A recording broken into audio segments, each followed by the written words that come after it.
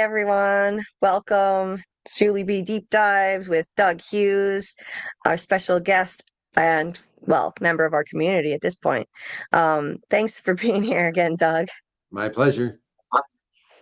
And of course, Carl and Scarlett are here. How are you guys doing? Fantastic. It's great to be here. Scarlett, are you there? I think she might have stepped away, but she'll be back, I'm sure. Um, so let's see who's here in the chat. We got Dieter here. Oh no, I got to get rid of the duster background. We're not in Phoenix, Arizona. We're in Fromville for this live. So we need the Fromville background.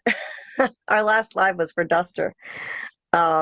So hey, Dieter, first in the chat. Now it's like a competition now.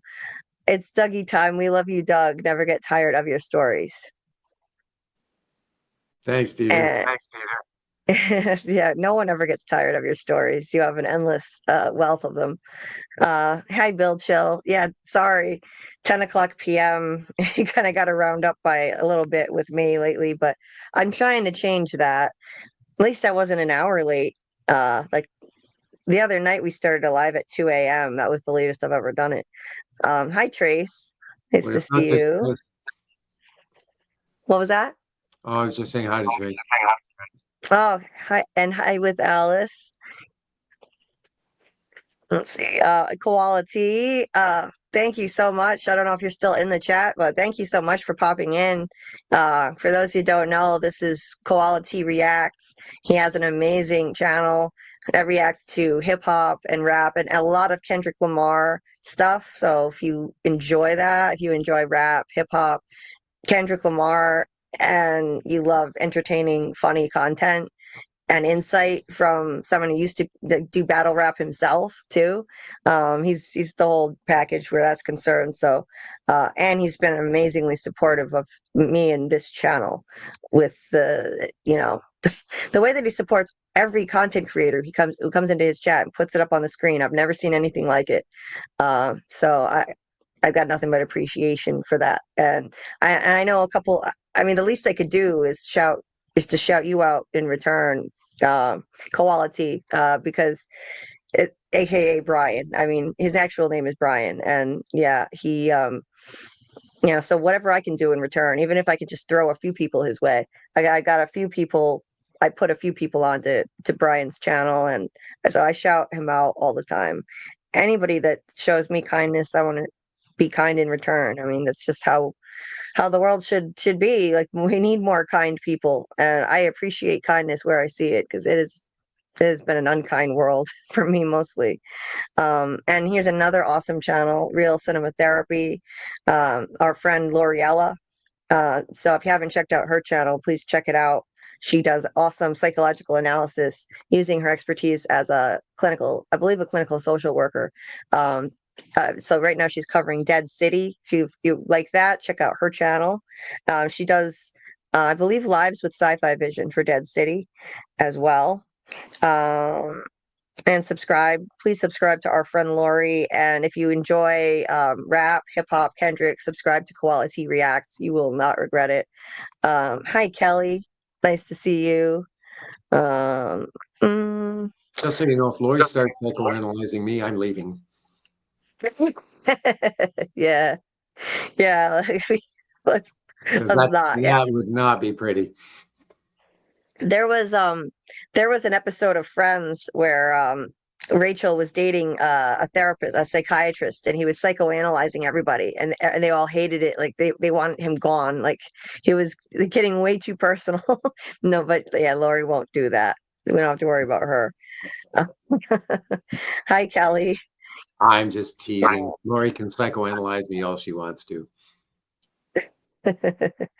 Yeah, she's awesome. She's given me some great advice. She really knows what she's talking about. Seriously. JT Moore, hello everyone. I'm ready for my Wednesday night scuba lesson. Nice to see you. Deep diving. Yeah. That's what we do here. So, let's see. Thank you, Dieter, for dropping the link to Quality Reacts channel. check that out. Every time I see Koality going live, I jump in for a moment to say hi. Yeah, I unfortunately miss too many of his lives because he goes live in the morning, and I'm not a morning person, unfortunately. But yeah, whenever I can catch them, I catch them. And there's the link to Real Cinema Therapy's channel. Thank you for dropping that, Dieter. Check that out. She's also covered The Last of Us and Severance. Hi, Critter.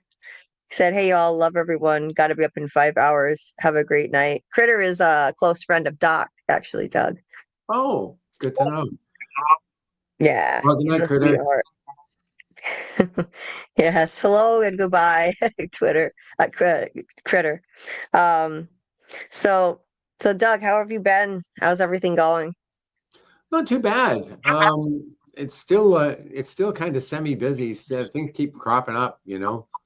Um, I was actually offered an audition, which I think I'm not going to get now. They're doing are you familiar with the musical Come From Away? I think I spoke about it once on here live a little while ago. It's been I've running heard of here it. in Toronto for literally for years. I think it's had a couple of runs now in various theaters in downtown. It's based on a real event. When 9/11 happened, there were all these planes that suddenly couldn't land in the United States. So a bunch of them were routed to this little town in Newfoundland called Gander because there's a big airport there.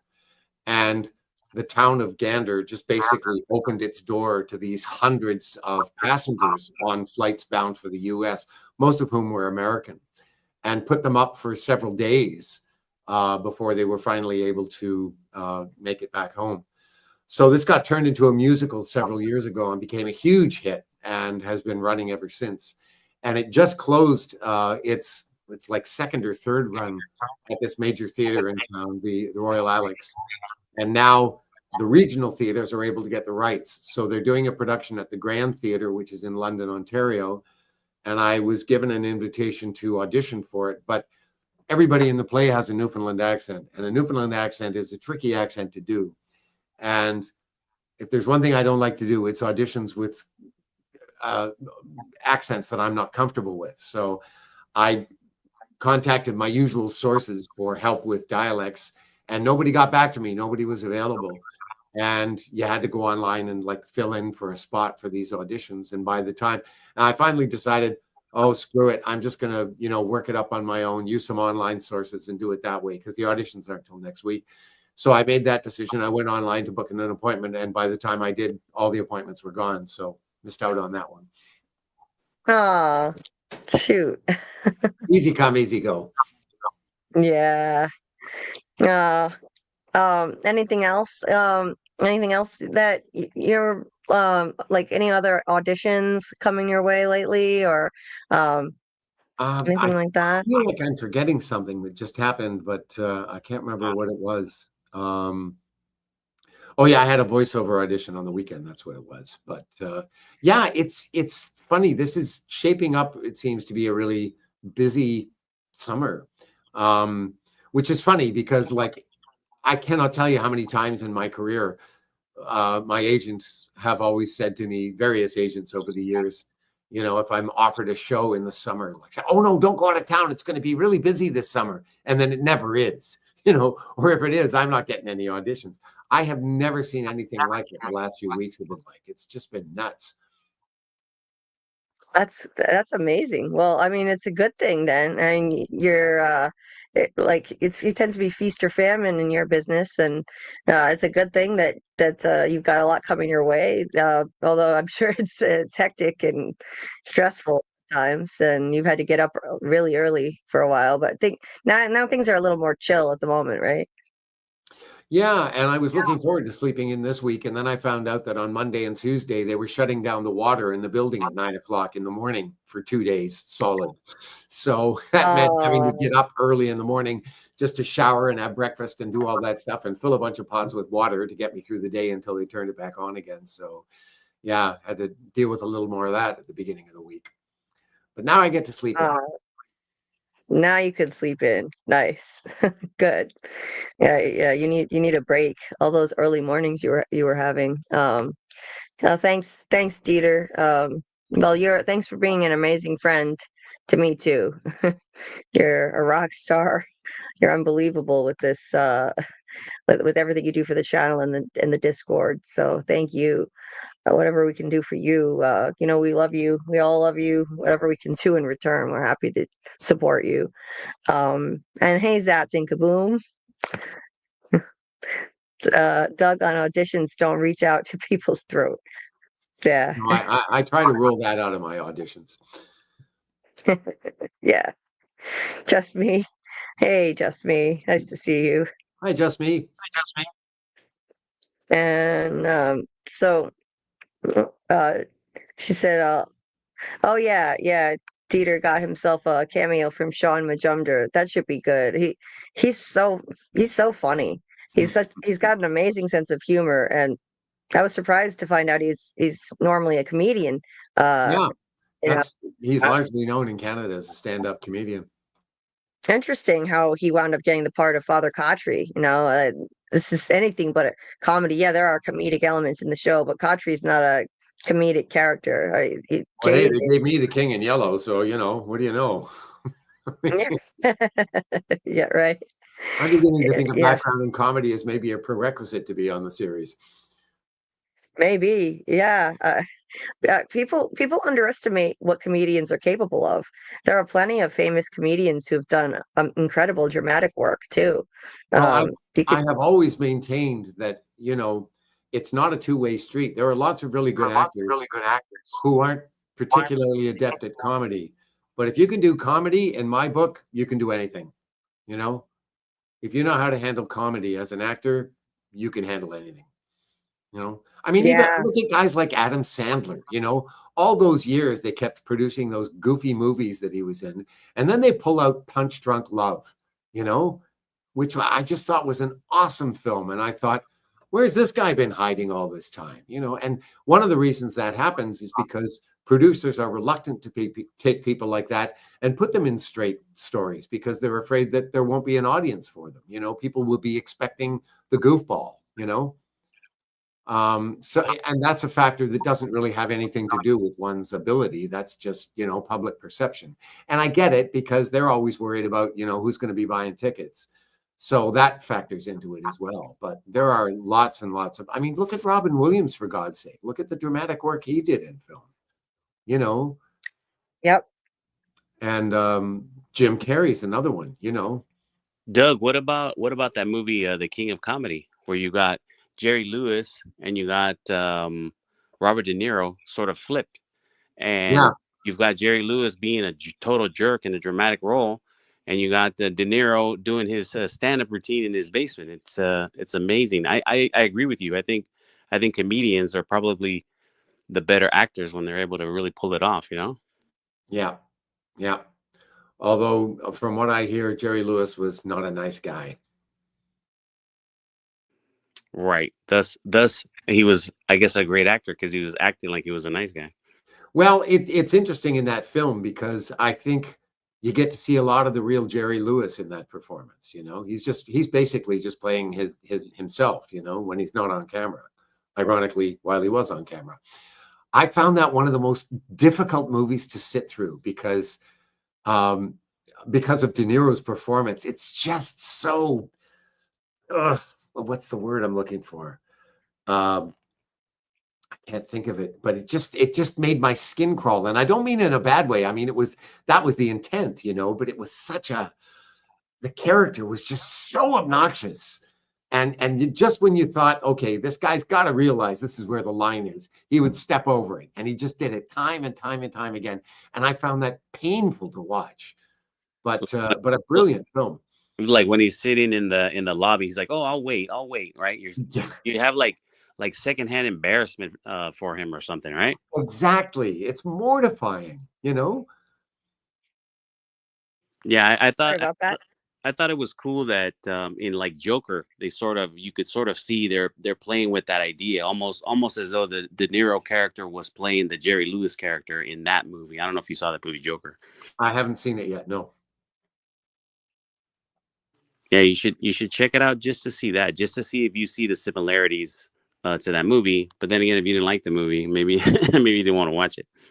Well, it's funny, you know, like, um, I really liked Heath Ledger's Joker, um, but after seeing that, I thought I don't need to see this anymore. You know, Yeah.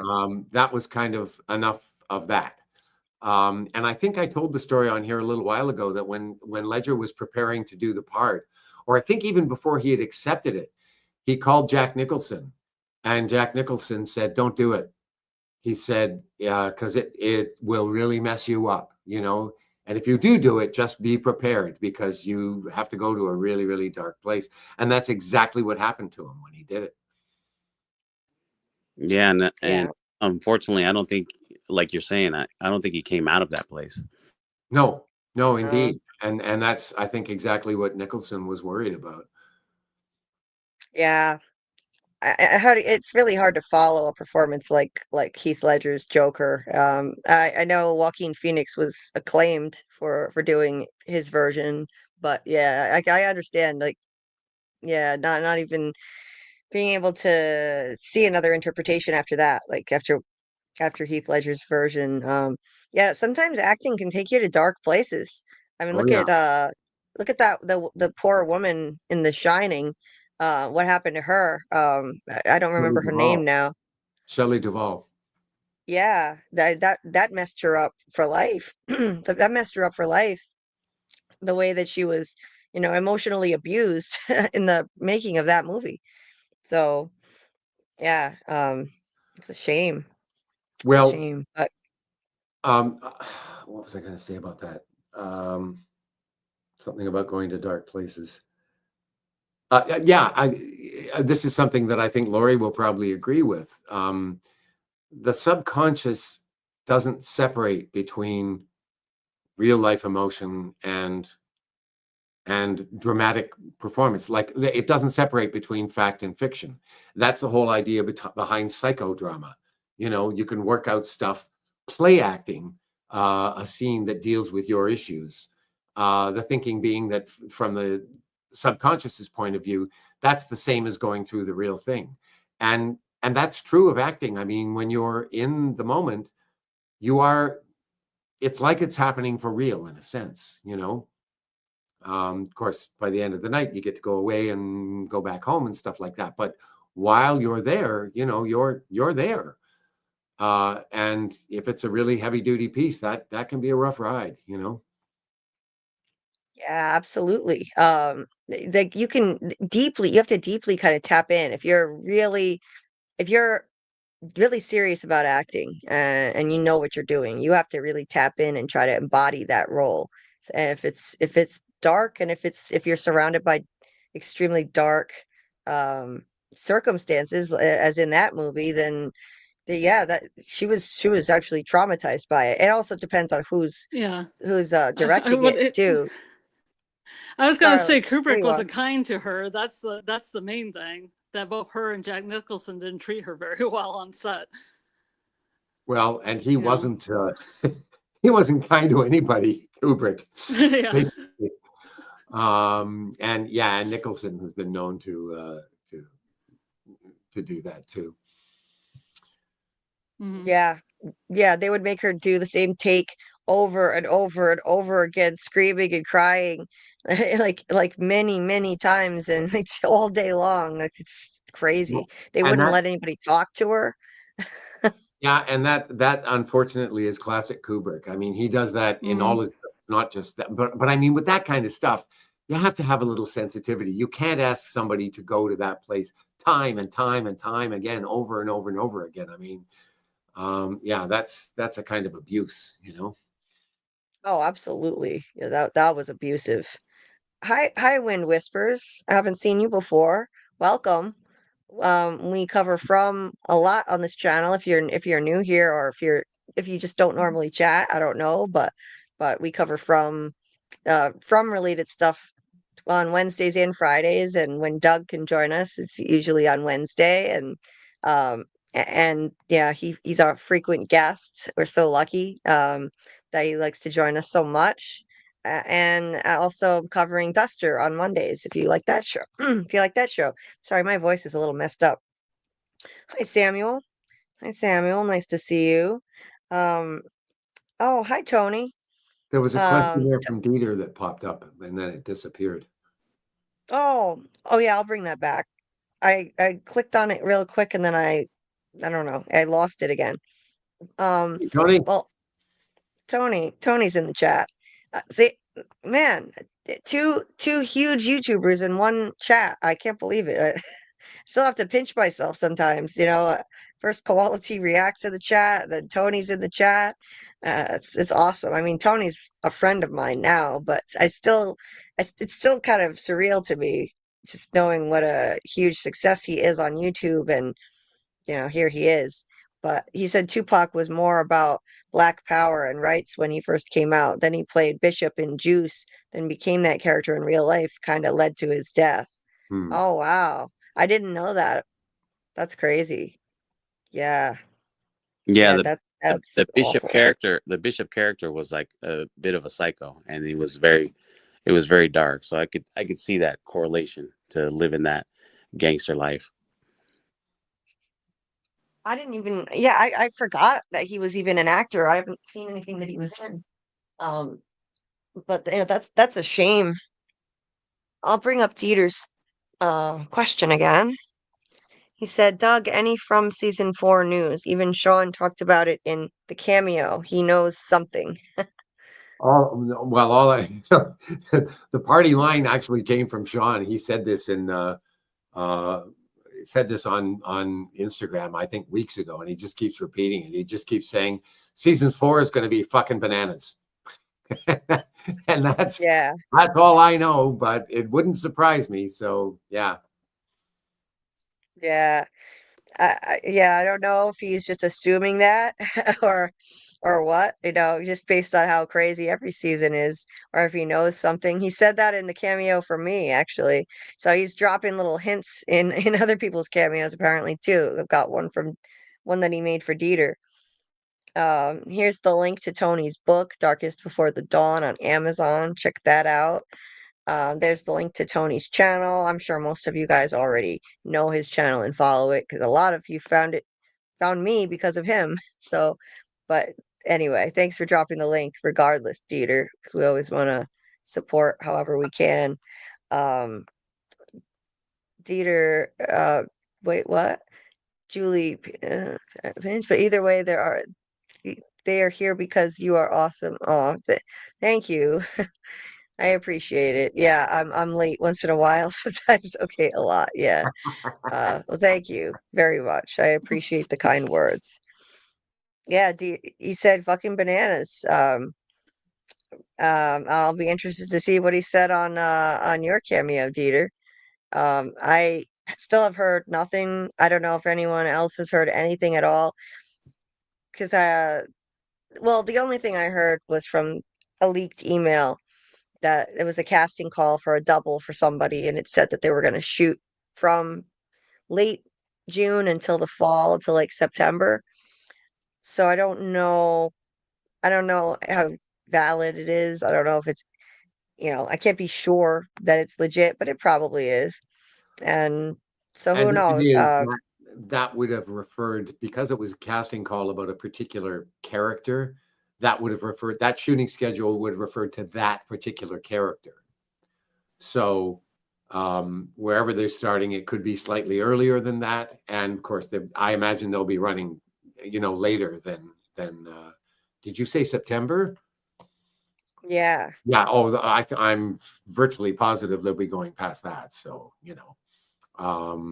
but I think those dates refer to that specific character. That's usually the case with breakdowns like that. I can't imagine them finishing, yeah, by September. No, like they take longer than that to make this show, I'm sure. Yeah. Wind Whispers, counting down for the new season. I have many theories waiting to see which is right, if any. Me too, actually. I have a bunch of theories and predictions I'm going to make videos for, and as soon as From is trending again, I'm going to do what Tony suggested, actually, and drop them. He said, make the videos, but just hold them back. Wait till From is trending again, and then drop them all at once. So I have a bunch of ideas for sure. I'm excited. What was that, Scarlett? Did you say something? I thought I heard. No, I'm imagining things. JT Moore said my Oh, vote it was just for kind of next watch laughing in party. unison. Oh, okay. I thought I heard a sound there. Um, my vote, JT Moore said my vote for next watch party is juice and higher learning. What's up, Tony? Yeah, because Tony wants to watch higher learning, so we're gonna find a time in the Discord and do that. We're gonna do that. Yes, please hit the like button, by the way. Oops, wrong one. Please hit the like button. Help people find the stream. I very much appreciate it. Um, and thank you, Dieter. It's fun. I enjoy theory crafting. I'm not in any hurry. Everyone's rushing it. Oh, I need From to come back now. Well, then what happens? 10 weeks pass so quickly, and you're waiting again for the next season. I enjoy just taking it slow, making theories, predictions, discussing the interesting debates and ideas that this show brings up. I don't mind waiting. Oh, Steve is here. Hi, Steve. Steven's Flaming Laser Spork now. I think his name was Steve Wickert, but he always this. What the hell is with this starting on time shit? I'm late because we actually started on time today. So who used the sacrificial virgin chicken of summoning without my consent?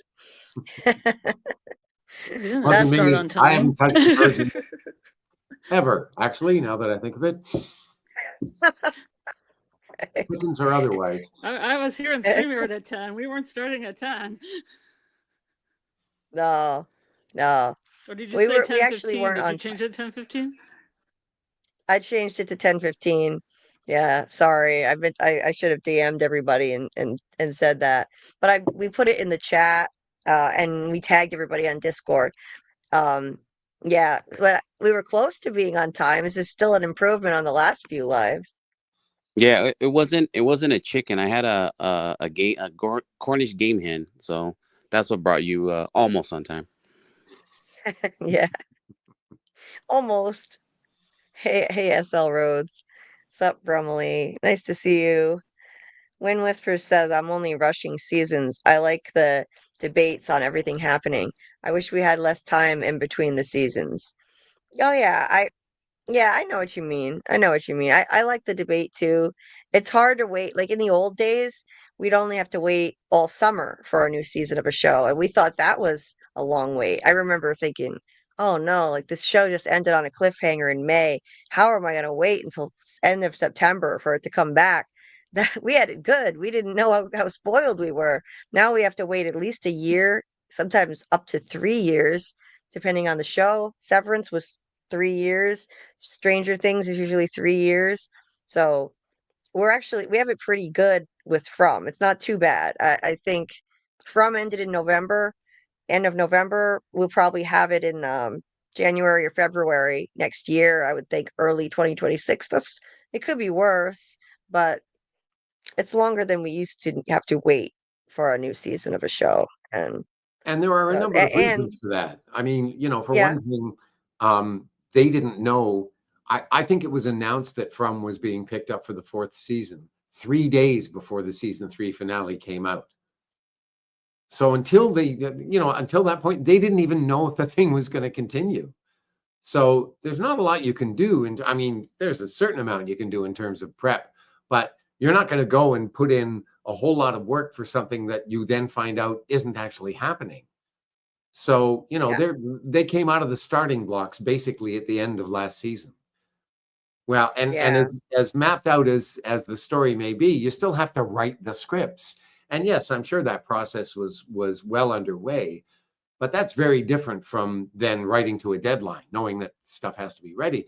And all the complicated stuff in terms of all the pre-production that has to go on, lining up all the staff, both crew and cast and all that. I mean, and getting all the episodes ready. I mean, that stuff doesn't happen overnight, yeah. That's true. That's true.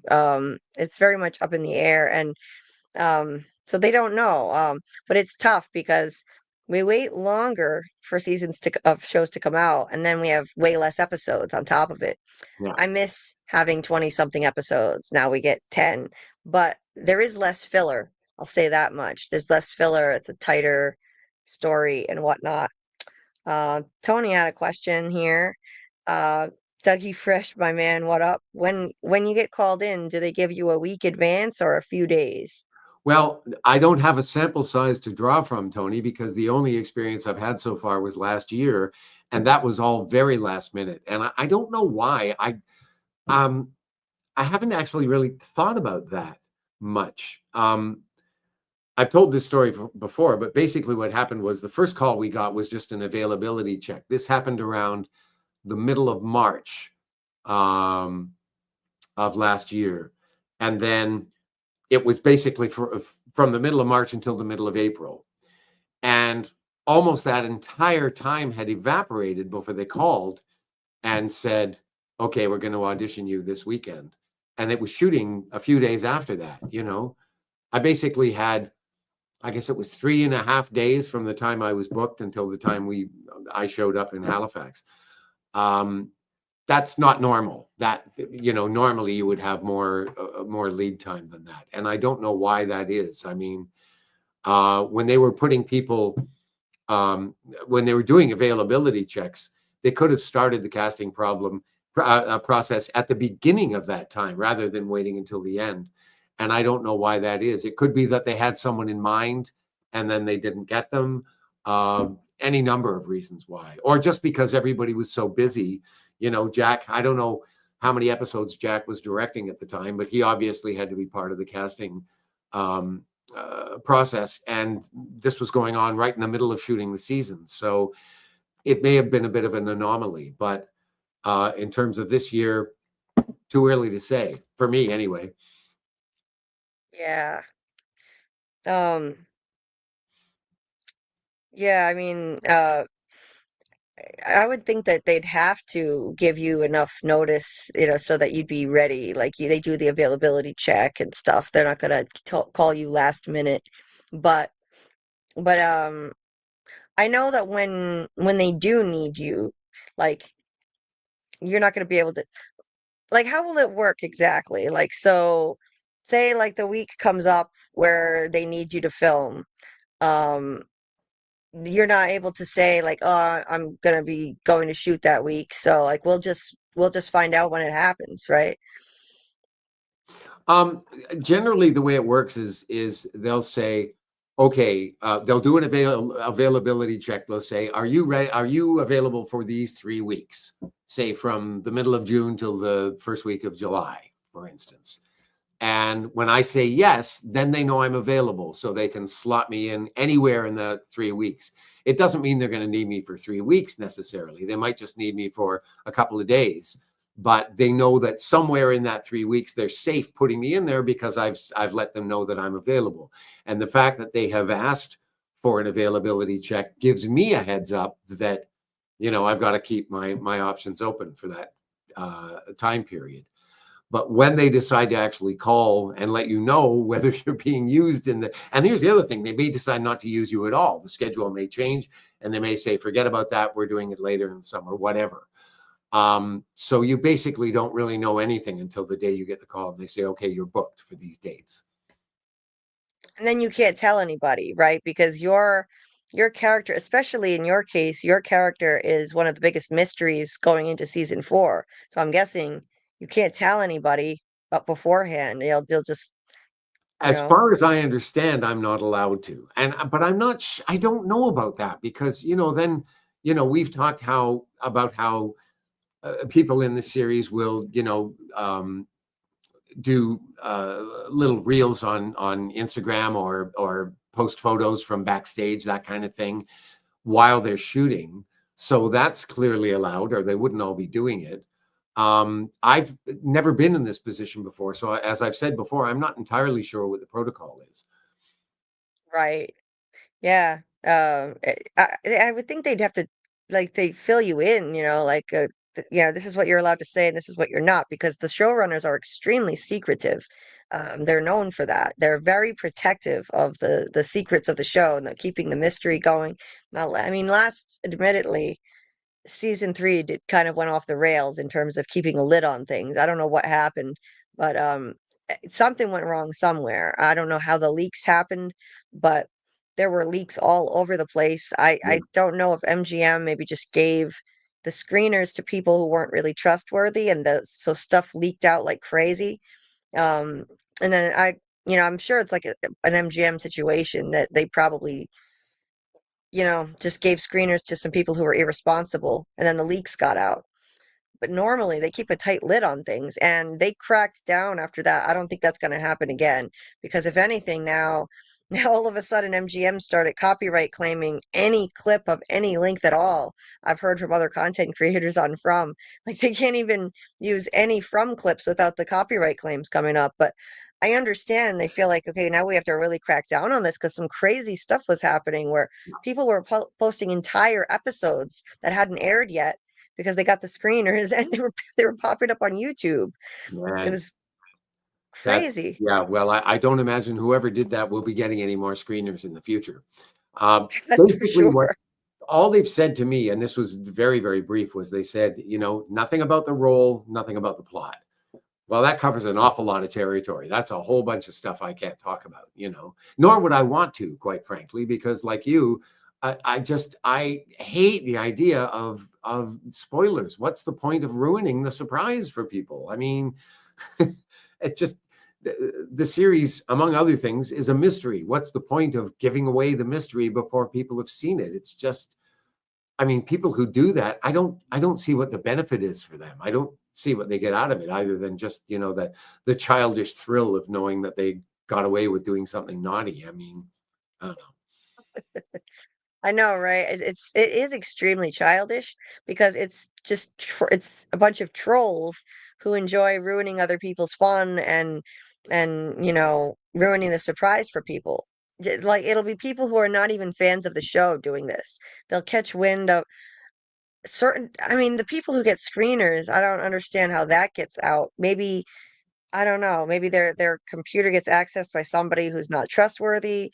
And then the next thing you know, you have people who are not even fans of the show sharing crazy spoilers in people's live chats and in Hmm. comment sections. People were afraid to look at, like, the diehard fans who didn't want spoilers were afraid to even watch content anymore and look at the comment section.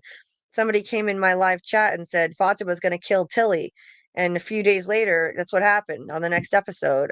I thought it was a joke at the time. I didn't even take it seriously. So, like, Well, don't you have better things to do with your time? Sorry, what? I was just going to say, some of that is self-inflicted, because here's the problem. MGM has to promote the series, but it's difficult to promote a series when you can't give away any of the story. Hence the screeners. Getting people up to speed so that when the things finally do come out, they're able to go on and do their coverage. But like, for example, I was very surprised. I think it was a few weeks after I shot my episode last year that I went on to IMDb and I was listed as a cast member, and my episode wasn't coming out for another 6 months. And I was really surprised because I thought people are going to start stitching that stuff together, and that may have just been a slip up, somebody not realizing that in a funny kind of way was a bit of a spoiler. I don't know. I have no idea how that happened. But there's probably somebody whose job it is to keep that stuff updated, and they just didn't get the memo, and out it went. And people online were getting all excited. It's like, suddenly the man in yellow was this topic months before he appeared in the series. Yeah, Scarlett noticed it in October, and we decided not to mention it on the live stream because it seemed like way too big of a spoiler. Yeah. So, hi Rose, nice to see you. And hi Amy. Hi, Amy. Martin says hi Julie, hi Doug, hi Panda, hi Scarlett. Hey, Martin. And Alexis. Hey Alexis. Hi, Alexis. Look at that picture. Isn't that adorable? That is so cute. She is just the sweetest. Like, she looks so happy in that photo with David Alpay. It's priceless. I'm so happy for her that she got to have that experience at the camp. That's terrific. Yeah. Dieter dropped the link to Doug's Cameo if you want to get a personalized cameo from Doug. There's a Cameo link right there. You can get pep talk. I highly recommend pep talks. Those are the pretty much all my cameos that I've gotten from I've been pep talks, and Doug does an amazing pep talk. You can also get advice. That's another popular one. You can do special occasion things like happy birthday or whatever other special occasions are coming up. So they're all different options, and it's 100% worth every penny because people like Doug and the other cast members on From, they actually put a lot of time and care and consideration into these cameos. You're not just turning on the camera and reading from a piece of paper like thoughtlessly. And I know you take the time to really make them special and put effort into it. So people are getting their money's worth, and not everyone does. Not Just don't everyone ask does me what to you're show doing. my feet because I'm not going there. That's all I've got to say. Don't ask you to what now? Show my feet. Yeah, there are limits.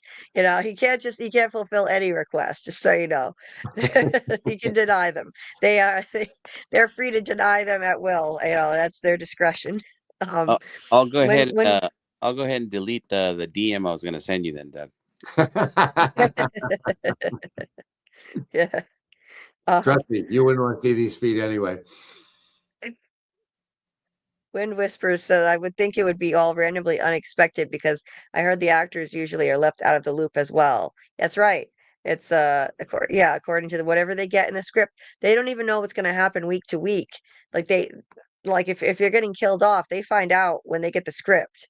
So the actors don't have any more information than anybody else as to what's going to happen, and until they get a script. They get a script, then they have information, and they can't tell anyway. So, Rose had asked you a question: how fast do actors learn their lines? Like, how about you, Doug? Like, how is it for you learning lines? I'm a pretty quick study when it comes to lines. I've never really had a problem learning lines. About God, I can't believe it. I think it was 10 years ago. I got a call from a director I didn't know. An actor I knew had suggested me to her. She was doing a production of a Canadian play called Test Drive, and it was a three-hander. And the guy playing the lead landed a TV series, and he had to leave the play. And the play was opening in 6 days, and they needed to replace him.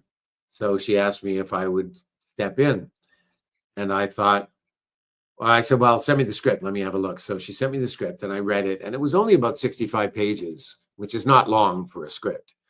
And I read through it, and I thought, oh, yeah, I think I can handle this. I didn't read it carefully enough, though, because I didn't realize this guy literally never left the stage. And so I went there for my 6 days of rehearsal, the first 2 days of which consisted of me watching the guy who was leaving the show do the whole show, and I took down all his blocking and stuff. And then I had 4 days of rehearsal myself before we had our first audience. And I got to say, it was pretty scary. I had never learned that much dialogue in that short a time in my life. It was like cramming for exams. And every waking moment when I wasn't in rehearsal, I had my iPod on and I was listening to lines and just running them over and over and over again.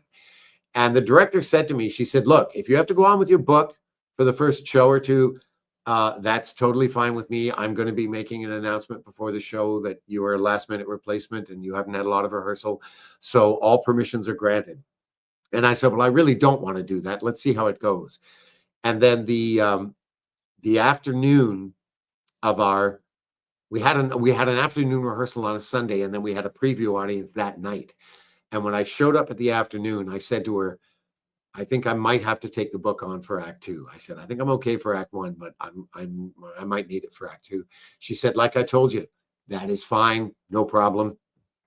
And then we rehearsed all afternoon, and by the end of the afternoon, I said, no, I think I'll be okay. So I went on without the book that night, and that was that. We did the run, And there were a couple of times where I dropped lines, but it was like no problem. The other person in the line would just pick it up, and we just kept going. But yeah. Nice.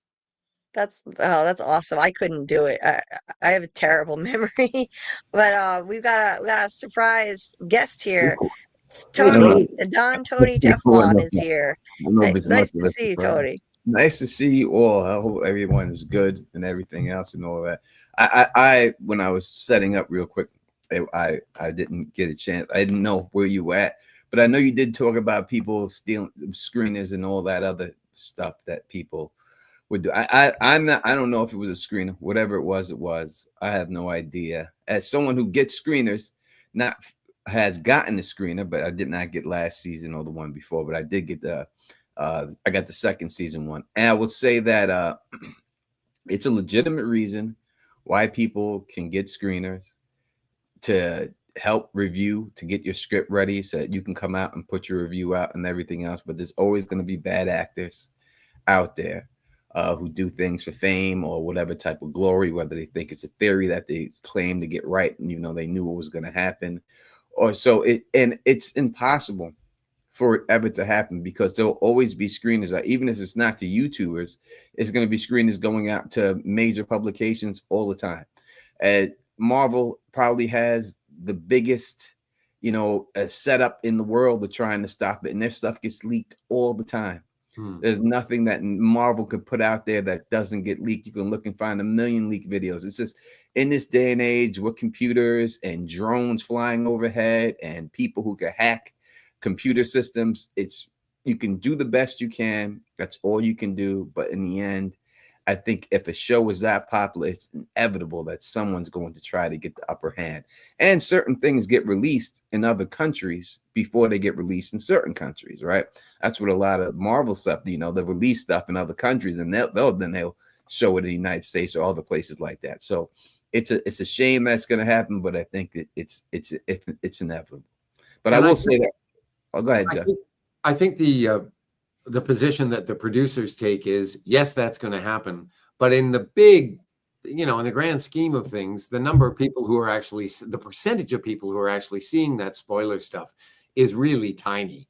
And in terms of what it's going to do to their box office, it's kind of negligible, Yep. I agree 100% with what you're saying. So yeah, it's unfortunate, but it's the day and era that we live in, that this is the 5 minute of fame era. I asked Doug before, was it better back in the studio days in Hollywood compared to what it is? And he couldn't give a direct comparison because he wasn't in there. But I look at it like in the studio days, you had to be talented. You had to sing, you had to dance, you had to act, you had to do all these things. And they made sure you can do all these things. Now you got a big butt, you take a picture, and there you go, you're famous. And it's a whole different situation now. You know what I mean? You don't have to have that talent. You just have to be able to have people be interested in you. So, it's give and take on both sides. Yeah. uh Alexis, we didn't get any new information yet. We still don't have any updates, unfortunately, on when From is going to film or anything like that. But I think we're going to get something soon. I think by the end of June, we'll hear that they're filming. Somebody will figure something out. People kind of creep around the set in Nova Scotia, and they kind of get closer than they're really supposed to, take pictures. We'll hear something, even if they don't make an official announcement, I think. The cast will announce it. I mean, the cast will go on to Instagram and say, heading into work today, first day on From.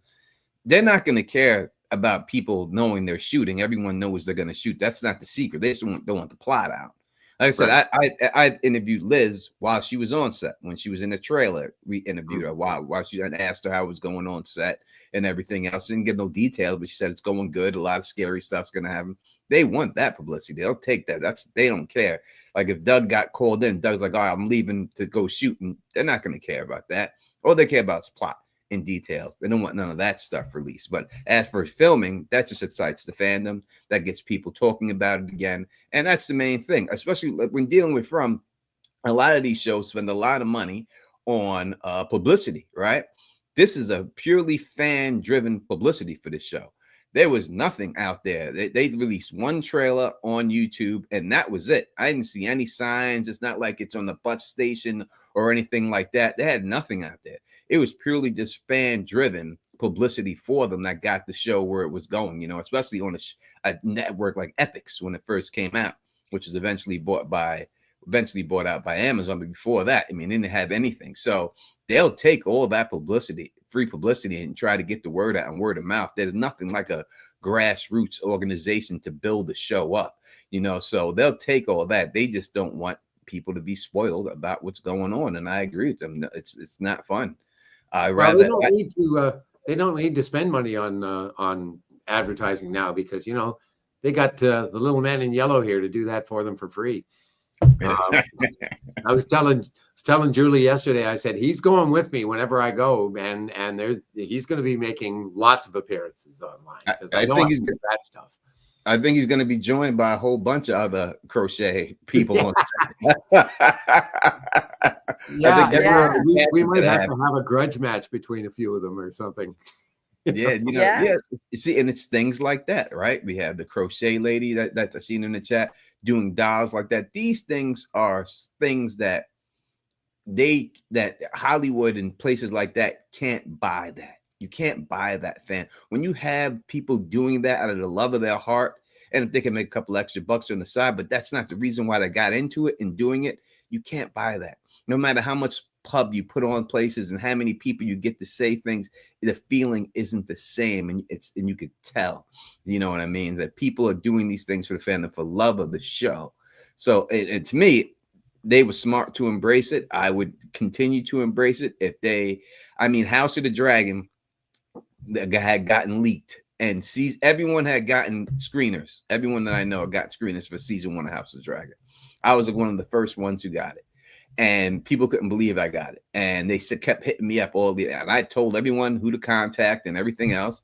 I never gatekeep anything, you know, and all the YouTubers got it, you know. And season 2, because the leaks came out, they shut down the screeners for all the YouTubers, and a lot of the YouTubers stopped covering the show. And season 2 was not as good a success as season 1. It was not as good, because you need those people that are sit there that beat that drum for you and keep talking about it in between shows to keep it going. And I really believe that hurt their show in season 2 by not giving out those screeners, because they were so afraid for the backlash of people leaking stuff and everything else. So I think that really hurt them. Total change of subject. I saw a message go by from Wind Whispers about the learning lines thing that sparked a response that I think might be a cool thing to talk about, because the comment was something along the lines of, you know, it's not just a question of learning the lines, you also have to create a character. And that's the thing that's sort of hard to explain to people, is that the process of learning the lines is part of the process of developing the character as well. It's and I'm not trying to make it sound easy. It is not easy. I mean, that week that I rehearsed that show, when I got parachuted in, that was a week from hell for me, because I was having to come up with a performance, not just learn the lines by rote, you know. And that's the thing. I think most people envision that when actors learn lines, they're just sitting there with the script, repeating them over and over and over again. And some people do learn that way, I suppose. And there's a measure of that, I think, for all of us. But a lot of the way we learn is by working out, you know, all the fundamentals of any acting job, you know. Who am I? What are the circumstances? What do I want? What's in my way? What do I do to get what I want? And when you're in the process of answering those questions as you're learning the lines, that has as much to do with learning the lines as anything else. And particularly in theater, there's another process involved, because you're not just learning the lines at home. You're in rehearsal every day with your script in your hand, moving around, doing all the blocking. And a lot of what you learn is proprioceptive. That is, you learn it through your body as you're doing it. So it's not just straight sitting there looking at the script, running lines by rote. A lot of it is just taking in the surroundings, and all of the emotional stuff you go through becomes tied in with the lines, and what other people are giving you in the scene helps you to learn what you have to say in response, because of course you're responding to what you're being given. It's a much more complicated process than just sitting and looking at a bunch of lines. Yeah, I'm with you. Absolutely. I'm with you. It's like two different types, right, of acting. Like we'll say that with no disrespect at all, that Al Pacino plays Pacino in every movie he's in. He has a character in itself. It's Pacino as a cop, Pacino as this. I say De Niro does the same thing, and a lot of actors do that. But then you have like Daniel Day-Lewis, who is that actor, right? He becomes that character when he puts on that clothes. He doesn't want to be addressed by anything but that character's. And Marlon Brando is an actor who was like that too. What style of actor do you consider yourself, Doug? Well, I've always been a character actor, and so I mean, I wouldn't put myself in the same class as a Daniel Day-Lewis, but disappearing into characters is something that I've always enjoyed doing. I can't tell you how many times when I was working at the Shaw Festival, I'd be sitting at dinner with one of the other actors in one of the shows, and some person who had seen the show that afternoon would come by and say to the person I was having dinner with, "Oh, I really loved your work today." And they'd say, "Oh, thank you. And this is my colleague, Doug." And they go, "Hi, how do you do?" Like, that first scene of yours was really so awesome. Like, they had no idea that I was in the play. And I always took that as a huge compliment. It's like they don't even know it's me. And it's not that I'm necessarily disguising myself, although yeah, some of the costumes and makeup and stuff I had to wear made me look very different. It was just that thing of like disappearing into the character and people not being able to equate me, Doug, with what they just saw on stage. And that's always kind of been my approach to work, to try and create as much of a sense of verisimilitude as possible. It's, this is one of the problems with being on here so much, Julie, because I never remember what I've actually said on here and what I've said to you personally, whether it's been for public consumption or not. But did I ever tell this story on here about doing You Can't Take It With You, this comedy that we did at the Shaw Festival? I don't recall that. No. I played this guy named Ed who had to play a marimba, which is like a xylophone, except it has wooden keys. And I'd never seen a marimba before in my life. And I had to play all this music. Now, of course, it wasn't me playing. It was all tapes, but it had to look like I was playing.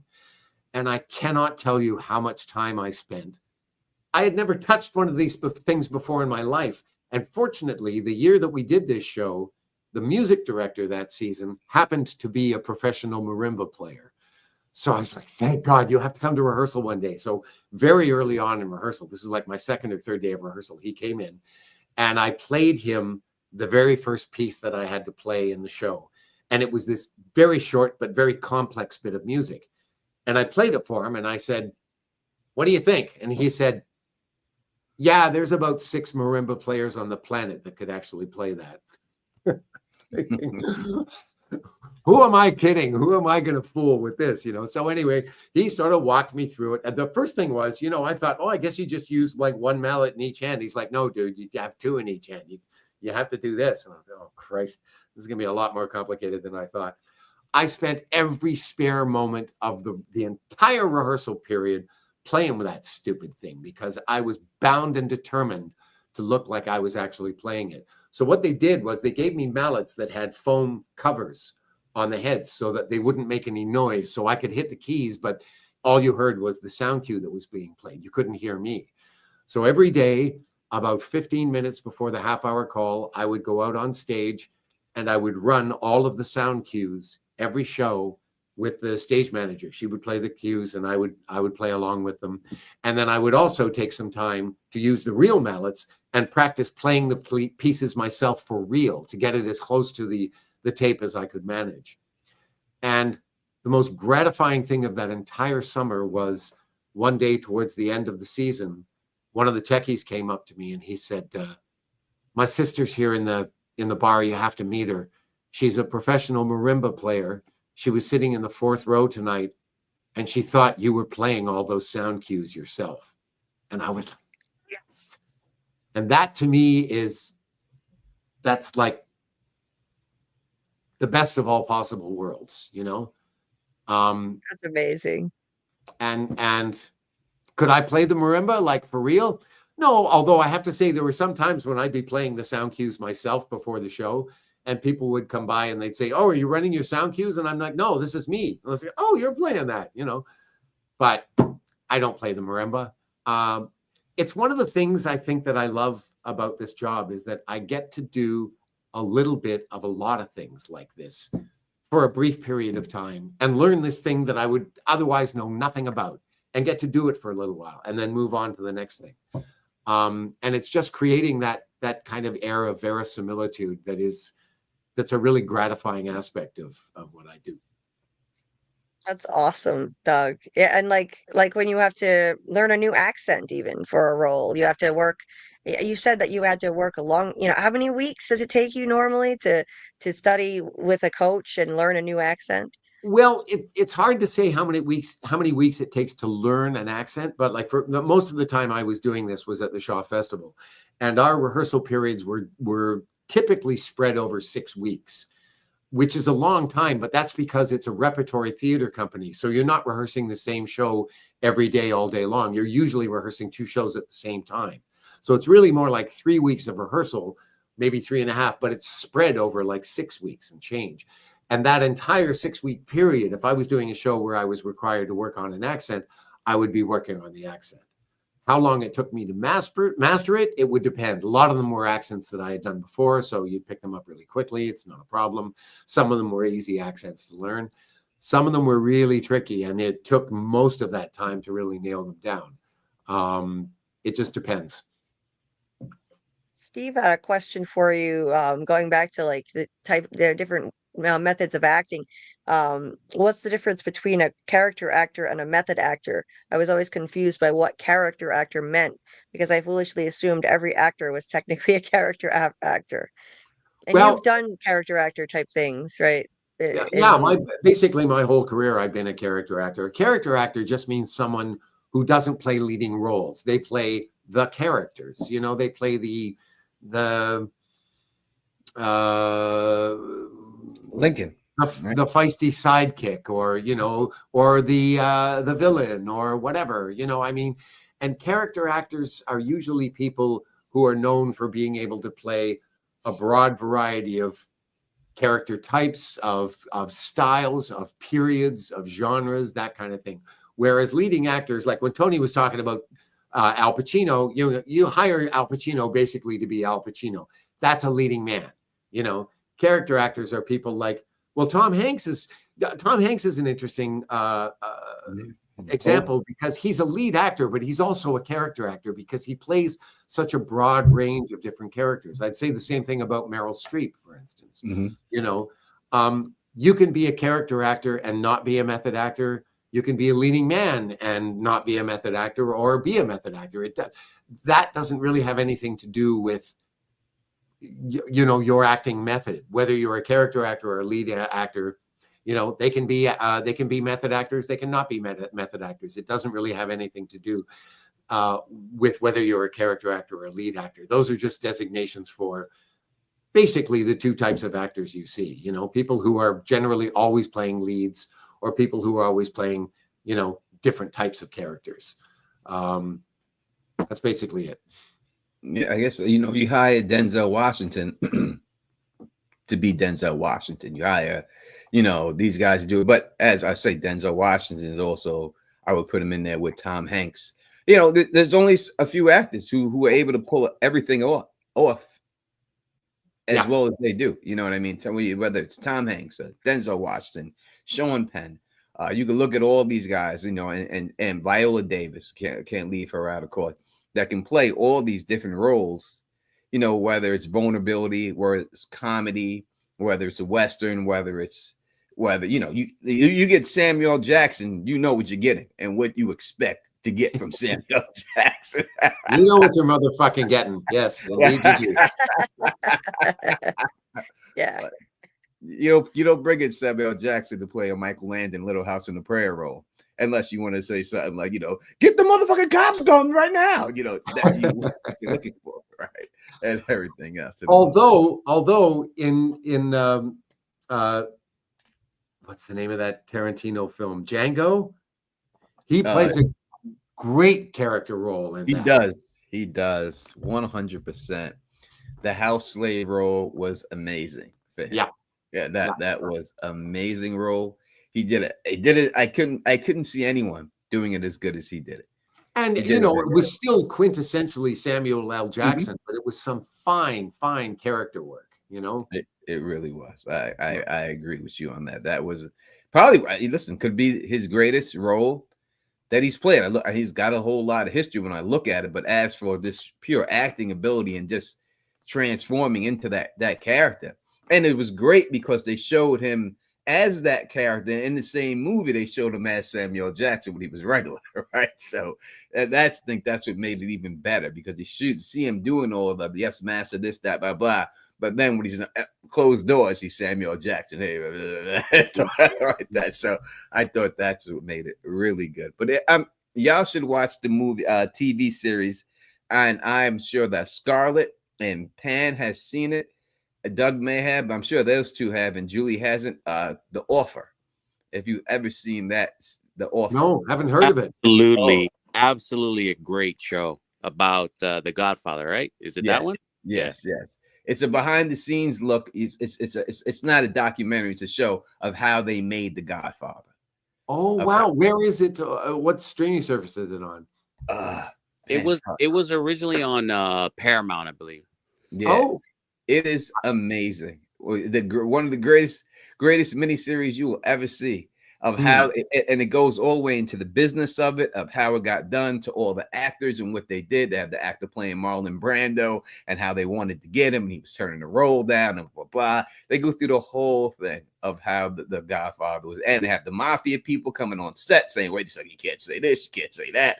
Everything that happened behind the scenes of making that movie. It's just an amazing movie. It's an amazing TV series. The time exactly, and the way Coppola had to like lock Puzo in his apartment or his house so that they would finish the script. It's an amazing show.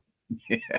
There was a film that Coppola's wife did on the making of Apocalypse Now, which is also a fascinating film. It's not a series, it's a film.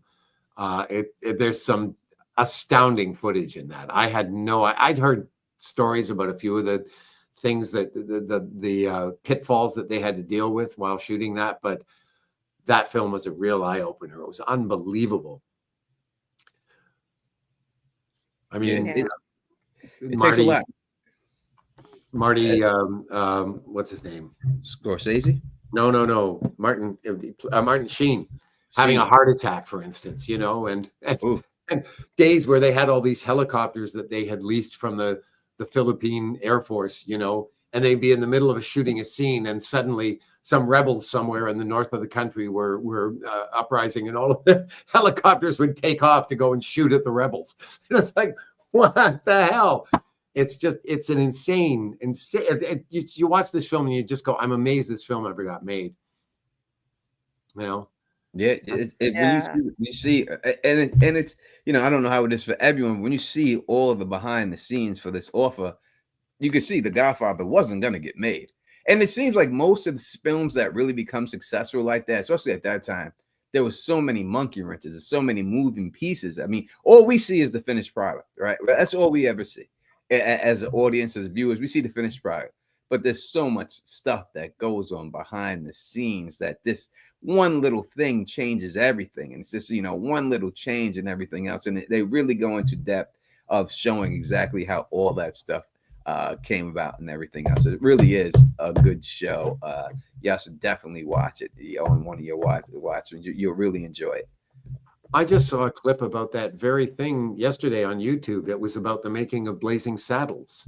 Apparently, Gene Wilder was not supposed to play the gunslinger. It was supposed to be Gig Young.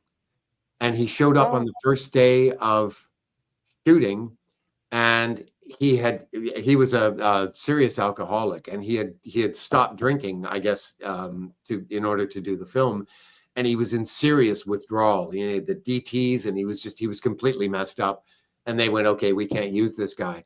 And Mel Brooks called up Gene Wilder and said, can you come and do this movie, please? He hadn't read the script, didn't know a thing about it, just parachuted in, was there. He just basically got on the next plane and flew to Los Angeles to do the film, and hadn't even seen the script when he got there.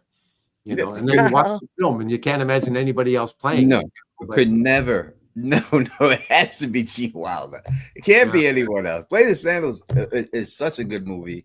So cutting. It was a really important movie at the time when it came out and everything else. I tell people all the time, especially during the blaxploitation era and everything else, and that they were doing. It was just a really great movie. And Mel Brooks is a genius. Love Mel Brooks. Love all of his work and everything else. We are getting Spaceballs.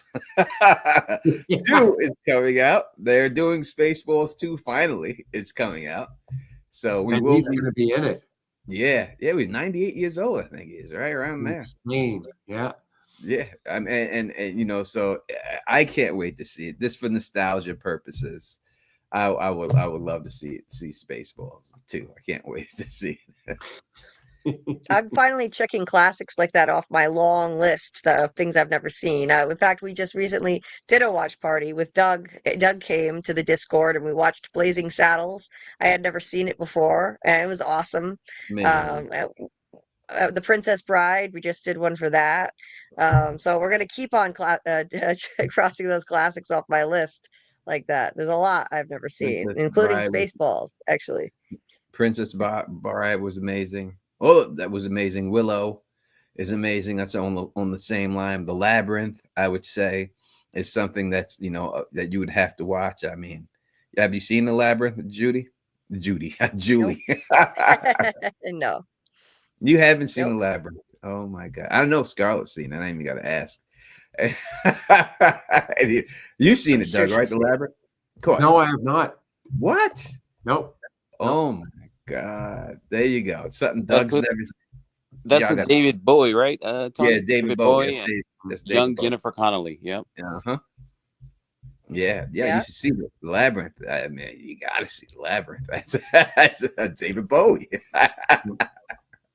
I'll add that to the list. Hey there, Doc. Doc said Labyrinth is amazing. Nice to see you, Doc. Evening, Doc.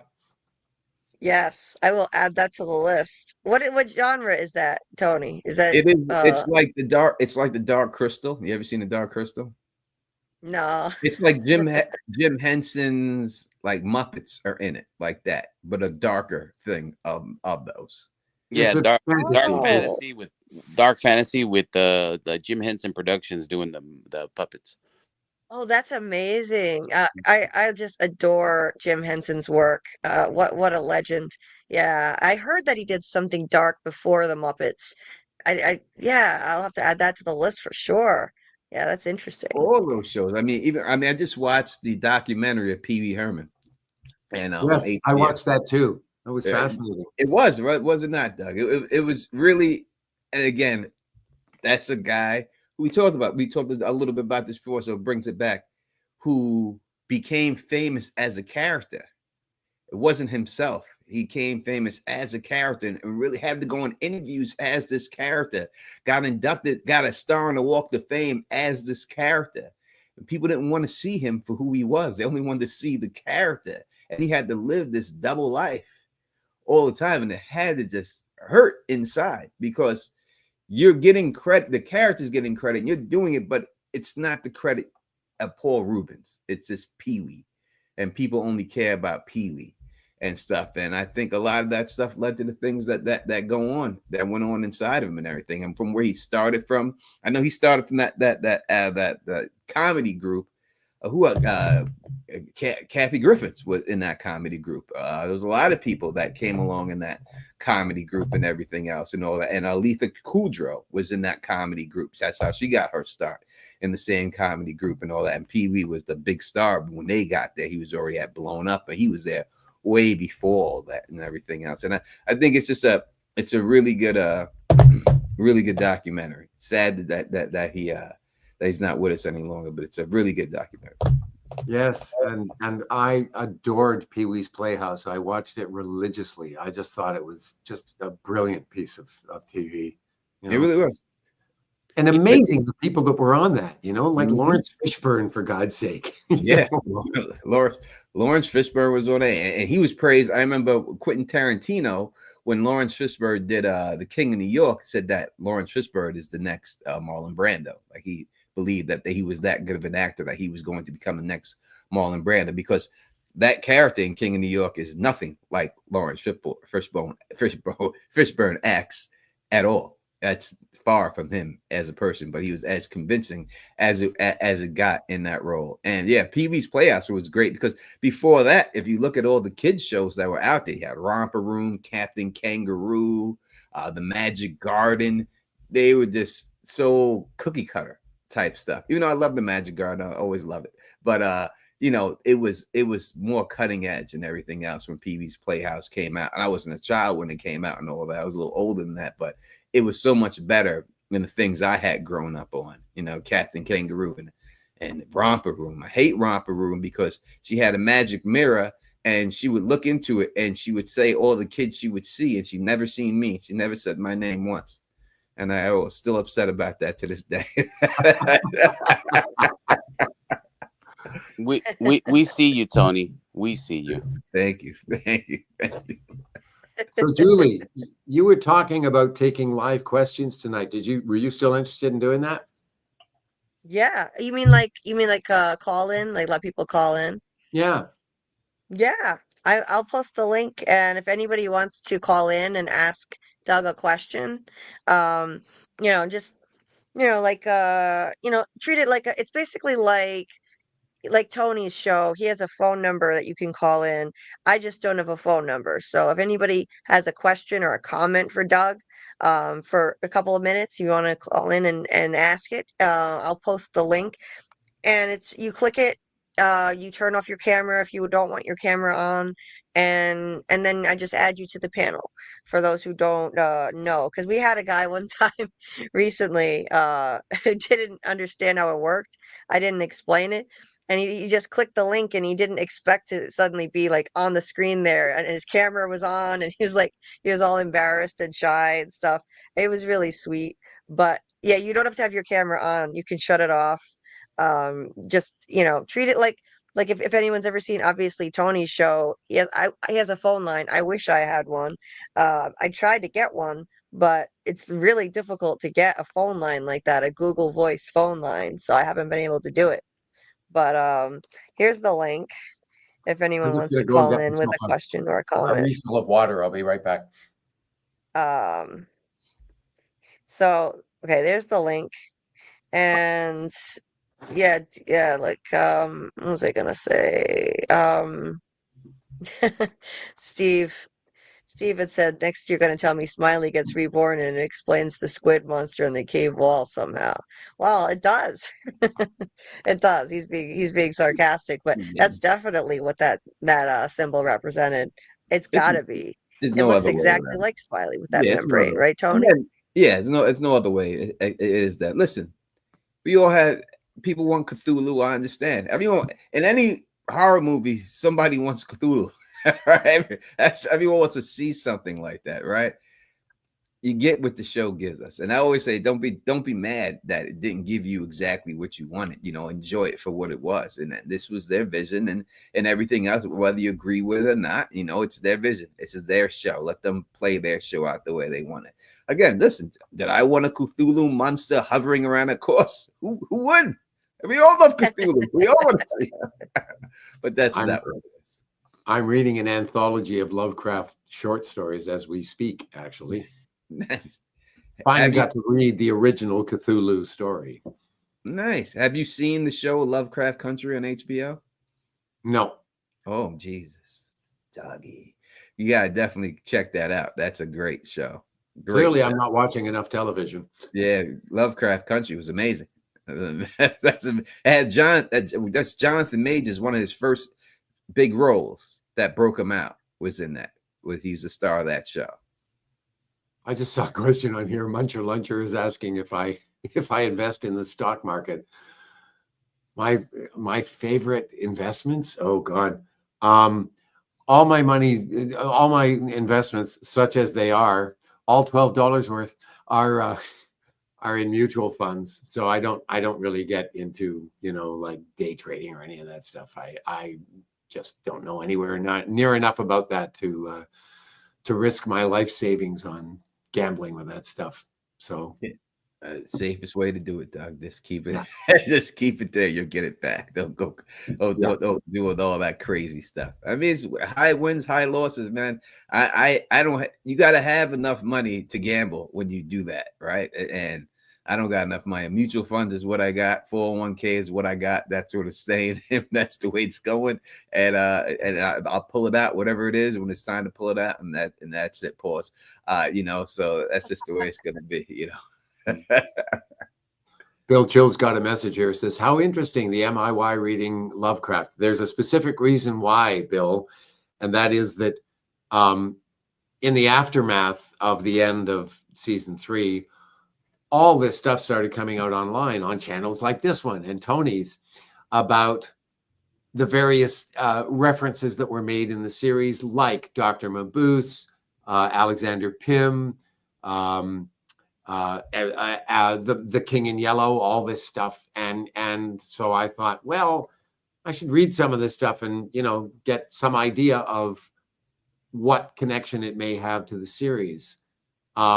Because as a writer, I'm always interested in knowing where stuff comes from, and the whole story of the Man in Yellow, we've talked about it here many times before, how John Griffin had this guy that he saw, an actual Man in Yellow in LA many years ago in this amazing yellow suit, and just thinking, whoa, what's that guy all about? And then seeing the same guy several years later when he had fallen on very hard times and just wondering what his journey had been.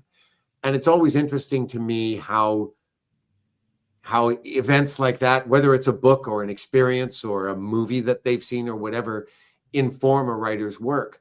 And I think a lot of the fans of From tend to want to make direct connections between the things they see like that and the original source material. And my feeling about that is it's not usually that direct a connection. Let's take the Dr. Mabuse thing as an example. It doesn't mean that a Dr. Mabuse-like character is going to show up in the series. I think what it means is John read that book, found some interesting stuff in it that maybe inspired an idea or two, and so he's paying homage to the author by putting his name on a defibrillator. The same with Alexander Pym. All of these things that might have some kind of tangential connection to the creative process that the writers have gone through, and it's just their way of nodding at some of the sources that they've used to create their own new thing. I agree with you 100%, but I also agree on what you said. And what I take from what you said in that situation is that we are going to have to get the story of when your suit wasn't dirty. That they're going to have to explain to us exactly how you became the character that we've seen at the end of the season. We're going to have to see the clean suit Man in Yellow and get that backstory to how he got transformed to what he got transformed to. That's what I believe.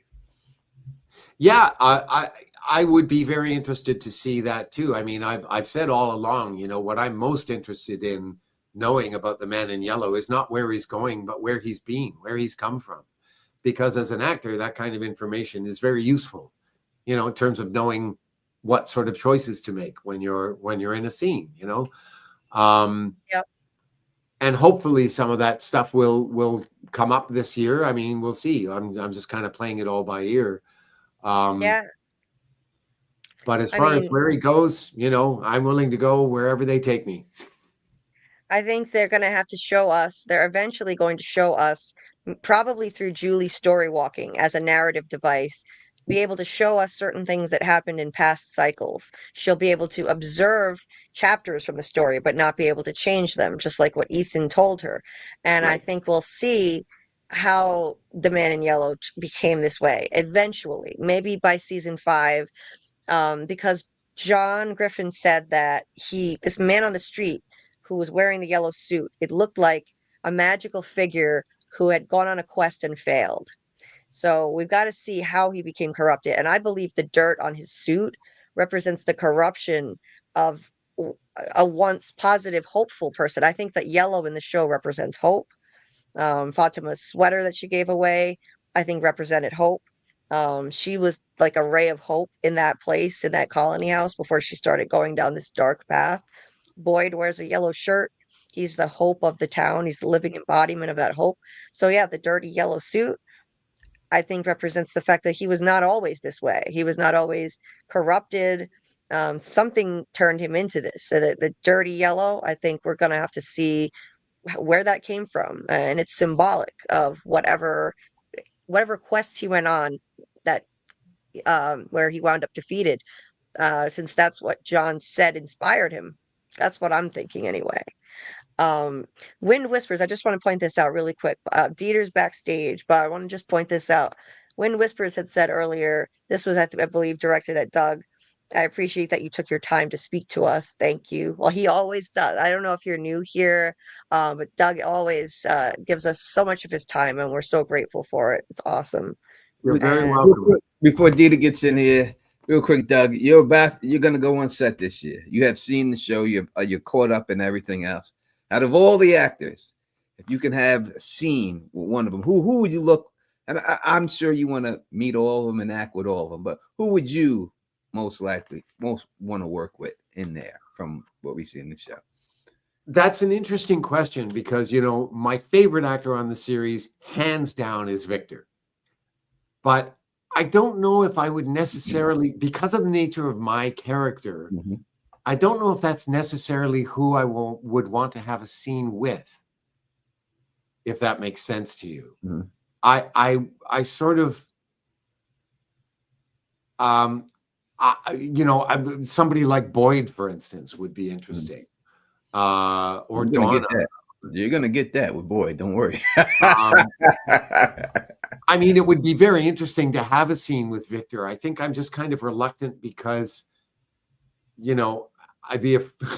don't want Victor to suffer any more than he already has. Let's put it that way. And if he's having a scene with me, he's probably not having a good day. That, I don't know. I mean, they may surprise me. He may have a positive altruistic side that we just haven't seen yet. Who knows? I hope you get a scene with Kenny and you kill him for me. Acosta still not returning your phone calls, Tony? Is that he hasn't. Yeah, I don't understand it. I have no idea. I don't understand. I'm working out. I'm bigger now, and everything else. Pause. I don't understand it. It gives me more motivation to hit the gym a little bit harder. That's all. Speaking of hitting the gym, I saw a question on here go by from Samuel. He was asking if I was involved in varsity sports, and no, I did not have the makings of a varsity athlete. I actually played hockey when I was a kid for several years, and I was very, very serious about it and wanted to make it a career. I had to give it up, unfortunately, when I went into high school, but it probably was a good thing because I had the most typical sort of adolescence you could imagine, where I just lost all sense of physical coordination. I was all arms and legs. The worst mark I got in all of high school, I was in high school for 5 years. We used to have grade 13 in this province, which was kind of like a university prep year. Now we just have grade 12, but there were 5 years of high school if you wanted to stay that long. And the worst mark I got in 5 years was I got 55% one year in phys ed because I was so uncoordinated. I couldn't do anything. I remember once being on the trampoline and, trying to do a front flip and ending up with my head between the springs, shit like that. It was a nightmare. And it wasn't until I got to theater school, then I was sort of basically through adolescence that I sort of rediscovered my coordination. Wow. So yeah, no varsity football for me. Plus I was too small. I mean, here's the other thing. When I started high school, I was 3 weeks after my 13th birthday. I'd been put a year ahead in school. And I was also a late bloomer. So I looked like I was about 9 years old. I was 5'1" and about 95 pounds soaking wet. When I graduated 5 years later, I was 6'1" and maybe 130 pounds if I was lucky. Tall and skinny. So no, I would not have been playing football. Yeah, I was the same way. I mean, when I was in 11th grade, I wrestled at 119 pounds. Wow. I went to state and I lost, but I went to the finals, made it 19 pounds. But Dieter is here on the nature hike. Yes, Dieter is making his presence felt. Hi. Hey, Dieter. Hello. How Peter. are you doing? Good. How are you doing? I'm pretty good. Thank you. So what's on your mind, my friend? What's up? I was wondering, Doug, what's your worst job interview you ever done? Sorry, Dieter, I'm having a hard time making you out. We don't have a good sound connection here. It's a little There hard to happens a lot hear of you. noise. What's the worst job interview you have ever done? Oh, What's so he's asking what the worst job interview you've ever done is. Oh, that's a good question. Oh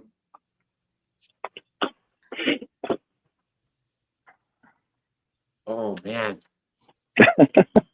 I have to think Okay. about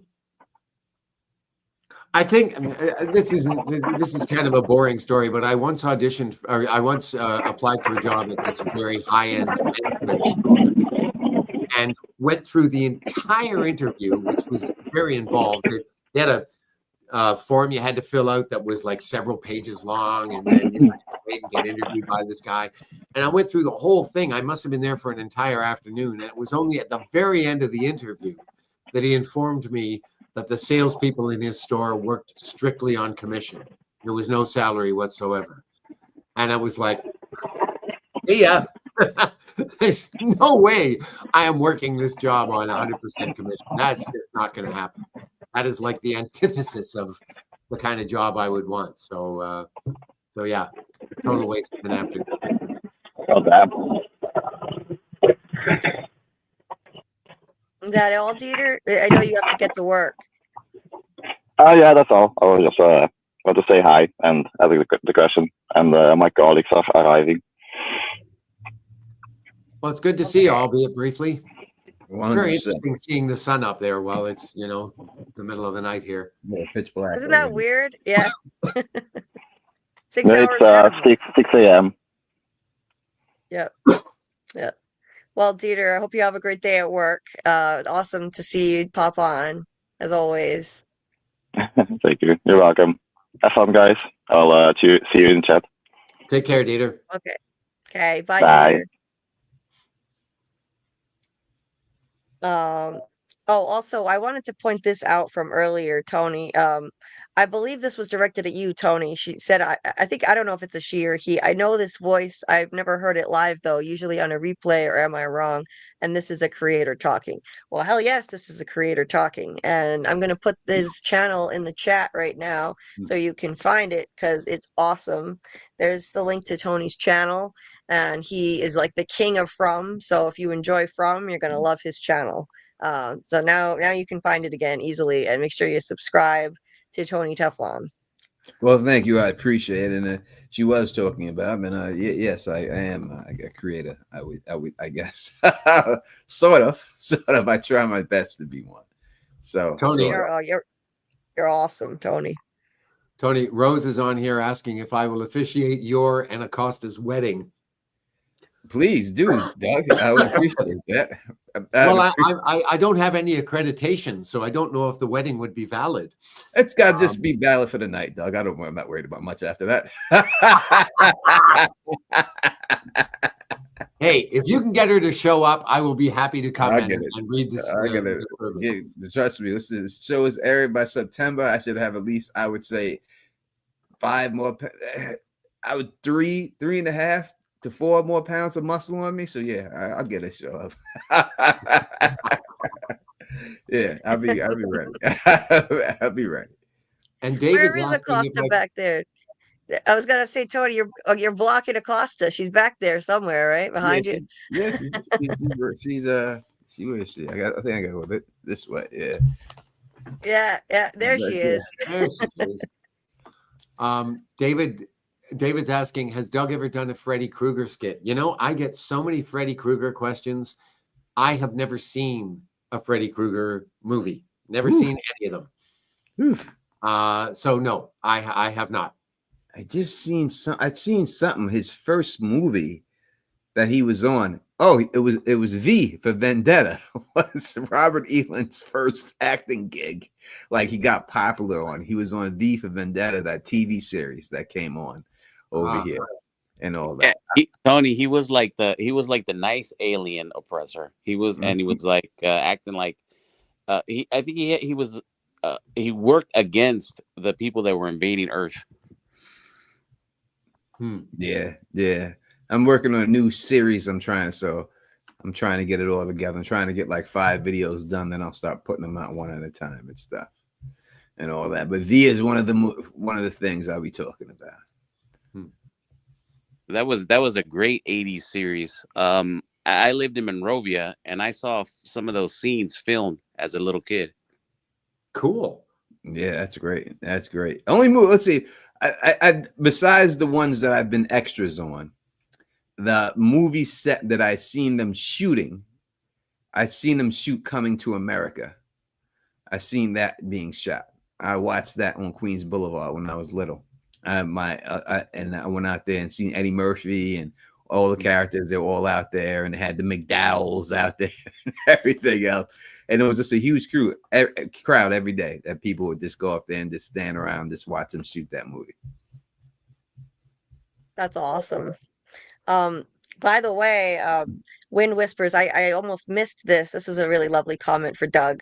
About how much effort you have put in to prepare for roles and different accents you have to learn and all that. I believe that's what we were talking about. And they said, that's awesome because it shows dedication, not just to yourself, but your role. You are one in a million. Remember me when you're famous, because I will lie and say we're bestie.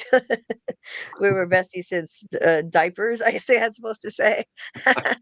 Yeah, Doug, when this season comes out, and listen, I remember the actor who plays Fatima and all of them, because I was following them on Instagram when season 1. 50 Instagram subscribers, 20 some of them had, some only had 10, and I was one of them, so they only had 9 before I got there. And now they've got all these Instagram subscribers, they get all these likes, and when the Don tries to hit them up, they don't talk to the Don no more. So Doug, don't be like that, man. Don't get all big on us, man. You know. Well, and I don't think that's actually what it is, Tony. I think it's just a question of the numbers, because some of those people have upwards of 100,000 followers, and I guarantee you, like, I've sent messages to members of the cast that have never been responded to because I don't think they ever saw them, because those things are just streaming by at a furious rate, and there's an excellent chance that they never saw any of those messages from you. You know, one of the reasons that I'm still able to respond to people on Instagram is I've only got like about 1,000 followers, you know, and most of them don't message me most of the time. If somebody sends me a message, I pretty much always have time to respond to them, but I'm the anomaly, because most people, certainly the series regulars, I guarantee you, they just don't have the time. They don't get to see all that stuff, you know. Only Liz is still Liz. If I hit Liz up, she gets back to me every time. I love her. She'll always get back. Well, and I'm sure she's following you, so it's usually easier with the people that you're following, you know.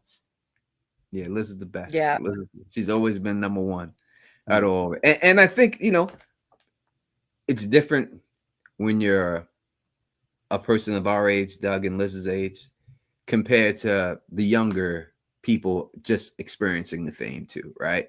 Yeah. So I think it's that's what makes it a little bit different there too. You know what I mean? That these people are younger, they're just getting this fame, and they're posting these pictures, and they're getting all these likes now they never got before. And you, me, not that I'm in y'all characters, but Liz, we're a little more seasoned, and we know what that's really worth and stuff. You know, so I think it's a different generation with them being as young as they are, and why. So maybe that has something to do with it also. Yeah, probably, but I really think it's just basically a numbers game, you know. Yeah.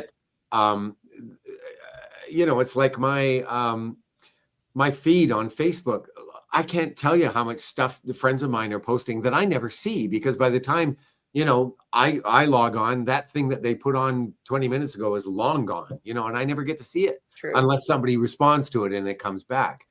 And Yeah. I, you know, with messages on Instagram, it's like, you know, it's like throwing a message in a bottle into the ocean and hoping somebody finds it. with some of these people because they've just got so many followers, you know. Well, hopefully you never leave us, Doug. We would miss you. We would really miss you. Well, I have no intention of leaving, you know. I mean, you know, here's the other thing. None of this stuff lasts, you know. It just doesn't, you know. So you sort of make the most of it while it's here, and then when it's over, you move on and you do something else, you know. And I'm acutely aware of that. You know, if there's anything being in this business this long has taught me, it's that nothing's permanent, you know, but change. Well, Yeah. well, And Doug, if I was just gonna say, if even if like let's say somehow you're not on the show anymore or from ends or whatever, I think I speak for everybody here in the community that we would love to still have you on as a guest, no matter what we're talking about. It doesn't have to be from related. We love having you here as a part of the community. So whatever happens with from, you know, you're one of us now. 100%, 100%, 100%. Yeah, you're right. Like, listen, I can go through 1 billion television shows and go through the greatest actors of those shows. Let's just talk. We talked a little before about Frasier being one of the greatest spinoffs of all time. Frasier's brother, you never seen him again, right? You don't see him in anything. David Hyde Pierce, he's not. You don't see him around. The actress who plays Roz, you don't see her around in a lot of stuff. Sometimes the role you get is your big shot, and that's it for you, you know. And it happens. It's not like it happens all the time. The Facts of Life was a great show, you know. I think maybe 2 of the Facts of Life's people, Kim Fields and the girl who played Joe, are any other people who broke out of that show. Everyone, and George Clooney eventually when he was there, and he was just a minor person when he came in there. You know, they did also have Molly Sheeny and all that stuff when she was younger, but out of the main cast, none of them really got anything after that. Different strokes. Todd Bridges was a huge star, and it was Janet Jackson who was just Kimberly's friend who became the big star out of that television show. And it goes on and on and on. And I think that people sometimes they think this is going to be it for blah blah blah, but I think if you're a seasoned vet, you realize that you take the opportunity for what it is, you capitalize on the opportunity, but know that this could be your last big thing. Again, when I go to conventions, and I was doing conventions with my friend Dustin, there was a guy who played Jason, right? And he builds himself as the original Jason. Now, if you watch Friday the 13th, part 1, Jason is only in the movie for 3 seconds. Because in part 1, it's the mother that's going around killing everybody. And at the end of the movie, he comes out and grabs the girl and pulls her in the water. That's it. That's all you see of Jason. It's a 3-second scene, but he builds himself because he was the person who pulled the person into the water for those 3 seconds. He builds himself as the original Jason, and he goes to conventions and he signs autographs. That's the only role he's got. That's it. That 3 seconds. Well, you know, and my writing partner's husband was the artistic director of this chain of theaters called Stage West. Yes, Julie, the same Stage West where they just did Too Many Cooks. There were 3 of them when he was running the place. There was one in Calgary, one in Edmonton, and one here in Toronto, in the outskirts of Toronto. So he was running 3 theaters at the same time, and it was dinner theater, and it was the typical dinner theater setup where, you know, they hire local actors for most of the roles, and then the starring role is some faded TV or film star, you know, who's parachuted in and paid a shitload of money to play that role. And the names, the people that went through there were just amazing. You know, people that you would know, like, for example, what's her name? She was in The Exorcist. She played Regan, the daughter. Linda Blair. Yep. Linda Blair was there. People from all kinds of TV shows from the 60s and 70s and 80s, you know, who were household names when those shows were on, but then when they were out, those people couldn't get a job anymore. And so now they're going around all over North America playing roles in these dinner theaters, you know, which is kind of the same thing, you know. But at least with those roles, you're acting, you know. It's not like just sitting at a convention signing autographs, you know. Yeah. But yeah, it can be really, really hard after, even for people who are household names, for them to get a job after whatever that thing is ends, you know. And it's just one of those quirks of the business, I guess. Yeah, and Henry Winkler was one of the most iconic characters in TV history as the Fonz, and he couldn't get work. They gave him the Night Shift movie. Everybody wanted to see before the Fonz. He had American Graffiti, and he was doing all that, but he couldn't get a role because he was so different from the Fonz that people wanted the Fonz, but then it was outdated. But Henry Winkler, if you ever see him, he's nothing like the Fonz. I mean, he's as far as from the Fonz as you could possibly get, you know, and he couldn't find work. Ron Howard became a director and became a great director, you know, but Ralph Malph, Potsy, all of them go through it. They didn't really do anything except for Scott Baio, who got another show. Potsy actually performed at my my writing partner's husband's dinner theater several times. Did he really? Oh yeah, yeah. And I did one show there in Edmonton, and the star in that one was Larry Linville from MASH. Oh, played Major Burns. Yeah, Major Burns. Yeah, yeah. We just lost Hot Lips Houlihan. Rest yes, in peace. You did. Yeah, rest in peace. Rest in peace to her. Yeah, your big break. It's fleeting. You know what I mean? And that's why you take advantage of what you can take advantage of, and don't get too attached to things, and don't ever get too high on certain situations, because the fall just drops and it's immediate. Like I have a good friend, my real good friend, Christopher Scott Cerrone. He played Ray Liotta's character in Goodfellas, the young version. I mean, he was a young man. That was my friend who played that role. He may have gotten, I remember he was the hot kid, and they thought because he did this, he was going to get all these roles. I think he got one more thing, and that's it. And right now he signs autographs, you know, as Young Henry. And he goes to conventions to mob conventions, Young Henry. And now that Ray Liotta isn't alive anymore, he's Henry, you know. So yeah, I mean that was his role, you know. But I remember when he first got him, he was like 12, 13 years old, and they moved out the neighborhood and everything. His mom, they moved to Hollywood and all this, yada yada yada. They were back 3 years later. They were back. Yeah, happens all the time. And Larry Linville was very philosophical about it all. I mean, his basic position was, hey, I lucked into a really sweet gig and it lasted for a long time. I have no complaints, you know? Mm-hmm. Yeah. He told a great story, though. This killed me. He actually guest starred on 4 episodes of, what was that mystery series in the 80s with Angela Lansbury, where she played Murder, She Wrote. Yeah, Murder, She Wrote. Yeah.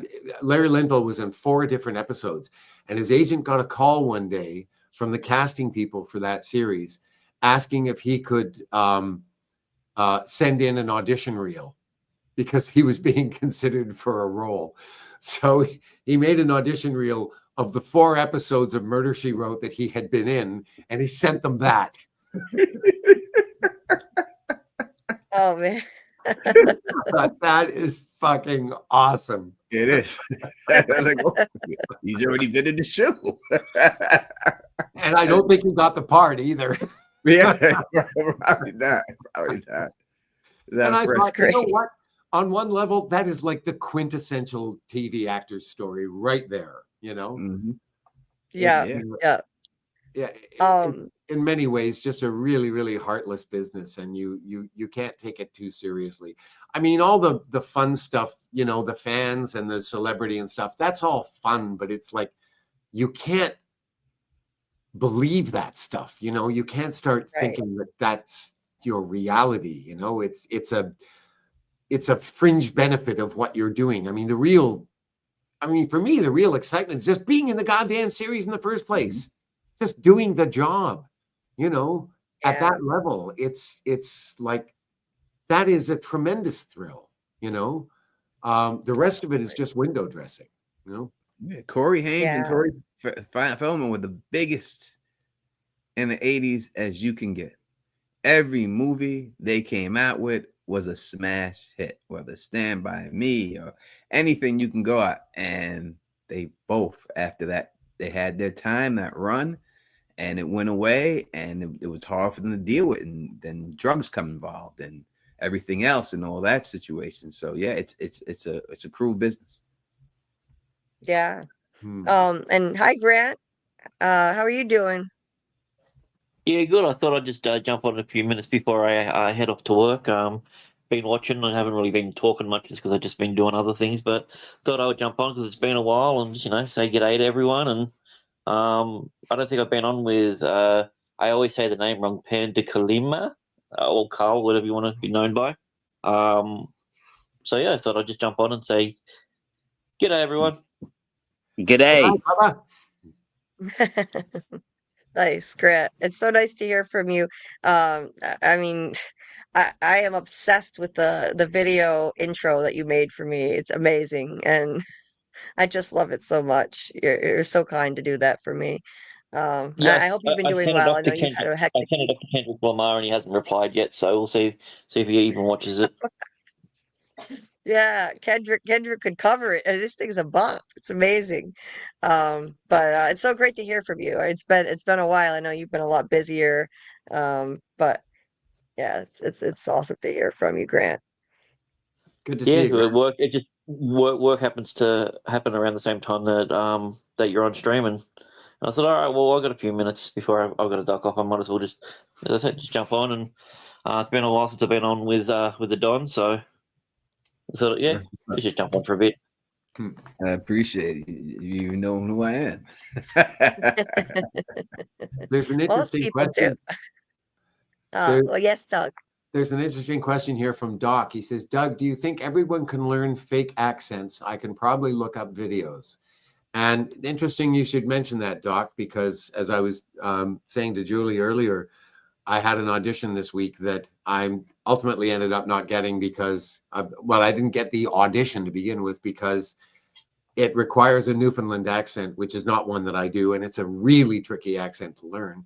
And none of my normal sources for this kind of thing, that is dialects coaches, were available to help out. So the clock ran out on that one.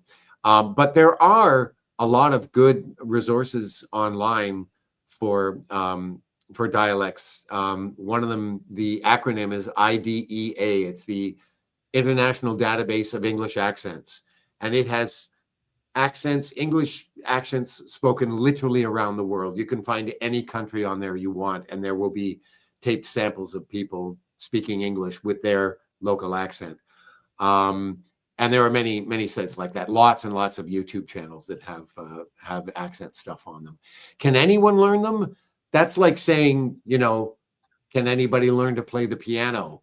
It's not for everybody. And I use a piano, I use a musical example because there is a lot of music involved in learning accents. I think that people who are good at picking up accents have an ear for them the way some people have an ear for music, because there's so much music involved in accents. It's not just the vowel and the consonant changes. It's also the intonation. It's the music of how people speak, For example, especially Asian languages. Well, not just. I mean, lots of different ones. I mean, look at England. Look at Cockney. And Australian's not all that different. You guys have, in general, you have more up and down. You have a greater range of notes that you use in everyday speech than, say, your average Canadian. We tend to be real flatliners, But you get Cockney. The people that live near Bow Bells in London. And they're up and down. They're all over the bloody place. It's amazing. I mean, what you want about, eh? Yeah. And that's as much a part of an accent as anything. It's just the music of it, the lilt. And so, yeah, people who have an ear for music, I think, are generally pretty good with accents too. There's a lot of just basic grunt work involved in learning them too, because it's really easy to think you're doing an accent, but you're not hitting all the stops, for example,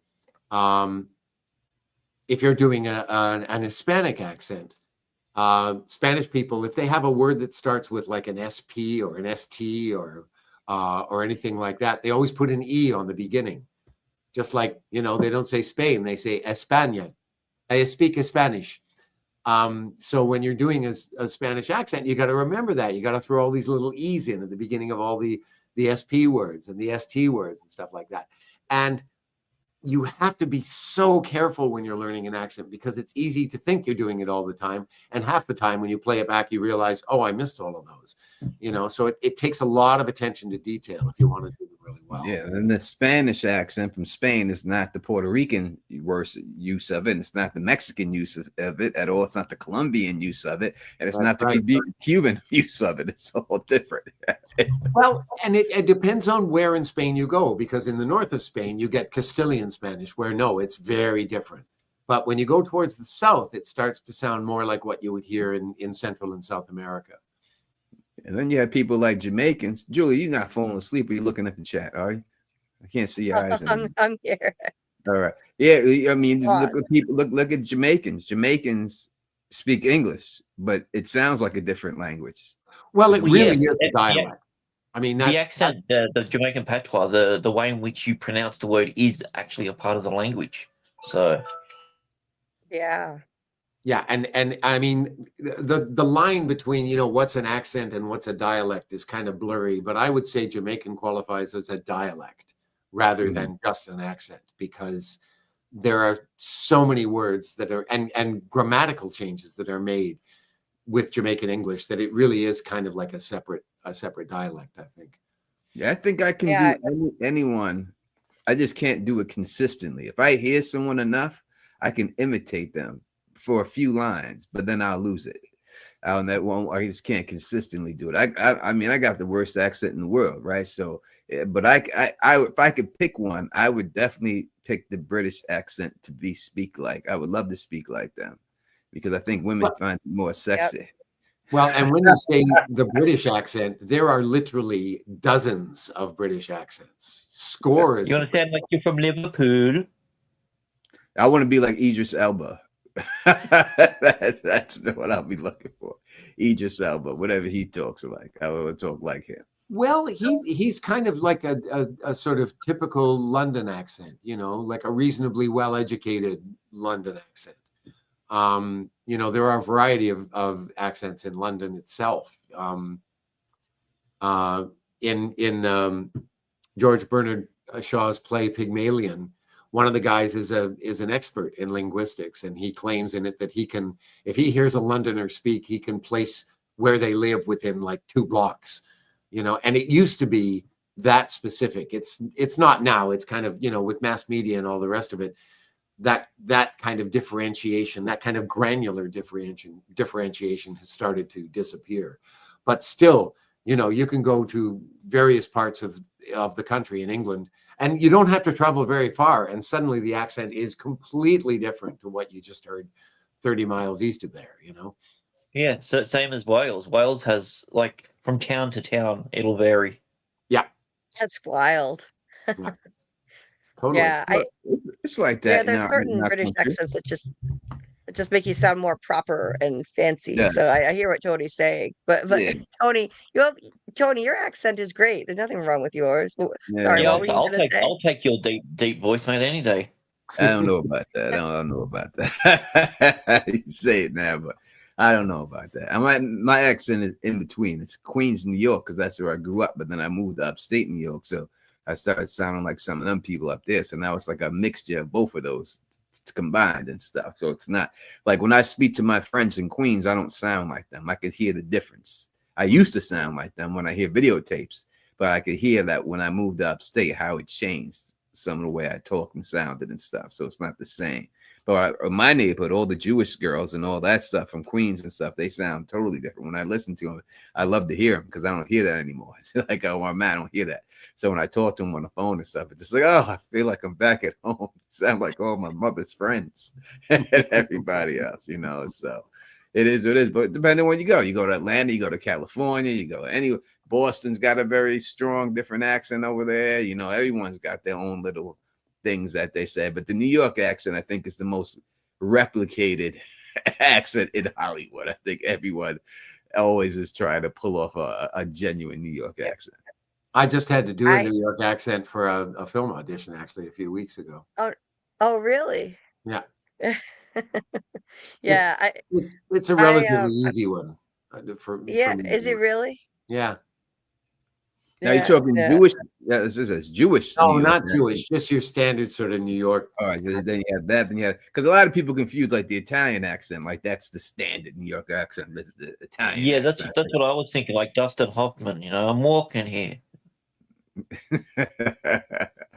Well, Yeah. that's not really Italian. That is a real quintessential New York accent that he uses in that film. Absolutely. I do want to take issue with some aspect of Doc's question. He says, "Do you think everyone can learn fake accents?" And I mean, I suppose it's fake in the sense that it's not your native accent, but I think it's a misnomer to refer to accents as fake. And especially if you're learning to do them, you have to treat them as absolutely real, because of course they are. You're trying to replicate the way someone else actually speaks. There's nothing fake about that. Excuse me. Our accents change depending on our education, depending on where we live. Nothing fake about that at all. It's just the way we are. 100%. I'm just grateful I don't sound like the people where I'm from, to be honest with you, because like Samuel, I don't sound like this. I was born and raised in Rhode Island, but I don't say my boy is wicked smart, pak the car, the yard, whatever. No, I pronounce my R's because unfortunately my mother came from Pennsylvania. Her parents came from Pennsylvania. Since she and I were so close and I learned to talk from her, I talk like her. I don't talk anything like the other people in Rhode Island. So it's like it's weird. I've never lived anywhere else, but I don't talk like that. And I think I dodged a bullet, to be honest, because I'm not a big fan of the Southern New England accent at all. I like them. I'd say, look, Kamala Harris went through the same thing when she was campaigning. They tried to say that she was fake because they were like, oh, when she's on the black show, she talks something different. And then when she's on the white media, she sounds different. When you talk to your people, you talk different. Like if I'm around my friends, I don't talk just like I'm talking right now. It's a lot thicker of all the slang that I will use and everything else when I'm with them and stuff, because that's my people. That's where we talk. But when I'm with people who are not like that, I'm not going to talk that way because they're not going to understand what I'm talking about and everything else, And they tried to, say she was faking it because of that. And that's just not the way it is. When you're around your friends, you talk different. That's just the way it is. Yes, I can give you a perfect example of that. When I left theater school, I went and lived in London, England for about 6 months. And another gal from my class came over a couple of months after me, and we were both living in England when my girlfriend came over just before I came home. She came over for a couple of weeks to be with me before we came back home. And we met her at the airport, and she was very disappointed that neither of us had developed a British accent. And it's like, come on, I've been here for 6 months. Of course I'm not going to talk any differently, And we were down in the tube waiting for the train to take us downtown when some British person came up and asked us for directions. And my friend, the one who had been living in England with me for a while, and I turned to this person and immediately responded to them. And my girlfriend said, holy shit, the two of you just turned into Brits there for about 30 seconds. And we were completely unaware of the fact that we were doing it, Mm-hmm. You automatically adjust to the people around you. 100%. Yeah, I do that with my Asian friends, but they don't seem to like it. Yeah, well, Oh no. can't do it condescendingly stuff. I'll give you the most New York directions ever. I remember I came down, I was coming down, I was going to my sister's college, and her college was right by Queensbridge, and I didn't know exactly how to get there. So I go, and this guy's standing out there outside, and I scream to him in the car. I'm like, yo, buddy, you know how to get to this college? And he turns and he waves his hand and he walks over to me and he goes, yeah, what you got to do, my man, is you got to drive to that corner right there. And when you get down there, ask somebody. I was like, what do you think I'm doing with you? But he put his hand up. He walked all the way over there just to lean his head in the window and tell me, drive down the block and ask somebody else. Reminds me of the New Yorker knock-knock joke. Have you heard that one, Tony? I have not heard that. How many New Yorkers does it take to change a light bulb? None of your fucking business. Like that one. I'm going to tell me none that. All or right, the New York I've got to head Echo. off. I've got to go to work. So it was awesome seeing you all. Love you all. Just keep doing what you're doing. You're killing it, and yeah, I'll be listening. All right, that's what's up, Awesome. Greg. Good to see you too, Grant, Grant. thanks for joining. Nice to see you. Or hear from you, I should say. That's awesome. Um, there was something brought up earlier that I wanted to bring in, this earlier point that JT Moore made. So he thinks, From is going to take longer, is having a gap year because Jack Bender is putting out the first season of The Institute. I don't think so. I think they needed this time to make From. It does take a while to write it and produce it. Honestly, I don't know how Jack Bender is juggling both. Somehow, maybe he might have a little less involvement in season 4 of From, because there's a show coming out next month, which I'm planning on covering, as a matter of fact, based on it's a Stephen King adaptation, and it's called The Institute. Comes out July 13th. I think From fans would love it. I'm going to cover it, do lives for it, but I don't think that's holding up From. Somehow Jack Bender's juggling both. I don't know how, but Well, no. I mean, the thing is, of course, he's going to be involved in preparations for season 4. But when you're not actually shooting, you've got a lot more time, and I think he slotted that in, knowing that he would be available when they shot it. And he's also not the only director on From. They've got other people. So it is possible. I mean, I'm sure he's having a very busy year, but I don't think that would have slowed the process down significantly at all. Yeah, and he's in with the studio right now. He's got probably one of the only hit shows on that series right now. So he probably was already interested in doing this Institute, and he had their ear. And they said, well, you did From for us, and we like this other idea. Why don't you give this a go too, and get greenlit a season for him to do this too? It makes me a little worried. I don't ever want to see people leave series for other series and stuff, because that's when the downfall usually happens. But again, in my opinion, not knowing, I think From's got 2 years left this year and then one more year after that. Institute is, if it gets picked up, it's going to have another 5-year run or so like that. So you got to start thinking that way. I mean, he's got to start thinking, what's the next project for me when this is over? So I can't fault the man on doing that. Yeah, I'm sure he can juggle both. He's not the only director, so I'm not worried about it. I'm excited about it. I think it's going to be an amazing show. But it looks good. Sure, it looks good. I think it looks great. Yeah. We need something to hold us over until From. We need something, something to sink our teeth into.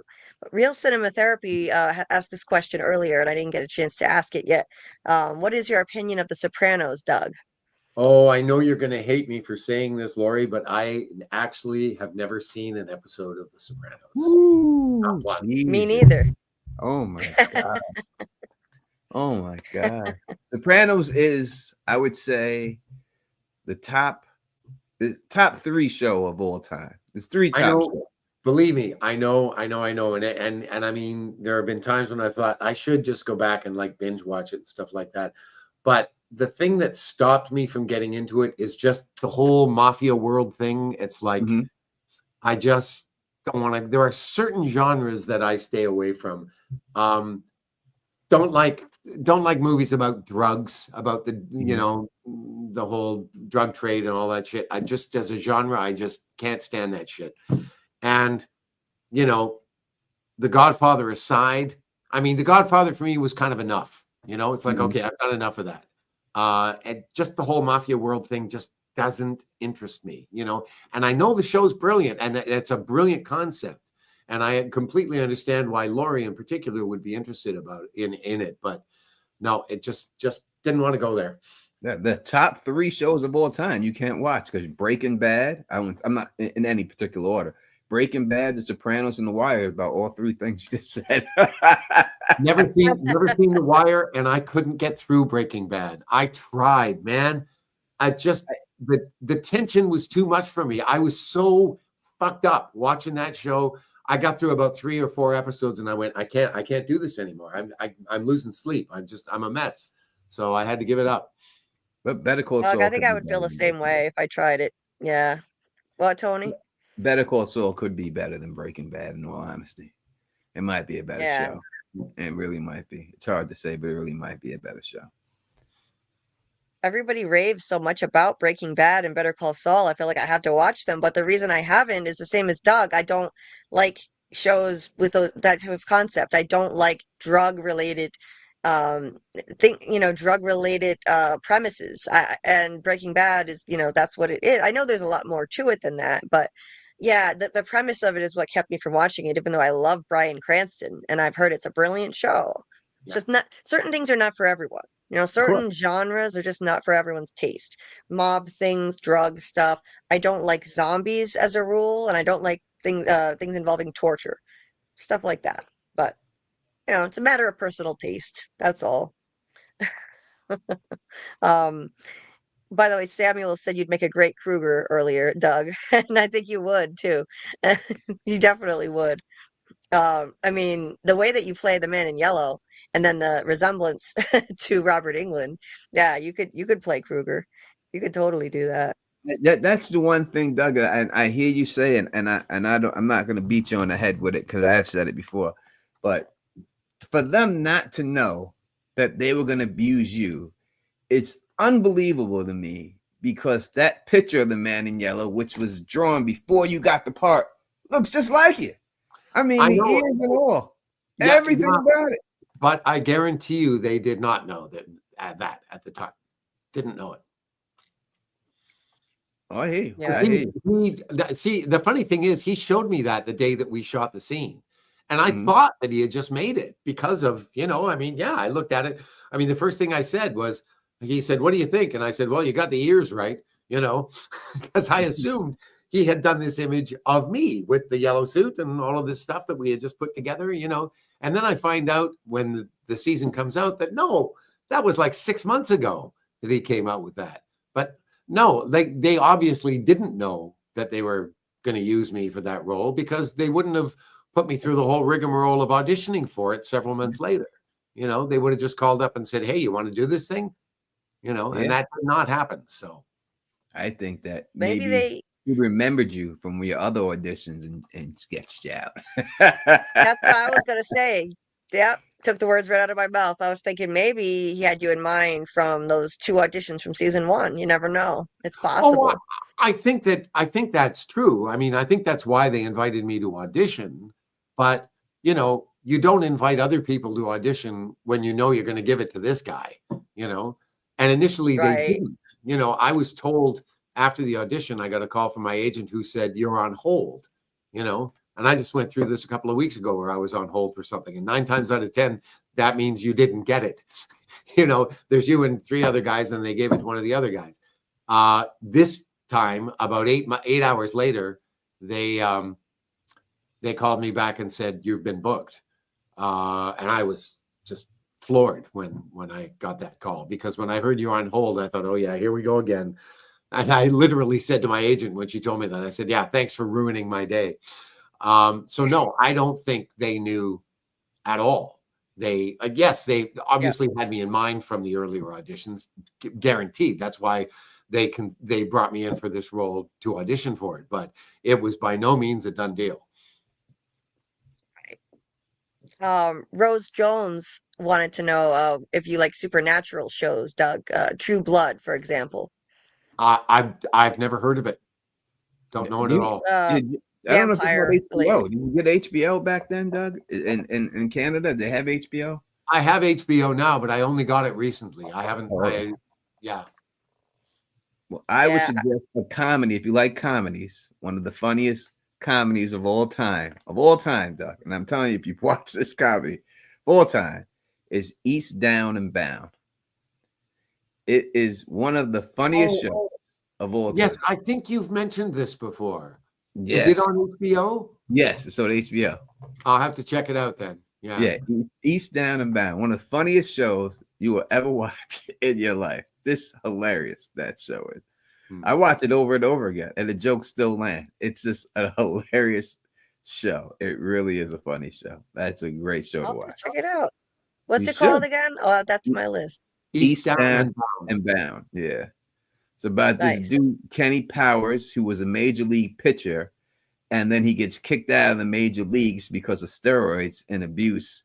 So he has to go back and loses all of his money. So he has to go back to his hometown and live with his brother and get a job as a backup sports fitness coach. But in his mind, he's still famous.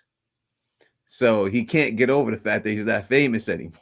So he treats people bad because he still thinks he's that same Kenny Powers that was pitching and stuff. And all these people knew him before that and all that stuff. So that's basically what it's about and stuff. It's hilarious. It's hilarious. This is a very similar scenario to a podcast that I did a couple of years ago. It's called Supermarket. It's about this guy who's on this TV show, and his success has gone to his head, and he's impossible to work with. And one day, without realizing it, he gets fired.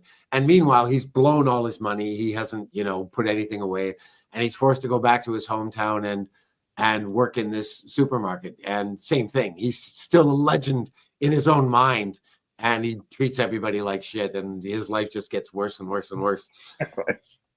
It's hilarious. It's stuff he says that's so rude, and it's so funny that he actually says some and stuff. But it's a funny show all around. I'm telling you, if you watch the show, you'll be dying. Laugh. I don't laugh out loud at stuff. It's really hard to make me laugh, and Me too.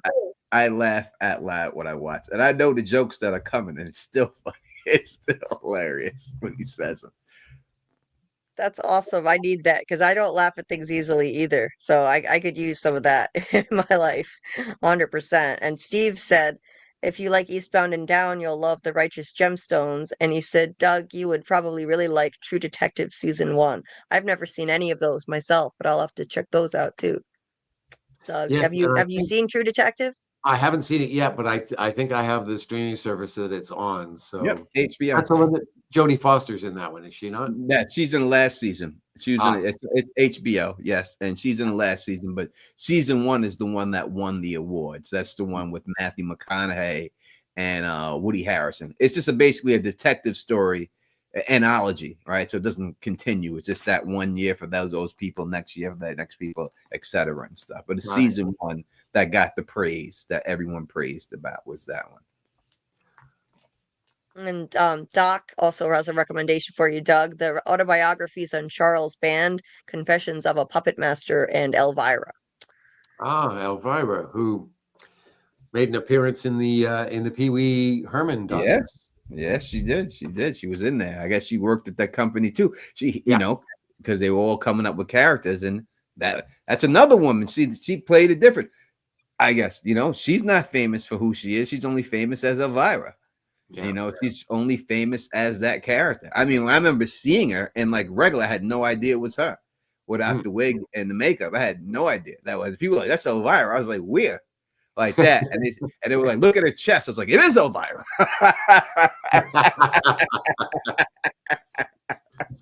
Well, that's funny because people keep asking me, are you getting recognized on the street? And it's like, no, not at all. And I would have been very surprised if that happened because I don't think I look much like the man in yellow at all, and every day.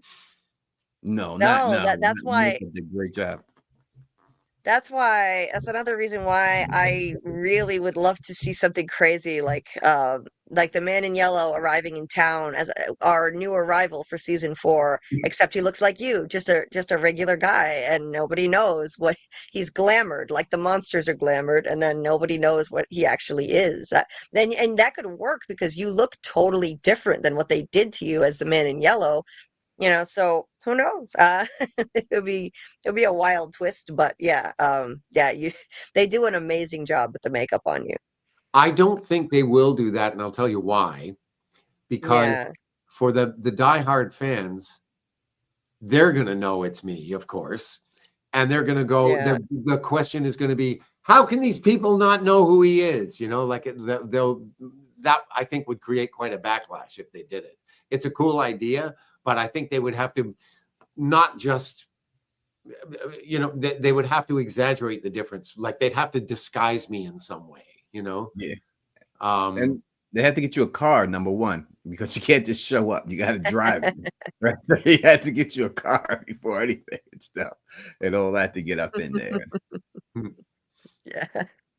Taryn had a question too, Doug. Taryn Matheru, nice to see you. What do you guys think of the new casting call for a young dancer slash gymnast type? I need This to is the know first again. I've heard of it. Yeah, I need to see the whole casting call. I didn't see that casting call. I would need to see it exactly what they're saying. What's the look they're actually going for here?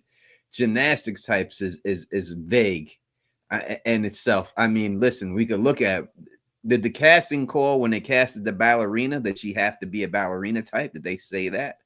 Because if it's a one-on-one thing, you know what I mean, then we could say, all right, they casted that ballerina and they had that same casting call for her, and they actually showed her as a ballerina. How a gymnast would fit into this whole situation. He said, I left it. I'm not in Julie's Discord, Taryn. That don't help me out, brother. You got to send it to me directly. I'm not on any Discord, but I would need to see that. And the ballerina thing's a little different because that's very specific, you know, to be able to dance in toe shoes. You basically, if that's what you're going to do, you need a ballerina. You need somebody who has ballet training. I mean, if they want someone, I mean, I can't remember exactly what it said, gymnastic or gymnast, like type. Yeah, type. Maybe they just need somebody who, you know, has that kind of physicality. They don't necessarily actually have to be a gymnast, you know. This is it right here that he posted. I didn't see this actually. I didn't get a chance to see it. Season 4 photo double young male 1920-ish dancer gymnast type. And what's NS mean? It's so yeah, there it is. It's an NS only. What's that mean? NS. I don't know. Oh, Nova Scotia, I bet. All Yeah. right. Nova Scotia. You got to be from Nova Scotia. And go back to this dancer gymnast type. I mean, that suggests to me they're looking for a particular kind of physicality, you know. Yeah. Doesn't mean necessarily like a trained gymnast. Yep. Just that build they're looking for. It says shooting date late June or early July. You know, have your own transportation, blah blah blah. Expect it needed to be on set early in the morning or very early in the morning or very late at night. Stay until you're no longer needed. This could mean 12-hour days. Interesting stuff. Yeah, I don't know what this could be, but it's a monster. I think it's a monster call for someone. Maybe they're gonna have introduce a new monster, and that's why it's going to be put in there, especially for the role. That's what I think. I don't think it's a role of an actor who's going to have a major part in it. I think it's more of a monster casting call, and I think it's going to be something like that. It's like before when they had the casting call and they had like Instagrammer and all this stuff, and they had the two girls in the scene, and then they had Tabitha asked to use the phone for one of her, you know, because they were shooting their pictures and stuff, but they described it as that. I think it's something like that, you know. yeah, I agree. I don't think it'll be someone in a major role. I do think that we'll get it'll follow tradition and we'll get a new arrival. We tend to get one new arrival per season, and then we get to see through their eyes in a new way how different people react to this wild situation. Who knows? But it could just be another monster because they add new monsters all the time. There were 3 new monsters in the season 3 finale. There were actually 3 who had never been seen before. So they could. You're right, Tony. It could just be a new monster. Yeah, I don't know if they could bring in someone new right now. They have too many storylines that are open right now, and they didn't get rid of enough people to really bring in someone else to do something. I think maybe for the last season or mid-season for a little bit, but it would be hard to introduce people when you're still dealing with the people that you have. You can't get too cluttered. You're gonna have to deal with the Elgin aftermath. If Elgin's not dead, you gotta deal with what was done to him. You got to deal with that and the reaction from the town from that Boyd allowed that and Kenny allowed that and everything else to go down because the ends don't justify the means there. You got to deal with that whole situation. So there's so many other things they got to deal with. You know what I mean? If they banish Boyd or Boyd decides to leave because of that or anything, in the end, to me, that's what the monsters want. They want to get Boyd away from everyone because he's the heart of the place. So if they were able to break Boyd in that way to get him separated from the people, I think the people would be easily picked off then. And I think that was their plan from the beginning. I think that's what they were up to. And I think that's what they will be successful at in the end, getting Boyd away from all the other people and stuff. So it would be hard for me to see them bring somebody in on the first episode, second up, maybe mid-season or something, but or maybe it's a story walking situation with Julie, where she meets somebody who has that type of build. You know, because gymnastic type could be a street performer, you know, or a break dancer, or it could be a lot of different things in there. I just want to take issue with something here. Muncher Luncher says in a comment a little while ago, Doug says a boot. I do not say a boot. I say about. Au. It's a diphthong. You hear this from Americans all the time. The Canadians say a boot.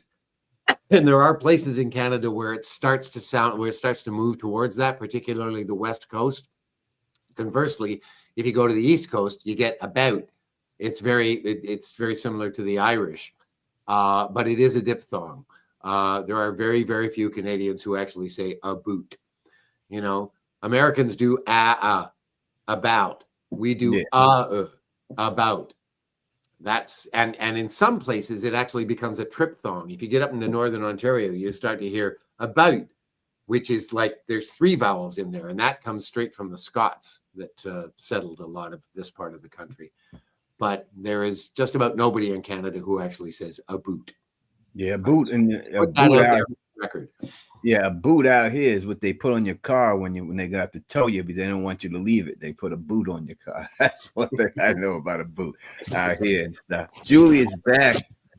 Sorry about that. There's something wrong with my laptop, and even though it was plugged in, it died. It wasn't charging.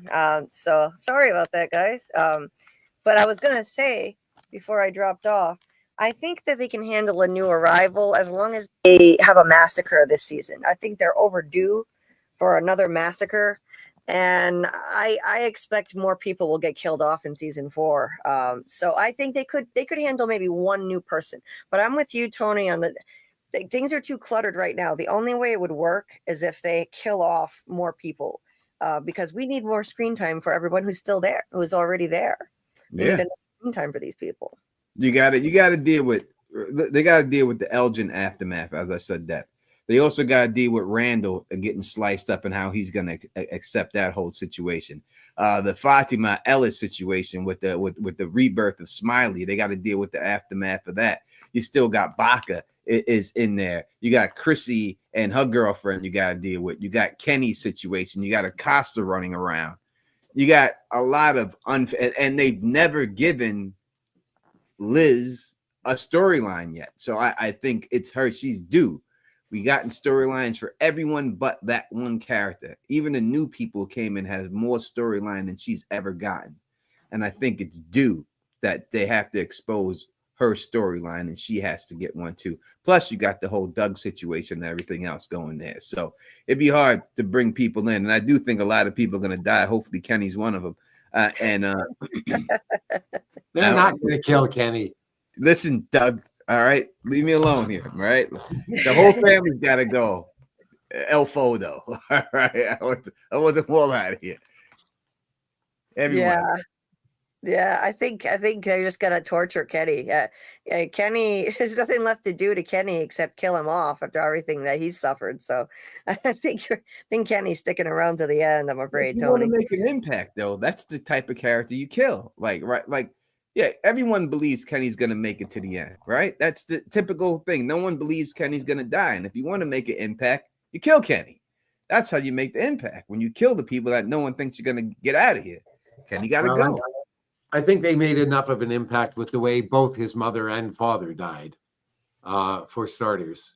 So I think that family has, and when it comes to impact, I think, they've had more than their share as it is. But there's the other thing you have to remember, and that is, the showrunners themselves have said this in interviews. One of the reasons Kenny has become the character he has is because they slowly realized as the episodes went on that they could throw anything at this kid and he could handle it. They're not going to want to get rid of a character like that. They're going to want to keep him because they want to see how far they can push the end of the envelope. Yeah. That's why they did it. They said, wow, he did such an amazing job with the death of his father that they just continue to throw things at him. That's what the showrunner said. Like, wow, he does an amazing job. We're just going to keep just pummeling this poor character. So poor Kenny. Yeah, I think he's going to have to stay. It'll be a fate worse than death, just what they do to him. Let's just chop his legs off then or something.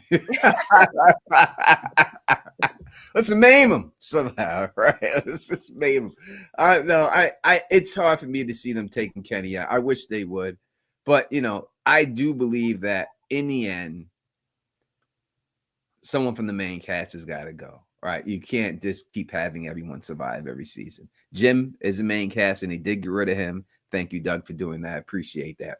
But I think that you're gonna have to get somebody else. Someone else has got to get out of there. And it's not going to be Harold. We know that. Jade, I don't know if they're ballsy enough to do that, or Tabitha's the only woman. Can't see him doing that. I don't think they're going to take out a kid. It's either got to be Victor or Kenny. It's got to go. R.I.P. Victor. It's going to be Victor. Yeah, Carl, you think Victor too? Yeah. I think Victor's going to leave, and potentially it's Ethan, right? The little boy will take over, right. Sort of that representation of the innocent child living in that world.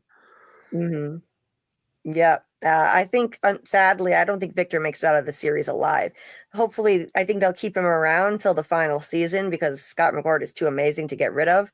But I don't think he makes it out of the show alive, in my opinion. You still got to deal with his father showing up, and you got to deal with Eloise. Still, there's so much.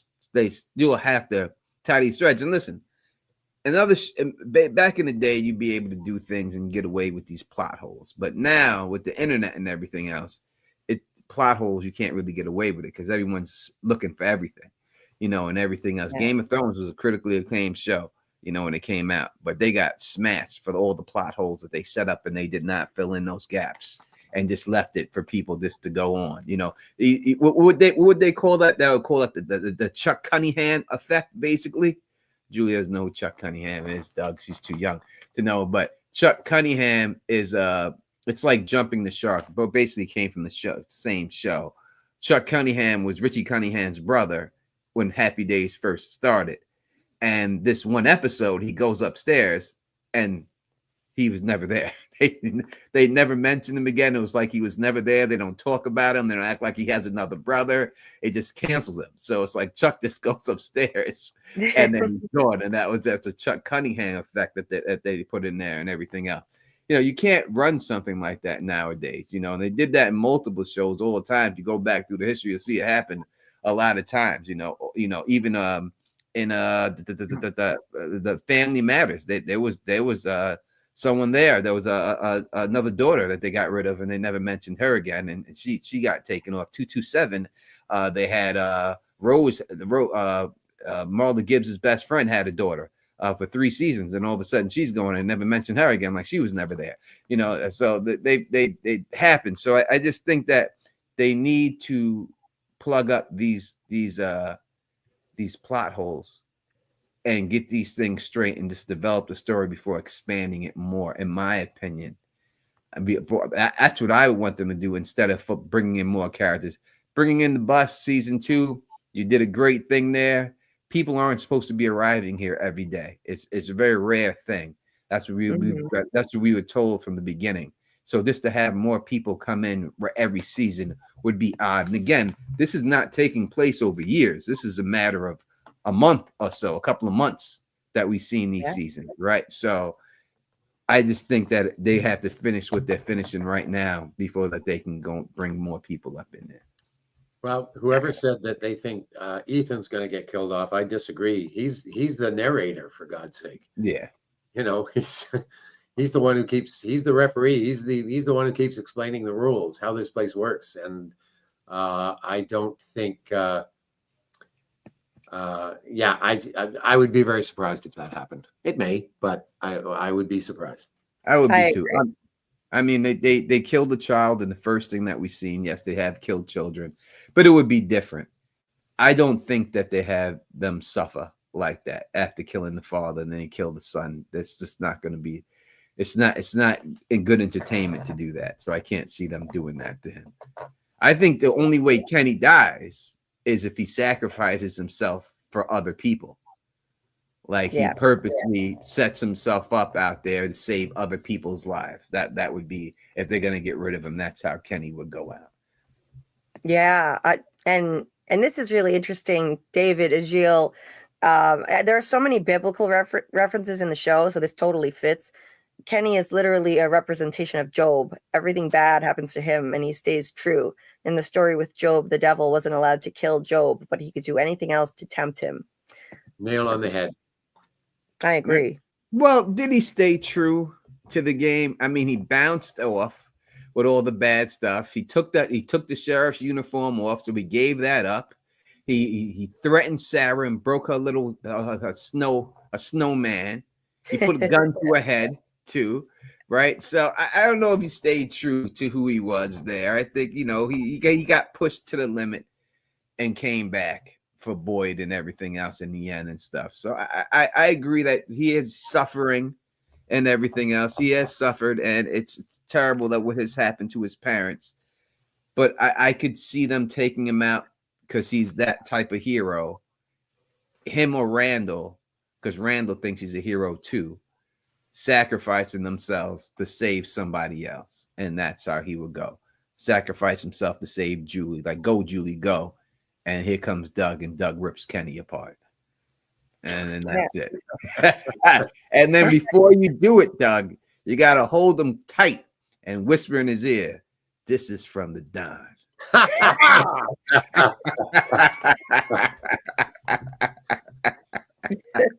Yes. Well, I have to say, Tony, I must congratulate you. You have an extremely well-developed fantasy life. Like, I'm an author, Doug. I'm an author here. Yeah. Now we just need Tony on the show as a cameo. What, Doug? I was just going to say, I'm going to have to call it a night, I'm afraid. Well, you know, I'm old. Well, thank you, Doug. Doc had said, by the way, after getting to know Doug and doing research for the show, I wish I could afford to go on a tour across Canada. Yeah, you make it sound so interesting, Doug. You would, I wish I you would could too. thank yourself, Doc, if you did. Trust me, it's a fascinating place. I once had the opportunity to drive from Toronto to Edmonton, which is not all the way across the country, but it's far enough. And just watching how it changes in that, you know, going from where I live, which kind of looks like, you know, the south of England, you know, gentle rolling hills and stuff like that, to northern Ontario, which is all these huge hills and evergreens and rocks everywhere and stuff. And then you hit the prairies, which is flatter than anything I've ever seen in my life, until you get to Western Alberta, and then you start hitting the foothills, and then you're back in the Rockies, and you're in the mountains again. And I mean, it's just, the terrain alone is astounding, not to mention everything else about the place. How you know, I guess like most big countries, you realize it's not just one country, it's a whole bunch of little tiny ones, you know, where every little area has its own culture and its own sense of identity and stuff, and going across and seeing all that and how vast it all is, it's amazing. Yeah. If you ever take a bike ride through Little Falls, New York, and for some reason Little Falls, New York is like a big destination spot for a lot of bike riders. Like it's swarmed with bike riders every summer. It's always there. There's a huge hotel, and it's all like made for bikes and stuff. And you put your bike in it. They got this whole thing. It's all for that. And people come from all over the place all the time. And they always stop in Little Falls. So I don't know where they're coming from and why they stop at Little Falls, but they always stop there. But if you ever do, you let the Don know. I will meet you at Little Falls, and I will get on my bike and I will ride a few miles with you. And don't blow me out now, Doug. You know, I'll go. Probably go. Where in the state is it exactly? It's Little Falls, New York, I would say is about 170 miles west of Buffalo, heading towards Albany. Oh, so if you're in Buffalo and you're heading down towards Albany. So east of Buffalo then. Yeah. So- Well, it's heading down. Oh, it would be east. East is correct. You're correct. Yeah, east by southeast, I guess, if you're heading Yeah. down towards Albany. So Yeah. Well, yeah, that doesn't surprise me because upstate New York looks a whole lot like Southern Ontario. Basically geographically, they're pretty much identical. And we've got all kinds of bike paths in this area too. There's one that goes all the way around Lake Ontario, by the way. You can circumnavigate Lake Ontario on bike paths. That's real nice. I heard there's a town up. There's a town up here. Yeah, that's not near Utica, Rose Joan. It's not far from Utica at all. But there's a town up here in New York, and it's like one side of the street is the United States, and across the street, and you're in Canada. Yeah, and you're not allowed. You're not allowed to cross the street without a passport. And it's literally, Julie, it's literally across the street. Like when you say you're on this side and you look across the street, and that's considered Canada. And if you get caught crossing the street, you can get thrown in jail for going into a different country. And it's like split right down the middle. Well, some people. There's I think every day there's a fair amount of unofficial crossing back and forth because the boundary literally goes through the middle of buildings there. Wow. Yeah, it's crazy. That's upstate New York and Quebec are the two areas that are divided by that boundary. Yeah, one lady, she was like, my front door is United States, but my back door is in Canada. What the hell? That's crazy. Well, Doug, earlier when I was saying that even no matter what happens with From, we always want you to be with us as part of this community. Everyone was agreeing. Doc said Doug is still awesome even when From is done. Rose said, yeah, keep coming back, Doug. Steve said, yeah, don't leave us, Doug, because we'll find you. Yes, we'll hunt you down. And they're also saying good night. Dieter said good night. Bye, Doug. And he said something in what is that language? I forget now. It's Dutch? It says sleep well, and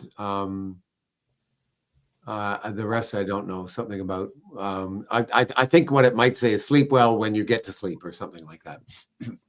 Yes. Nice. And Doc said good night, Doug. Thank you for joining us. Samuel said good night, Doug. We always love when you join us. Oh, and Bill said good night, Doug. Thanks for the stories and perspectives. My pleasure entirely. Thanks for having me, folks, and we'll do it again real soon. I promise. Thank you. Thank you. Awesome. Thank you Thanks, so much. Tony. Doug. Thanks, Carl. Thanks, Julie. Oh, thank you, Doug. Thank you so much. It's always a pleasure, and I hope you have a great night and sleep well. Okay. Take care, everybody. Bye for now. Bye. So, everyone else saying goodnight in the chat. Doug often watches the replays. So I'll highlight them anyway. Love Crochet by Alexis. How much is it to get the doll of the Don and Phil Issues guy? What's that gonna run? What's that gonna run a brother? What are you gonna do about that? How much? What's that gonna run a brother to get those? Can you hit me up personally and give me a price for that? I'll pay for both of them. I'll pay for Phil's too. And my nice. Yeah, she does do custom dolls. I've heard she does. She takes requests for custom dolls. So I bet she could do that. Yeah. She's on Instagram too. So I don't know. Yeah, you're on Instagram, Tony. So I'm not on it like I have it. So it's like my social media it's just there because it has to be there. You know what I mean? I don't go on it ever. I don't get notifications for any of that. Only my personal Facebook account. Only other time I get messages from other people is if I just happen to be bored and I scroll and I see I got 20 messages in here. I didn't check. So it's easier just to hit me up on Facebook and just message me on Facebook Messenger and just talk to me there. That's the only way usually people get in contact with me. I'm not hard really to find you. You could find you though. She could find you and you could put her in direction towards me. I can connect you guys for sure. So Alexis, yeah, if you could do a custom, that would be awesome. Custom Tony doll and a Phil doll. Yeah, and you could have them on stream with you. That would be We were gonna hilarious. do straight up puppets. Like we were gonna do puppets. Like we were gonna do the whole show with straight puppets. One of me and one of Phil. And we were gonna do every live stream just with the puppets and just have the puppets and not even show ourselves anymore. That was the plan that we were gonna do. Come up with COVID during COVID, but they was asking like I think it was like $660 per puppet, and I was like, I don't know if I'm gonna pay because I was gonna pay for both of them. I was like, I don't know if I'm gonna drop $1,300 just about for 2 puppets to do that. You know? Wow. And I don't know if I'm gonna do that, you know what I mean, and everything else. And it feels like no, it's just too much. It's too much to do it. So that's the only reason. Oh, I wouldn't even be on live stream right now. It would just be the puppet, and that would just do it. I mean, that would be funny and creative for sure. Like, I think that would be hilarious if you did that maybe some of the time. But I think it worked out the best that you and Phil are just there in the flesh. But yeah, the puppet idea sounds hilarious too. Yeah, we were gonna do the whole puppet stuff. That was the way it was supposed to be. Had it all figured out. The hat, my hat, he had his. It was gonna go down. It would have been done with the puppets and stuff. We had the idea back during COVID. We were gonna do that, but the price was just too much. And that's the only reason why we didn't do it. Were you going to do that for like what were you covering then? Because From hadn't come out yet in 2020. I think what was that, Dexter? Yeah, I think it could have been the Dexter was out then. Lovecraft Country out then for the one season. Dexter, Yeah, because they were like back to back, those 2 shows. So it was like Dexter, then Lovecraft Country. We covered that. So it was those shows that were going on, and then I was covering and stuff back then. So it would have been on those and stuff. Michael said do a little Crank Yankers puppet episode. That'd be funny. We were gonna do it. We had it all planned. Listen, we would have pulled it off. You know what I mean? We would definitely been funny because this other person did it. They did it. All of us basically. They did one of me, Gray Area, and I can't find it. I know it's on YouTube and everything else. And they did like a puppet of me. They didn't say it was me, and they didn't say it was Gray, but they had the puppet saying, "What's the deal, my people? You know who it is." It was me. It was me. And they had the person say gray areas, okay, and do a hard line. So they was doing us and stuff in the puppets. I thought it was cute and everything else. Yeah, it's pretty clear you have your trademark phrases. So if that's a dead giveaway that was an impression of you. Yeah, well, the puppet goes, he said my name. He said something like, Teflon Tony. And he looked at the camera and goes, he's basically me. It's like, That's great. Yeah, no, it was good. They did a really good job at it. And after he did that, I was like, we should just do puppets straight up the whole time. Fuck it. Let's just do puppets. I don't need to be on camera anyway. And stuff. I'd rather just have the puppet up there and everything else and have that whole thing set up and all that. But the price was just astronomical. So that's the only reason why we didn't do it. Alexis said, yeah, I can do customs to the best of my ability. So she could do it. And it wouldn't be something crazy like $1,300 for 2 puppets. I can tell you that. I hope not. I mean, I'm just like, to me, custom, everything you do is custom. I mean, Jay is no different doing Jay than doing me. Right? I mean, he's a human being and everything else. No different doing the man in yellow doing Phil. It's all custom, right? Just because they were on a television show doesn't make them any more special or anything like that. So it would be no different doing that. You just have to, throw the Yankee hat on and little glasses and get the caramel complexion skin tone and my nice beard. And you have to get Phil's salt and pepper hair down in the back. Yeah. I think you could definitely get it and everything. Phil's trademark hair. Yeah. Oh yeah. Yeah. The Weird Al-esque hair of his. Mm-hmm. Yeah. His epic he met hair. Weird Al and he said to him, he goes, "Are you my father?" And Weird Al looked at him and said, "I might be." I believe it. Hey, he said, "I might be." It could be. He looks like it. That's hilarious. Oh my God. Mrs. T, what happened to the aliens? Hey, it could still be aliens. It could still be aliens. That hasn't been ruled out. What, man, Mrs. T, why you gotta put the laugh face on there for? Yeah, put with the tears. Like, it's that funny that it brings tears to your eyes. Let me tell you something, Miss T. I am not shying away from that theory. I'm not going away from it, and I still believe that there's a good possibility that it is aliens. Again, as I always said, if it doesn't come from the Earth, it's an alien. So I am very I'm good with the aliens, and I know, and it is no denying that when Hannah came on my channel, she said specifically, without me telling her to say it, she said on her own, "Oh, you mean the alien parasites that were inside Boyd?" She said that. The extraterrestrial, she said, the extraterrestrial parasites is exactly what she called them. I didn't call that.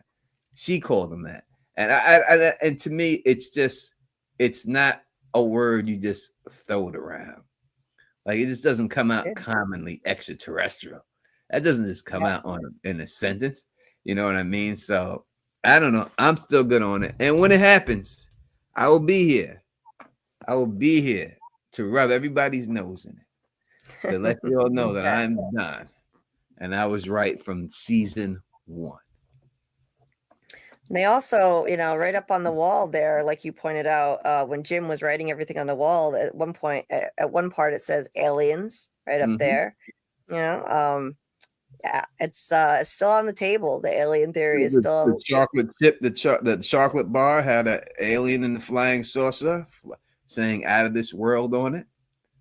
I mean, I can go through like 50 different things that point to it, in all honesty, but I'm not going to go through it at all. But listen, I ain't just say it just to say it. I said it because of what it is. And although many YouTubers, tried to get the people who ran the show to shut it down, the people who ran the show didn't shut it down.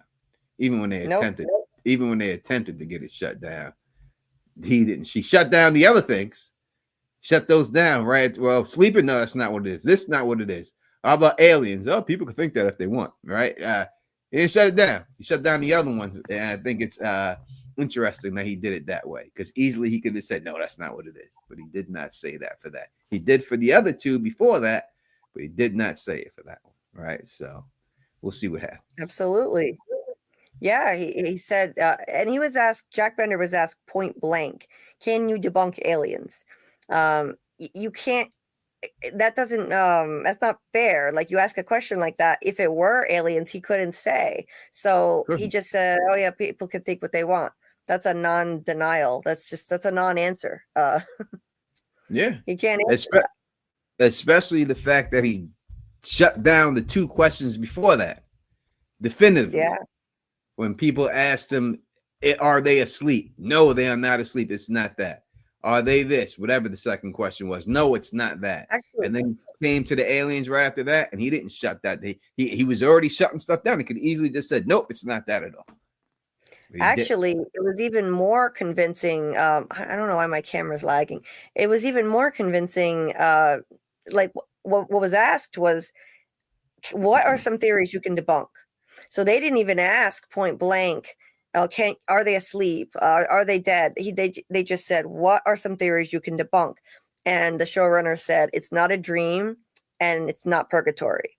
They brought those things up all on their own. So I believe that. That's what it means to debunk something, because they were not asked point blank about any of those things. They brought them up on their own. The alien question, that was brought up directly, so that you can't believe any answer that they said. And by the way, Mrs. T said, I'm just messing with the Don. Aliens are still in play. I know. She's just teasing. I know. I'm just playing back with her. But I'm just saying, the purgatory thing, they debunked that in the show. They said that's not what it was in the show. They had Tabitha write it on the wall. They had her ask Father Khatri. Father Khatri said, I've been asked this many times. I had practice with this answer. This is not what it is.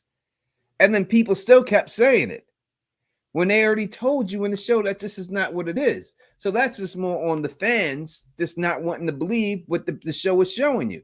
I believe what the show shows me. I don't just make it up. I'm going by what they say. I knew there was no purgatory. They said it's not purgatory.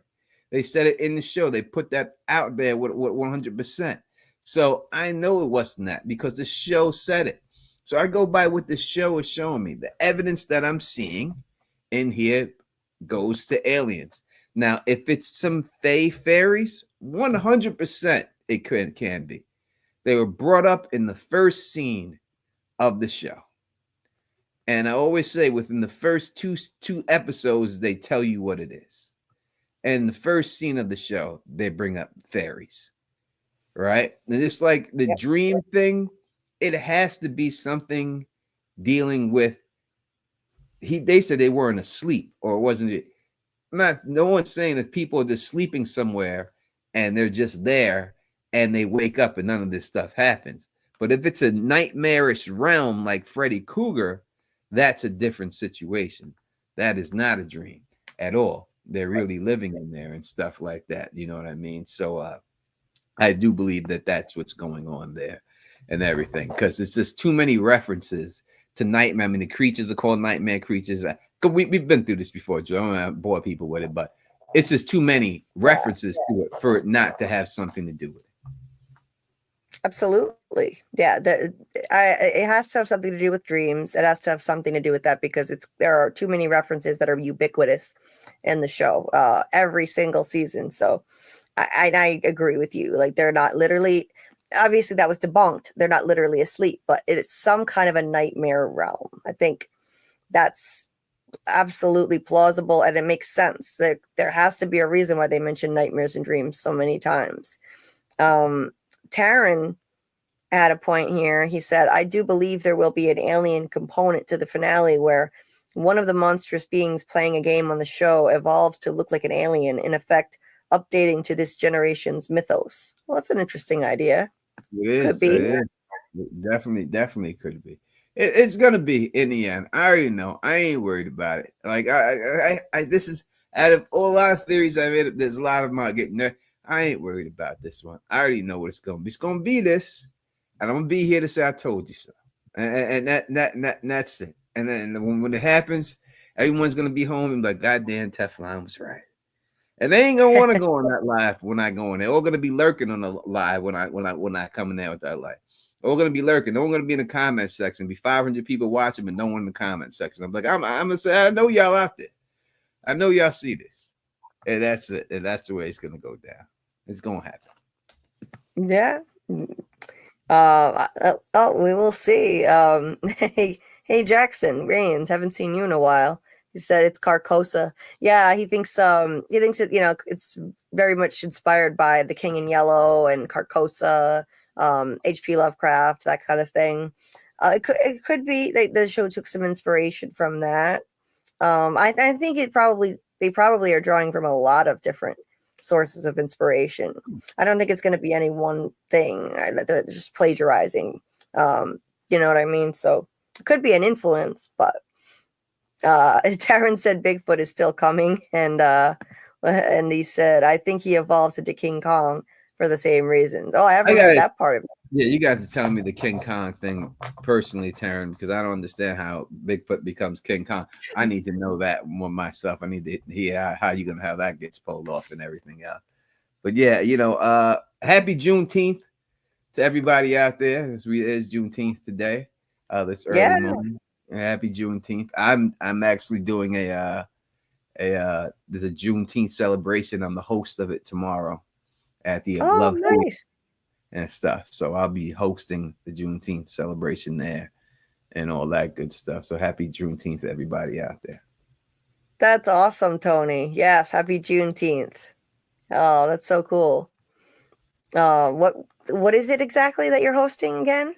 It's a Juneteenth celebration. So there'll be, it's a whole celebration. There'll be poets that will say poems, and there'll be singers doing renditions of the Black National Anthem.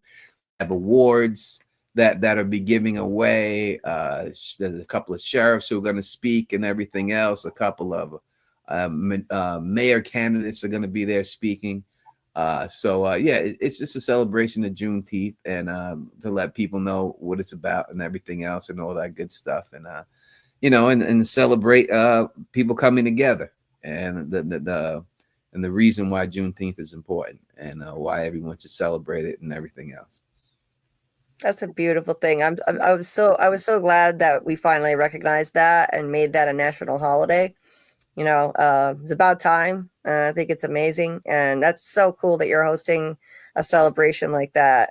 When are you going to do another live? And you can share, the experience and stuff, or like talk about whatever. I mean, what are you waiting for Dexter, or did that come out already? No, I'm doing that other show. What is it called again? The Revival. I'm doing that show right now. I didn't put the first video out. I got the footage to do the first video, and then I just got behind and stuff, so I wasn't able to do it. But I'll catch up on episode 2 and put episode 2 out on the Revival, and then I'll continue for the rest of the season, get that done. And then you have I'll be doing the Gilded Age. I think it's Sunday it comes out, the Gilded Age season 3, and I love the Gilded Age, so I'll be covering the Gilded Age season 3 this Sunday when that drops and stuff. So I'll be doing all those uppity women. I love a snobby woman. I think it's sexy, so I love what after them. I do. I do. So I can't wait to watch the Gilded Age and stuff. Nice. I hadn't heard of that one. To look it up. Yeah, I didn't know. Like, I know I've been hearing rumblings about the Revival, but all of a sudden, out of nowhere, I didn't hear about it until like this week, and everyone's saying, you got to check out the Revival. So I got to look into that myself. Yeah, it's on Sci-Fi. It's episode 1 was okay. It's not a From episode where you watch the first episode of From and you're hooked. It doesn't hook you like that. They're going for a different tone and just trying to have a little bit more of a jokey attitude about everything that's going on. It's not as serious as From. It's not like, you know what I mean? So I don't know how that will play in the long run. So I gotta see, but I'll review the whole season. I gotta see. I like a more serious. I think they should have took a more serious tone to it. Me personally, I would have rather seen that myself, but they're going with a more jokey tone about it and stuff. So we'll see if it works out for them. Yeah, I'm gonna check it out myself. Have you looked at the trailer for the Institute? Like, have you considered covering that when it comes out? Yeah, I'm gonna cover the Institute, seen the trailer and everything. Yeah, it looks good, but the problem again, and the same problem with Revival is that these are based on books. Therefore, you can't theory craft on shows based on books because all you gotta do is read the book and everything, right? So it takes away from a lot of what I do on my channel and stuff. But I'll still cover it just to cover it because I like it and stuff. And I'll just give predictions because I'm not going to read the books or anything like that of what I think is going to happen. But when you have that and things are based on books and stuff, it's not the same like From this based on nothing you can go look it up. It's just whatever you think is going to happen. And I think that's why that's great. I agree. Yeah, that's a good point. I hadn't thought of that. I haven't read the book, so I can make predictions, but I mean, you can't prove it that you haven't read the book. So it's like, it's a little different, but I think it'll still be a fun series to cover. Yeah, it looks good. Once you get one thing right, yeah, sure you ain't read the book. Sure you haven't read it. Yeah, sure. You get all that shit and everything else. So. Yeah. I know, right? I didn't play the Last of Us video games.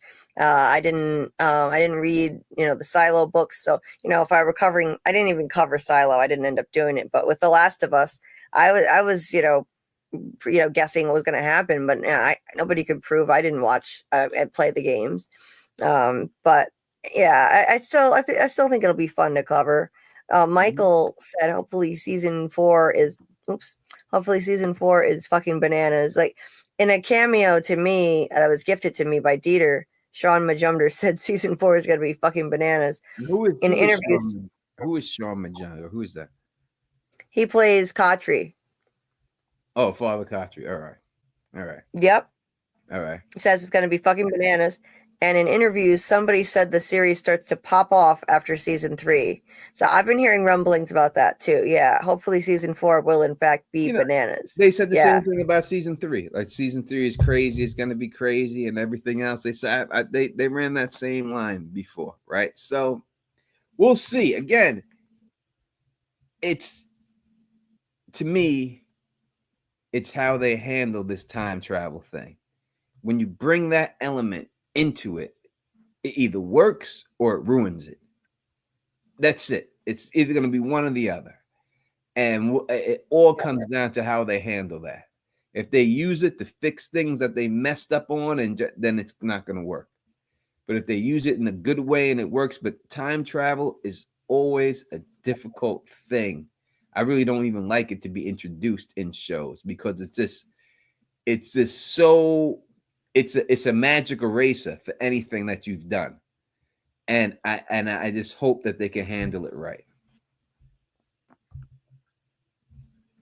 I think they can do it. I think it'll be all right because I believe they must have planned to use this device in the show from the start. And if it was planned from the start, then I'm not worried about it. If it's just something they decided, like, for the hell of it, hey, let's just add this.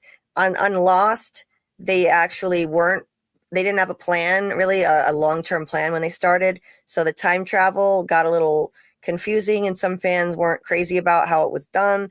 But I think in this case, they must have planned it. It's too important of a plot point to just say, hey, let's try time travel. Yeah, let's see how that shakes things up. We could look at the show, though, from what we know. We know that Tabitha wasn't supposed to leave until this season coming up.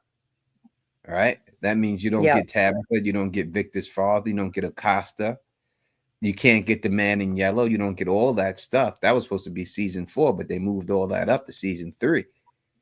Right. So what was going to be season 3 if they didn't do that? Is it going to be what we get from season 4? Should have really been happening in season 3. Right. So the fact that they moved that around like that makes me a little wary about it. Yeah, I think certain plot points they planned, but maybe they just moved up the timetable. I do wonder what the hell they would have done in season 3 if they hadn't gone with this. Like, they moved up Tabitha getting out. They were going to do that in like the subsequent season.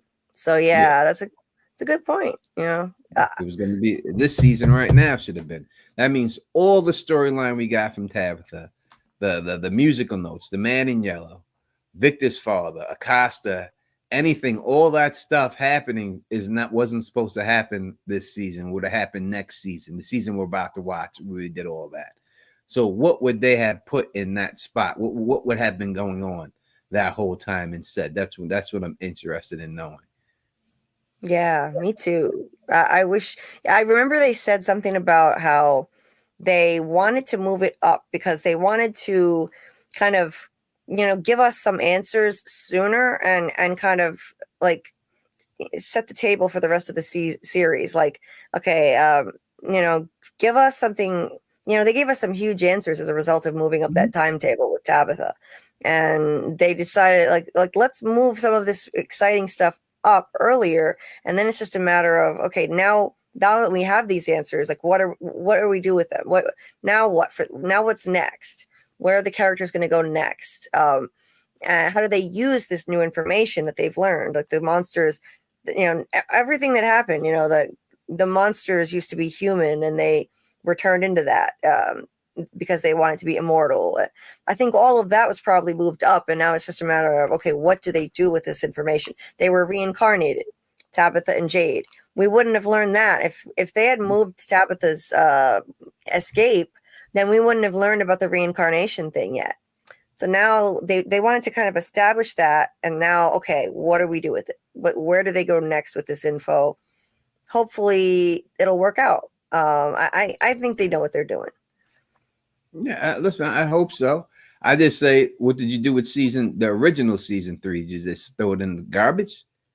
All that storyline that you had there that you were going to do, did you throw all that away? Because obviously you wouldn't have killed Mrs. Lou. You wouldn't have done any of that stuff. You wouldn't, there's a whole lot of things, Again, but it's the butterfly effect. The same thing George R. R. Martin said about the books. When you leave out a certain character, the butterfly effect starts affecting. When you leave out Lady Stoneheart and you leave these people out that are in the books, down the road, you pay for this. And I'm just hoping that their butterfly effect didn't ruin everything by moving things up and stuff. Yeah, I agree. Yeah, that concerned me when I heard it because I thought, Does this mean they think they're going to get less time than they thought? So they got to rush. I Could be think that. they're hoping for 5 seasons, and they'll probably get it. Yeah, I think he was saying 5-6 seasons when he was saying he wanted to do 5-6 seasons of it. I think it runs. I think 5 is what you would get. I always thought 5 seasons is as long as the show can wrap before you start. I mean, you can be infinite seasons. You don't want to be The Walking Dead and just keep going, but to keep it interesting, I would say with these groups of people, if you did another 5 seasons with a whole different cast, then it would be different. But now if they're reincarnated and this, that, and everything else, you've given away a lot of the scope of it. You can't have the people just do the same thing over and over again. So it would just be how would you do it, Yeah. And I think that Jackson, I think there will be a flood. Tony, I know you agree on that. He thinks it'll be caused by Cthulhu, who causes madness in dreams and hallucinations while you're awake. I do think we're going to get a flood probably at the end. What do you think, Tony? There's definitely going to be a flood. I don't know if I think the Cthulhu thing is out the window, unfortunately. Yeah, I don't think they're going to do that. But I think it's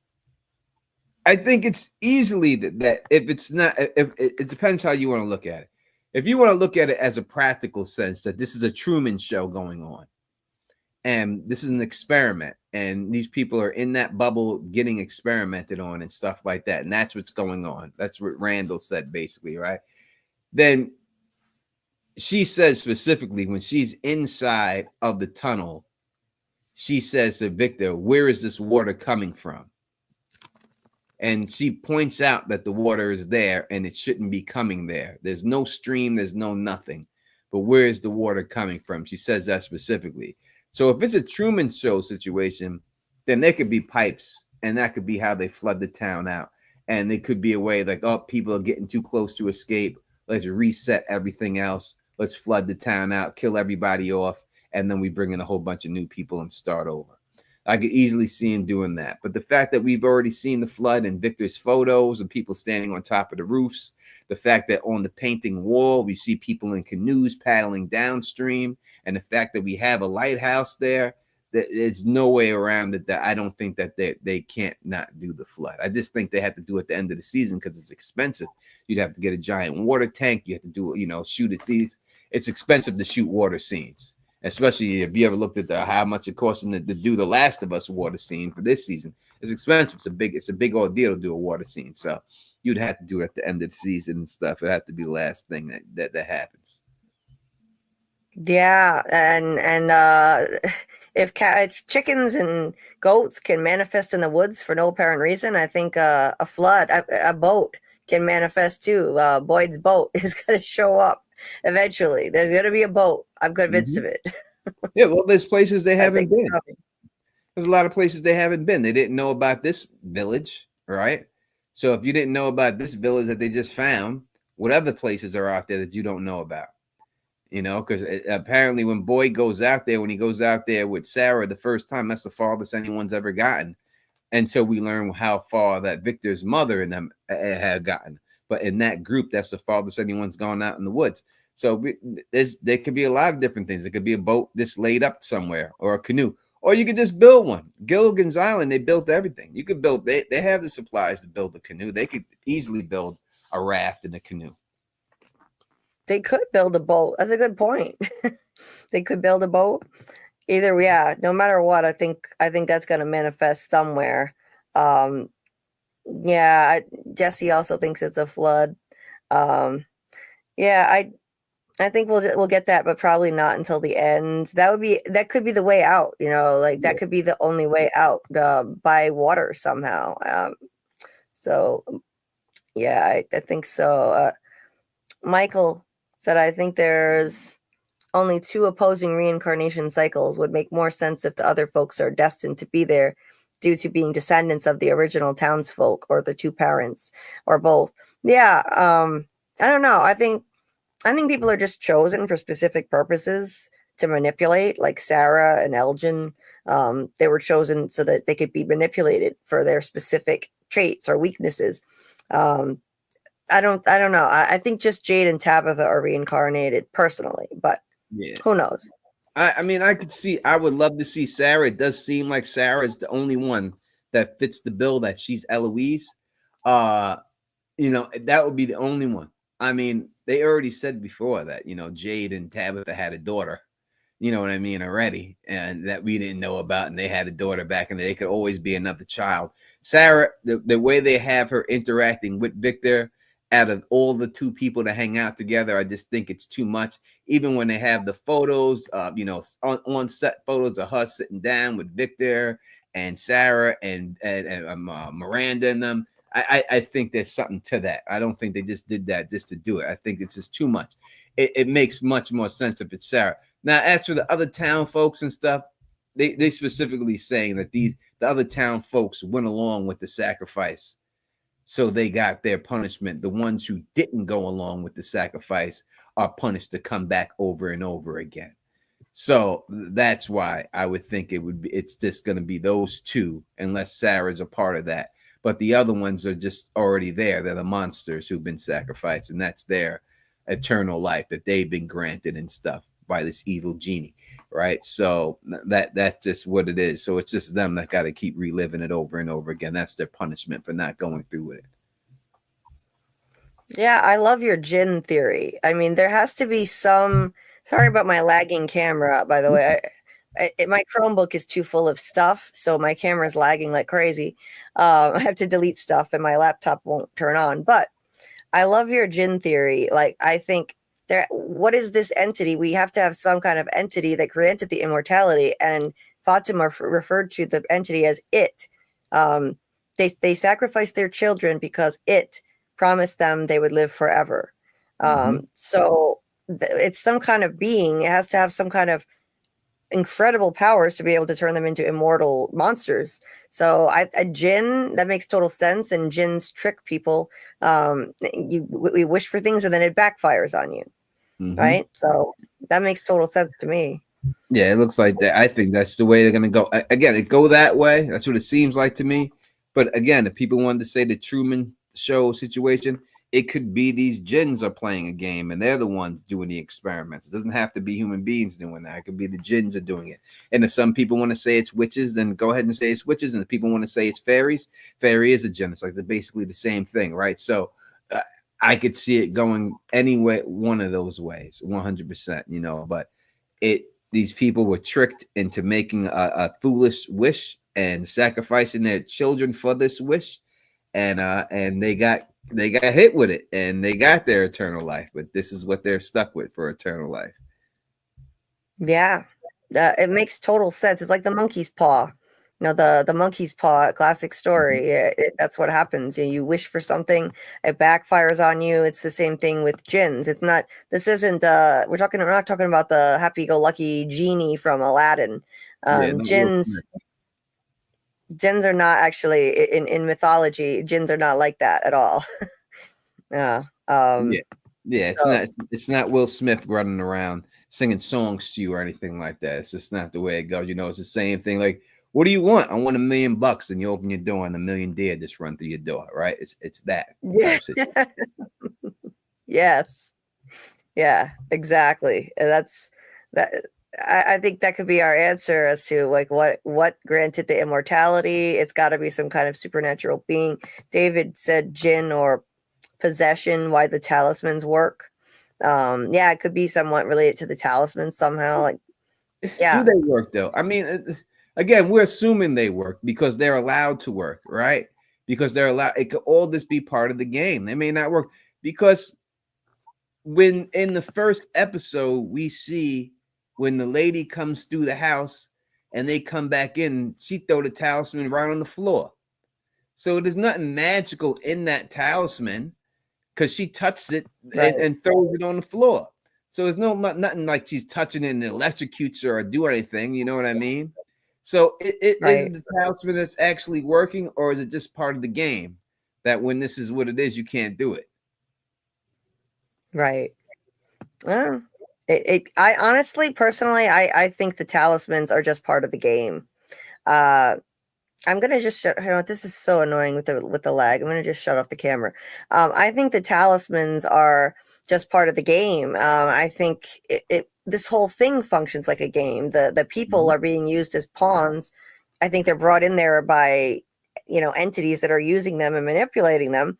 And those talismans are part of the game. And if you think about it, if this entity controlling the monsters wanted to just kill everybody, it could have done that before the talismans and just find everybody wherever they are in their holes. They see everything. There's this entity that could see that Tabitha was digging the hole in the basement. It knew Boyd was out in the middle of the woods yelling, "You can't break me."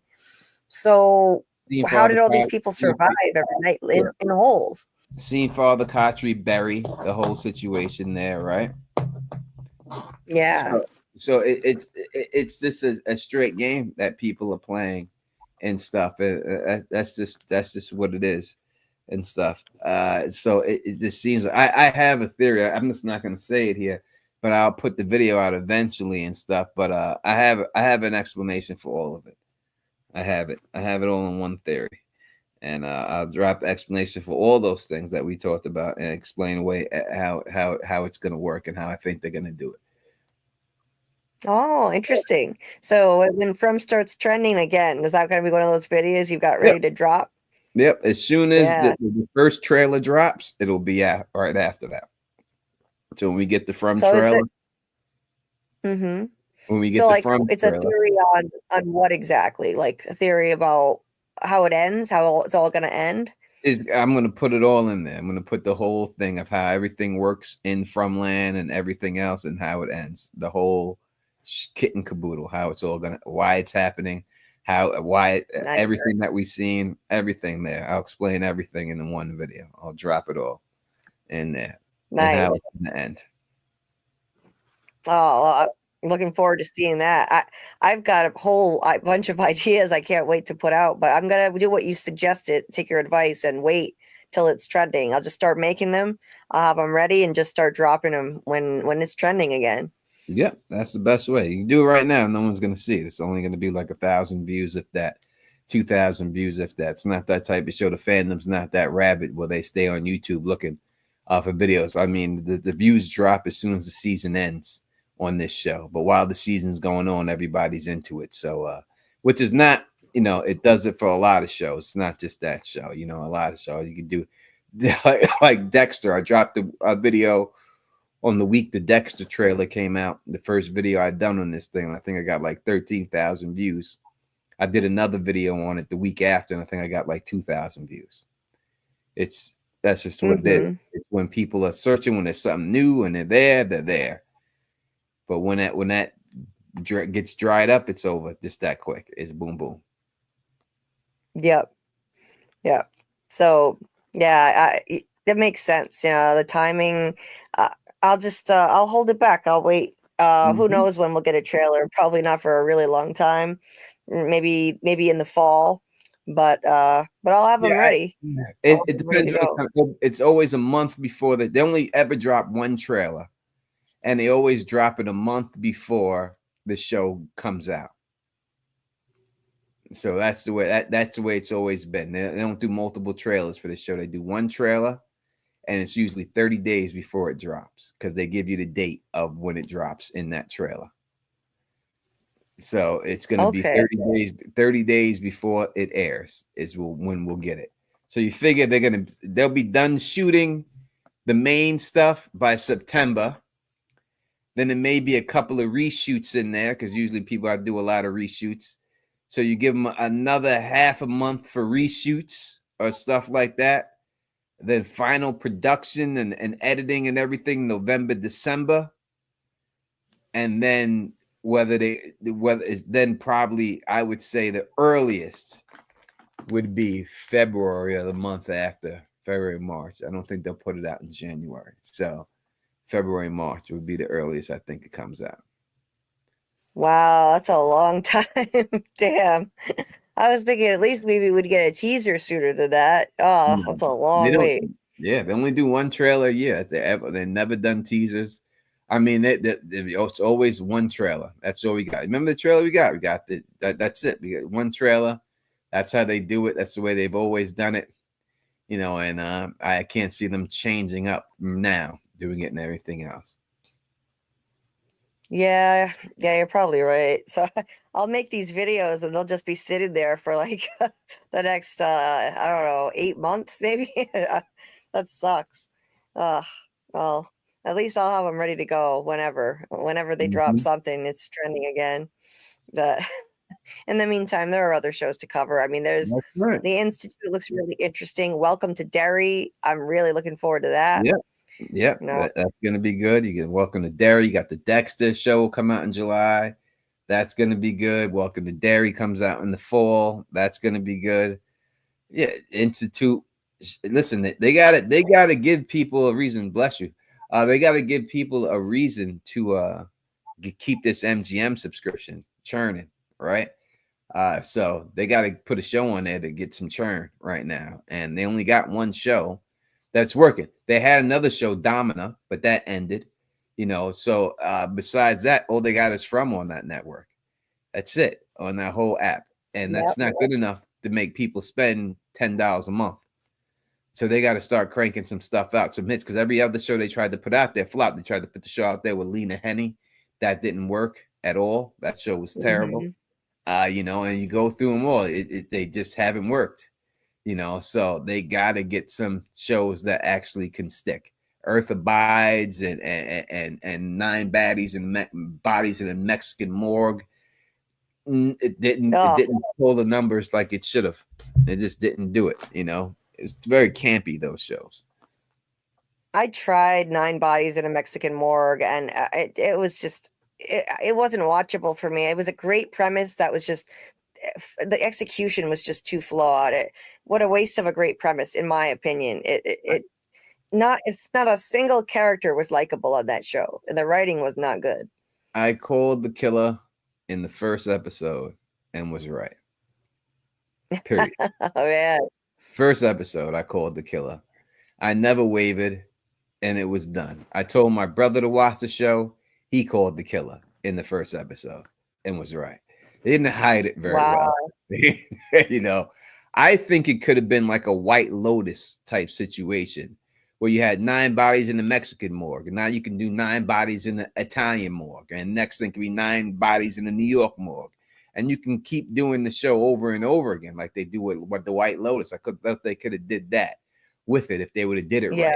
It could have been a mystery show like that, But I don't know. I don't think that show's ever going to get made again. Yeah. Hopefully, I think the Institute it might actually be like a finally another show that MGM can actually point to and like say, okay, we've got another hit on our hands here. It's not just From, and then everyone canceled their subscriptions as soon as From ends. I think this could be it with Jack Bender attached to it and Stephen King adaptation. This could be it. This could be another hit for them. Let's hope so. I hope so. I hope it does well.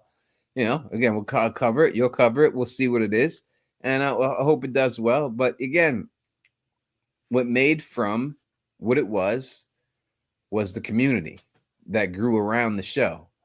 I don't know if the institution can have the same type of thing to go around it. We'll see if it does, but that's a rare thing when that happens, right? So we'll see if he's got lightning in the bottle twice, Jack Bender.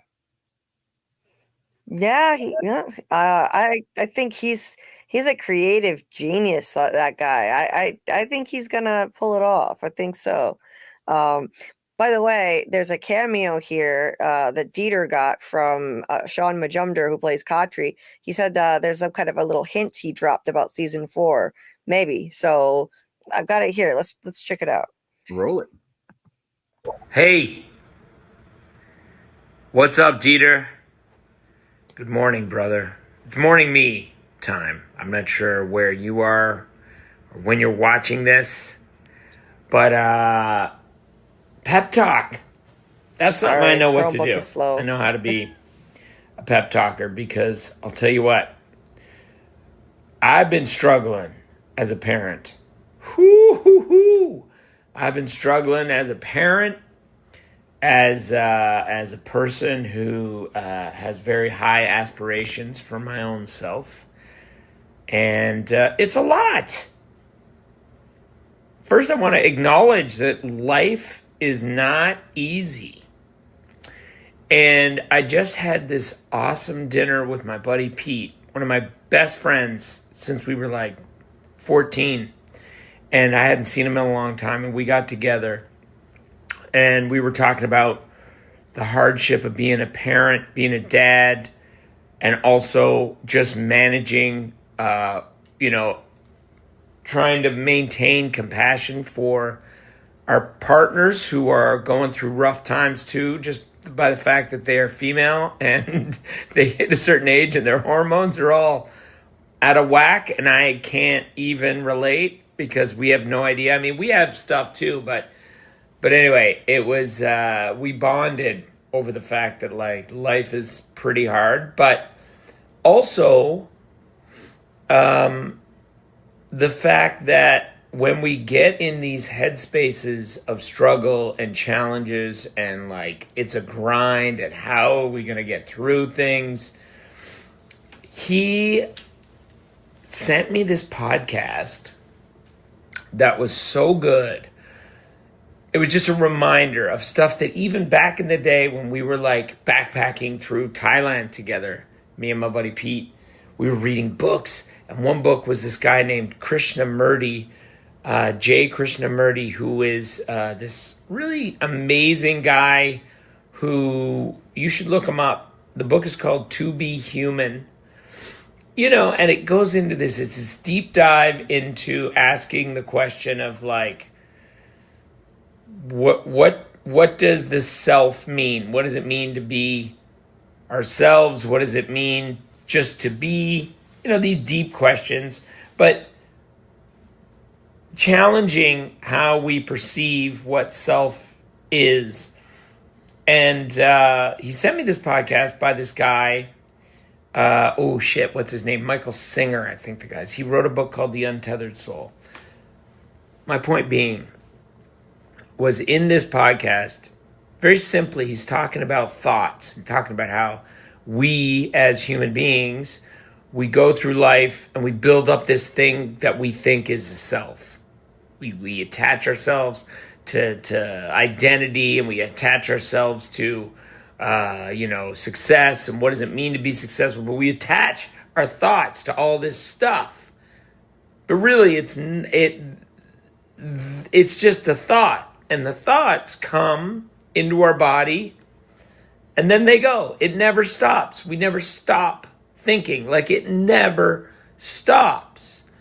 But this idea of what we think we're supposed to be is all made up. And when we attach ourselves so strongly to what these thoughts are and what we think these thoughts are that define who we are, it creates blockages.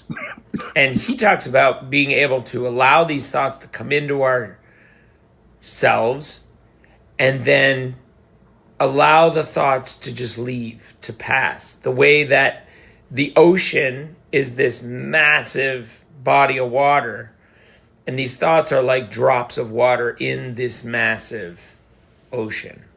And I love that. Is this still going? Yes. Sorry. but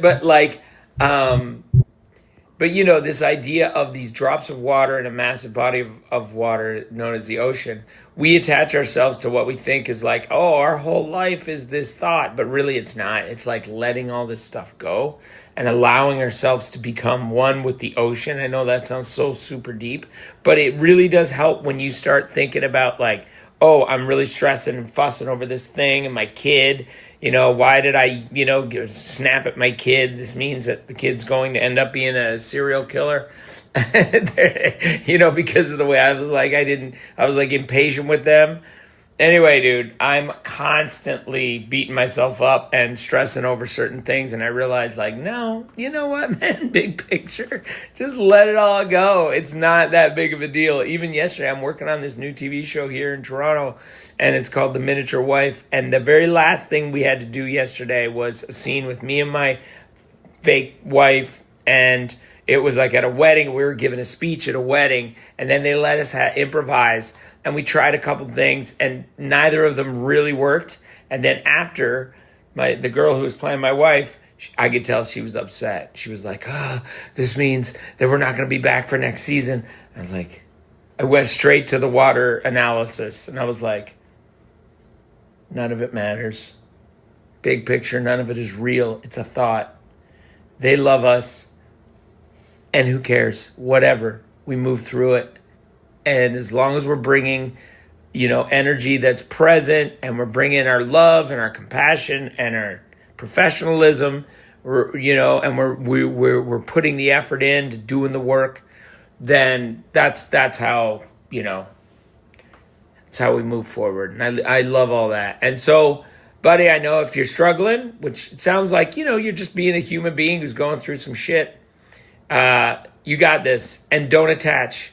Try not to attach. Remember the big grand picture, which is, it's so much bigger than our thoughts. Our thoughts are like, they get in the way. Open up the dam. Let the thoughts that are swirling around, and go check out this guy, Michael Singer. He's really cool. He wrote this book. I'm not much of a, I don't follow anyone in particular. Even though Father Khatri might, which, by the way, we're jumping back into season 4 right now. And I don't know what Father Khatri's doing. I don't know how much he's going to be involved yet. All I know is they're back. They're getting back to Halifax right now. Inside, I can tell you, inside baseball. Don't tell anybody. Don't share. You can share quietly, but I know Father Khatri's not in episode 1 or 2. But I don't even know if he's back at all yet. But we'll see. Anyways, I hope I send you love, and I know that you said to say hi to some people. Let me just see who there were. I want to get their names right. I want to give a shout out to, I need my glasses, bud. I got my contacts in. That's what I love about this Cameo thing. It's like, who cares? It's just Julie, Justin, Carl. I assume they're your kids. I hope you can be patient with your dad. Because if he's anything like me, he's not perfect. And just like you're not perfect, nobody's perfect, but we all go through our things. But either way, guys, sending you lots of love, sending you loads of love. I'm going to go to the gym because fitness helps me get my day started. And then I'm going to work on this new show called Miniature Wife. The Miniature Wife. It's so good. Go read the short story.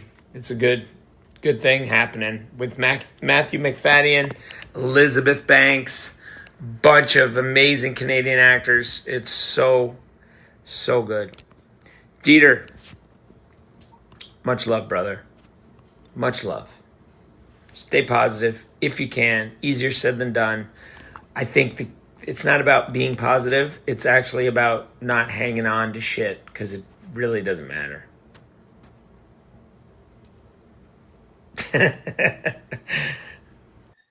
He didn't know how to sign off. That was really good. All right, he put. I will just talk real quick about the thing going on with From. So I will say that, and not Julie being the daughter of Dita.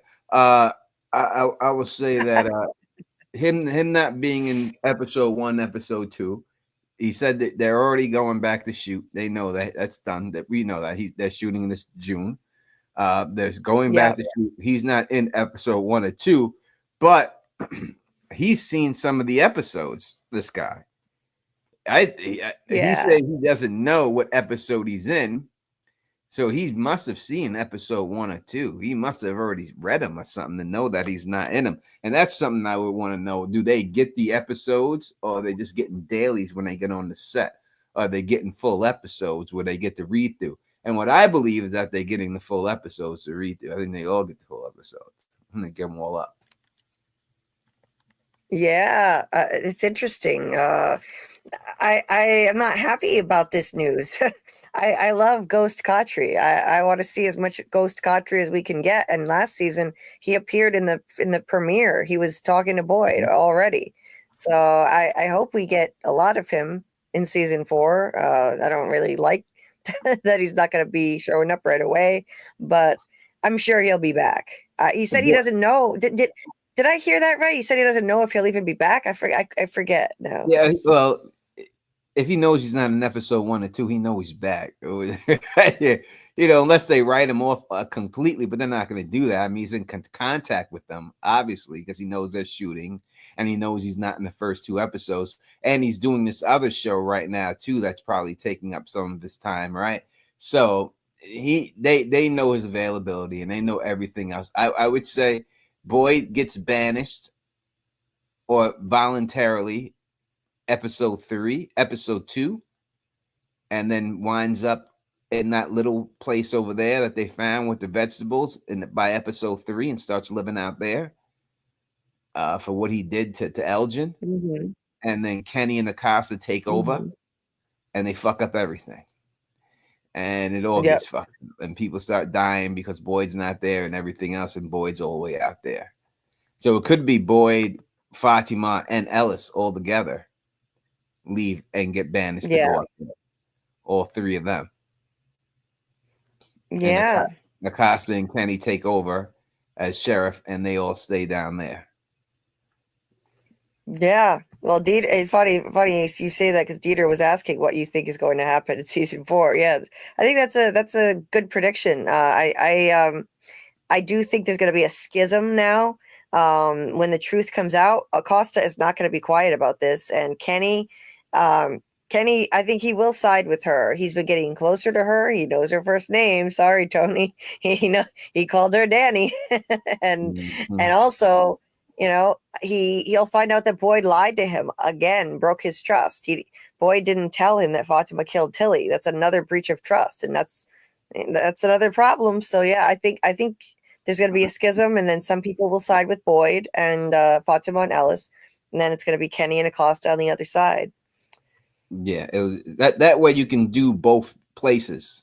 You need a POV in that place. You can't just bring up that place, have it there, and then never go back to it. You need a POV for someone to be there. So then it's easy to make Boyd and them the POV over there.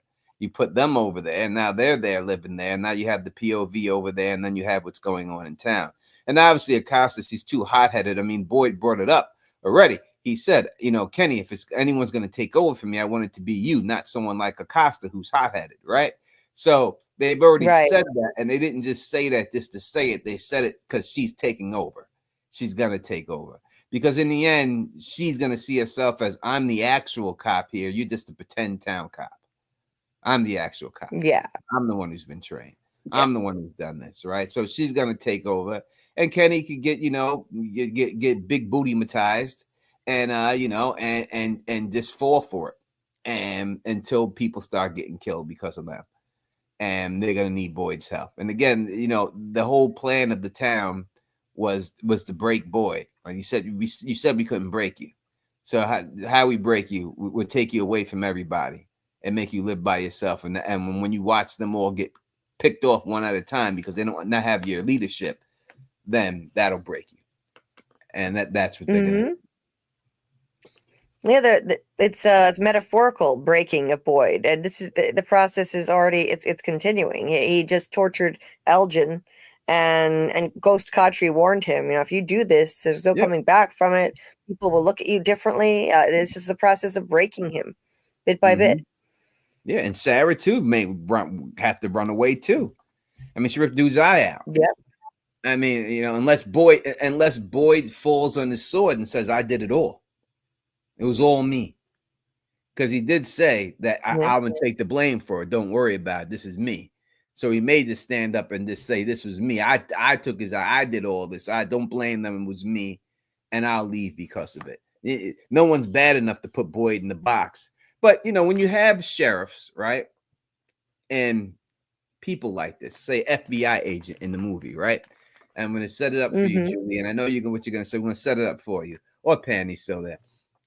What happens to every cop in every movie you see at one point in the movie? I haven't seen a lot of cop movies. Anytime you see a cop movie, or anybody in the chat, if you want to answer, in every cop situation, a cop movie where the cop is the star, what happens to every cop every time in every movie? It always happens. FBI agent, cop, small town cop. It happens every time. It's a jurisdiction deal, if that's what you're talking about. And then is on. that what you're talking about? Can you keep going? And then the FBI comes and like, hey, this is our case now, buddy. And they end up taking over. No, not that at all. What happens? I give people in the chat is that they get framed. It happens in every cop movie, no matter who it is. If there's a cop involved, at one point in the movie, they got to turn over their badge and their gun. They always lose their badge and their gun. And it doesn't matter. In any investigation, at some point, give me your badge and your gun. You're suspect. Everyone, go through any movie. It happens every time. And he has to go through that part. And this is what he's going to do. He's going to have to turn over his badge and turn over his gun. And that's what's going to happen. It happens in everyone. Any movie you ever watch, doesn't matter who it is, eventually at one point, that's the big thing to the cop when you got to turn over that badge. They're always looking at the badge and shit and shaking and stuff, and then they put it down on the table and they walk. It happens every time. It's going to happen in Duster too. I guarantee she lose her badge at one point. I guarantee it. They have to. They have to. So he hasn't done that yet. So he's going to have to lose his badge and then get escorted out and go to the other place to live. And that's the only way it's going to go down with boy. They got no choice. And it has to happen to him for what he did to Elgin. There's no coming back from that. And then Father Khatri will come to him when he's out there in the cab and say, look at you. What did I tell you was going to happen? that should have come. Yeah. By the time he's out. Yeah. And you know what's going to happen when people don't listen to Boyd, terrible shit goes down. And Boyd was right when he said everybody needed to just chill out when they had that town meeting and they don't go in that faraway tree. They shouldn't all go in some conga line into the tree. And Dale didn't listen. He wound up in the pool wall and he looked at everyone. He's like, now do you believe me? Like, are you going to listen to me now? I am trying to keep you all alive. So if this happens, and I think you're right. I think some people are going to turn on him. That kind of opens the door to what I think it needs to happen. And it's very likely to happen, which is another massacre. Another massacre will go down because they don't have Boyd's leadership anymore, at least part of the town, I think. 100%. They're all going to get killed because he's gone. And that's how you break Boyd. You get rid of him. They're trying to get the whole thing is they're trying to break Boyd. That's the monster's next game that they're playing. Right? They want to break him. And they want and that's how they're going to do it. They can't break him mentally and physically. He's too much for that. So they got to take out his friends and take out all them other people. And the only way to take them out is to get Boyd out of there. So they did this whole thing with the Fatima and all that just as a ploy to get Boyd to do what he did to Elgin in order for him to beat up Elgin in order for all that shit to go down.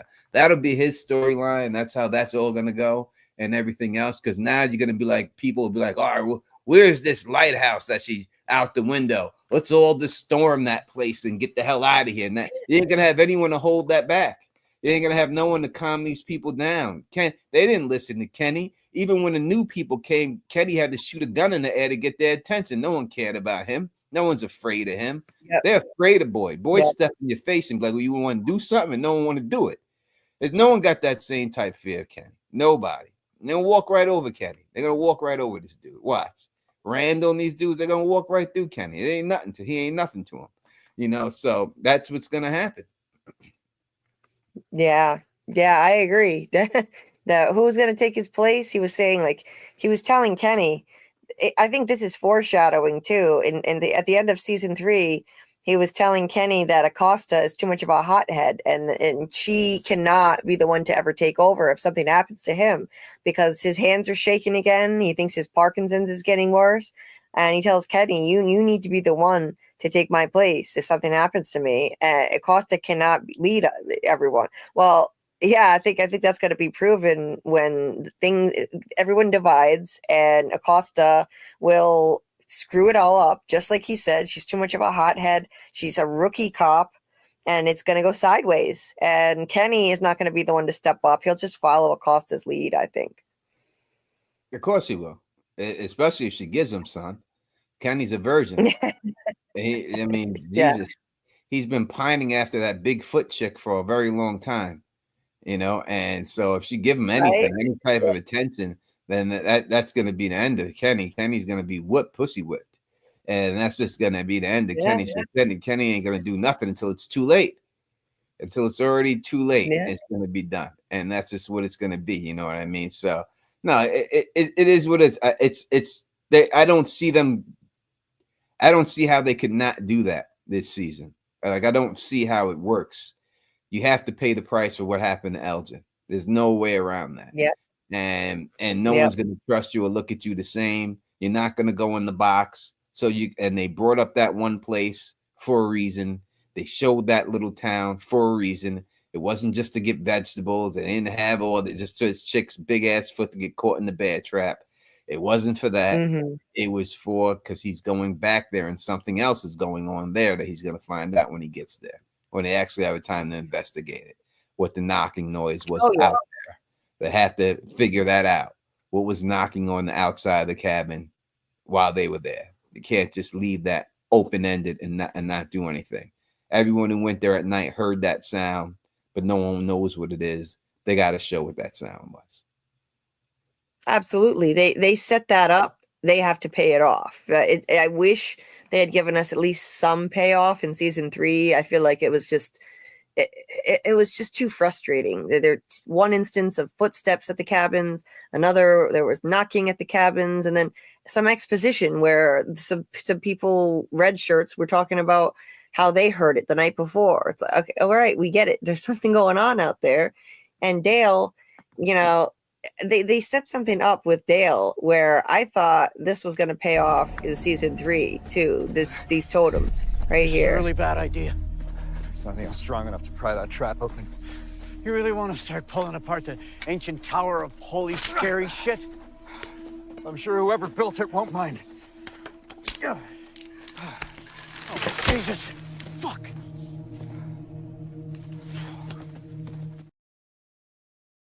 Could have already. There's 2 ways you could take it. It could have been, I think it's, I don't think this, but it could be by removing that, you release the man in yellow. They could easily say that, right? It's Jade's the one who's up there doing it. So you can easily say that they released the man in yellow, and Dale is the one who jumps in the tree and dies, right, inside. So it could easily be that that's why Dale died and went to that place, because him and Jade did that to that totem. They could easily explain it away like that. You know what I mean? So they could say that did have an effect by using those 2 things. You know, I think it's the song itself that released the man in yellow. I think by Jay play, it was a setup that he played that song, and that's what allowed the man in yellow to come in there physically. Yeah. I think that's what they set him up to play the song, and when he played the song, that's what released him and allowed him to appear in the physical realm again. Before he could just look and see everything and go and talk through the phones and everything else, but his physical body was able to come by playing that song. I agree. I think he couldn't come into the physical world. He wasn't there in a corporeal form. He could talk through the radio. He could. I think he may have been responsible for the weird flickering lights at different times. There was this yellow light when Jim was going downstairs to dig the hole in the basement with his family. This yellow light starts blinking and the hall is empty. The camera just lingers there on an empty hall with the yellow light blinking. I think that was him too. And he said, I did try to warn you. Your wife shouldn't have dug that hole. I think that was the lights flickering. That was some kind of a warning too. They hadn't built the radio yet. And when they built it, then he was able to speak through it. But yeah, I agree that the song released him. Into the physical world. He gets through first on the thing. If you look back, first is a different voice who says hello, and he gets through, and then the man in yellow's voice comes on after that. Yep. And says, whoa, Jim, is that you? And then he's like, what? He goes, well, I should be digging that hole. But there was a voice that they got through to before that and everything, and then that other voice intercepted it and stuff. So yeah, that's what I think is going to go down with Boyd and his character and everything else and all that. So that's how I see it. We'll see if it plays out and everything else and all that good stuff. But the Don Tony Teflon, what is it now? 2 o'clock in the morning. I got to do this thing. So I got to get my beauty sleep because, I need all the rest I can get. Probably I need to sleep like Snow White to actually get attractive, but I don't have that much time. So I'm going to take all I can get and try to show up and do my job in there tomorrow and stuff. Awesome, Tony. Well, by the way, Susie had said you can tell you write books, Don. Thank you. So, Thank you. I try my best to see what it is and stuff. Yeah, you come up with great theories. So obviously that would translate into writing great books. So someone had asked earlier, I can't find it. Oh, Rose said, when are we getting the second book, Tony? Are you going to write another book? Yeah, it's a 3-part series. It's over halfway done. In my writing, again, I'll have to write it. I'll write it now and then I'll write it again. And then I'll send it off to the editor. But it's halfway done now. I'll stay on here until Judy. Why I keep calling Judy? Until Julie gets back. But yeah, it's halfway done right now, and we'll get it done, and then we'll go over it again and everything else, and then after that, then we'll give it to the editor and let the editor do his thing, and we'll put it out. So hopefully next summer, I would say next summer, it should be dropped by then and stuff. So yeah. Read the first one. The second one's going to be even better than the first one. It's going to go even deeper. First one's just a setup book compared to everything that's going to happen in there. So it should be some good time and stuff and all that good stuff. Julie's story walking. I'll explain. That goes to my theory. So I won't go into all the story walking stuff with Julie, but I'll go into that stuff when I drop that video. We'll talk all about that stuff. But as for other characters that things are going on in that series, and when I look at how their characters arc is going to go. So we talked about Acosta. I gave you that arc and Kenny and everything else. So when you look at like Chrissy, I would say would be the arc that it's her, Marielle, and Randall, right? It's those 3 people together. And we looked at Randall. What has to happen there is that Randall and Marielle have to come together and talk about they seen when they were locked up there in those things. That Christy has got to get Marielle to tell Randall what they seen. So I think that's what that arc will revolve around Christy getting Marielle to open up and telling Randall what he's seen and seeing if it was the exact same thing that they seen and everything else. Tony, I'm sorry about that. I'm having terrible technical difficulties lately. First, my laptop died and it won't charge anymore. And now my Chromebook has been spontaneously restarting for no reason. It's fully charged. I don't know what's going on. Sorry about that. I got to get a new device. Clearly, there's something wrong with these. But Doc had asked you a question. Is it okay if I read the first chapter over a Discord watch party or something sometimes to help promote your book? Yeah, sure. If anything you want to do to promote it, I appreciate it. If you feel it's that you would like to do that, then go right ahead. I mean, you could pick any chapter you want to read. It doesn't have to be the first one. You could just pick one that you want to read and stuff. I mean, yeah, that's great if you want to do that. I appreciate it. Appreciate any help I can get. And, thank you so much. Wait. Mm-hmm.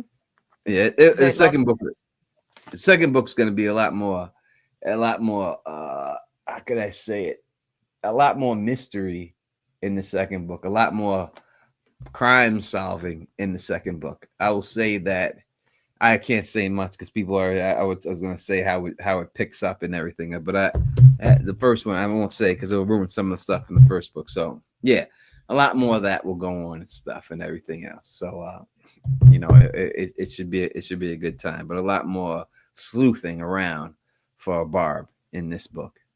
Barb Dark Angela. Yeah, a lot more Awesome. crime stuff going on in there and stuff. Well, all right, let me get up out of here. Thank you. When's your Julie. next live gonna be, Tony? My what? Your next live. When's your next live gonna be? Let's see. Maybe Friday, if Saturday the latest, but maybe Friday. It all depends, you know what I mean? But you know, I haven't spoken to Phil in a second. He's been busy with his band and stuff, so I haven't had a chance. But the show comes out on Friday. Thursday comes out tomorrow. I should have my video up by Friday. So maybe Saturday a live stream about that show. Saturday, Sunday, the latest.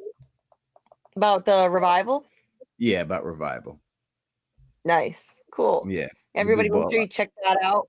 After the stream ends, I'm going to put Tony's channel link in the description of the video, although I'm sure most of you already know his channel and are subscribed. But just in case, I'll put it in there. Make sure you check it out and watch Tony's lives and check out his videos. Thank you so much for joining again. It's always a blast when you join, Tony.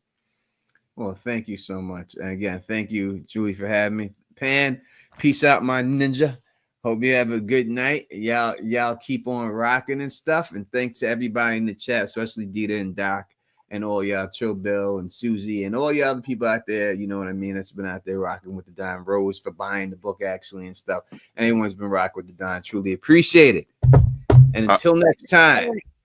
Tony. Yes. Rose said, I made my book club buy Tony's book. That's awesome.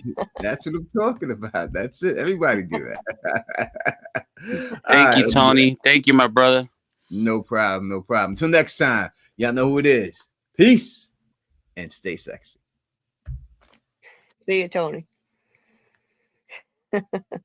Well, that was awesome, and we wrapped it up. We're gonna wrap up now. I was shooting for a maximum of 4 hours. You're right on time. You're right on time. Right on time. I can't believe it. This worked out perfectly. As much as I would love to be on here longer, and I enjoy doing long lives, I can't do that until I get a replacement treadmill. I have to go unfortunately walk out there in the dark and manage my pain. But thank you all so much for the great live. We had an awesome turnout tonight. Wow. What an awesome live. I really enjoyed this. Yeah, Bill, my laptop needs a talisman. What the hell? And my Chromebook too. What the hell? Now my Chromebook was always the more reliable thing, like, than anything else. And lately it's been doing crazy shit. Like just now it's fully charged and it just restarted itself spontaneously. It's been doing this for the past couple days. No idea why. I think I might have too many files on it. I've got to move them to a portable hard drive. Maybe that's why. But I've loaded it up with files before and that never happened. I don't know. The laptop, unfortunately, it has these weird issues where sometimes it works and sometimes it doesn't, and it won't charge right now. Again, this happened last week too. So it's plugged in and everything, but it's not charging. So yeah, so the technical difficulties kind of entertain people though, I think at this point. I just have to make sure I get on top of this before I, hopefully, fingers crossed, land another interview, because I cannot have this kind of stuff happening if we get an interview guest on here who's never been on before. So between now and the start of season 4 of From, when I'm hopefully maybe going to get more interviews, Scott McCord said that he definitely wants to do one. He'd love to. I don't know who else. If I'm lucky enough to get others, I've got to get a handle on these technical issues, and I will. I don't care what it takes. I'm gonna get this under control, so I'm not dropping off and story walking all the time. I wish I had seen this question for Tony if his book is at the library yet, but I don't think so. I think I can answer this for Jesse. I think his book is only available on Amazon, if I'm not mistaken. So I think I can't be 100% on that, but yeah. But you can find it on Amazon. When this stream ends, I'm going to add the link to Tony's book and the link to Tony's channel to the description of this video.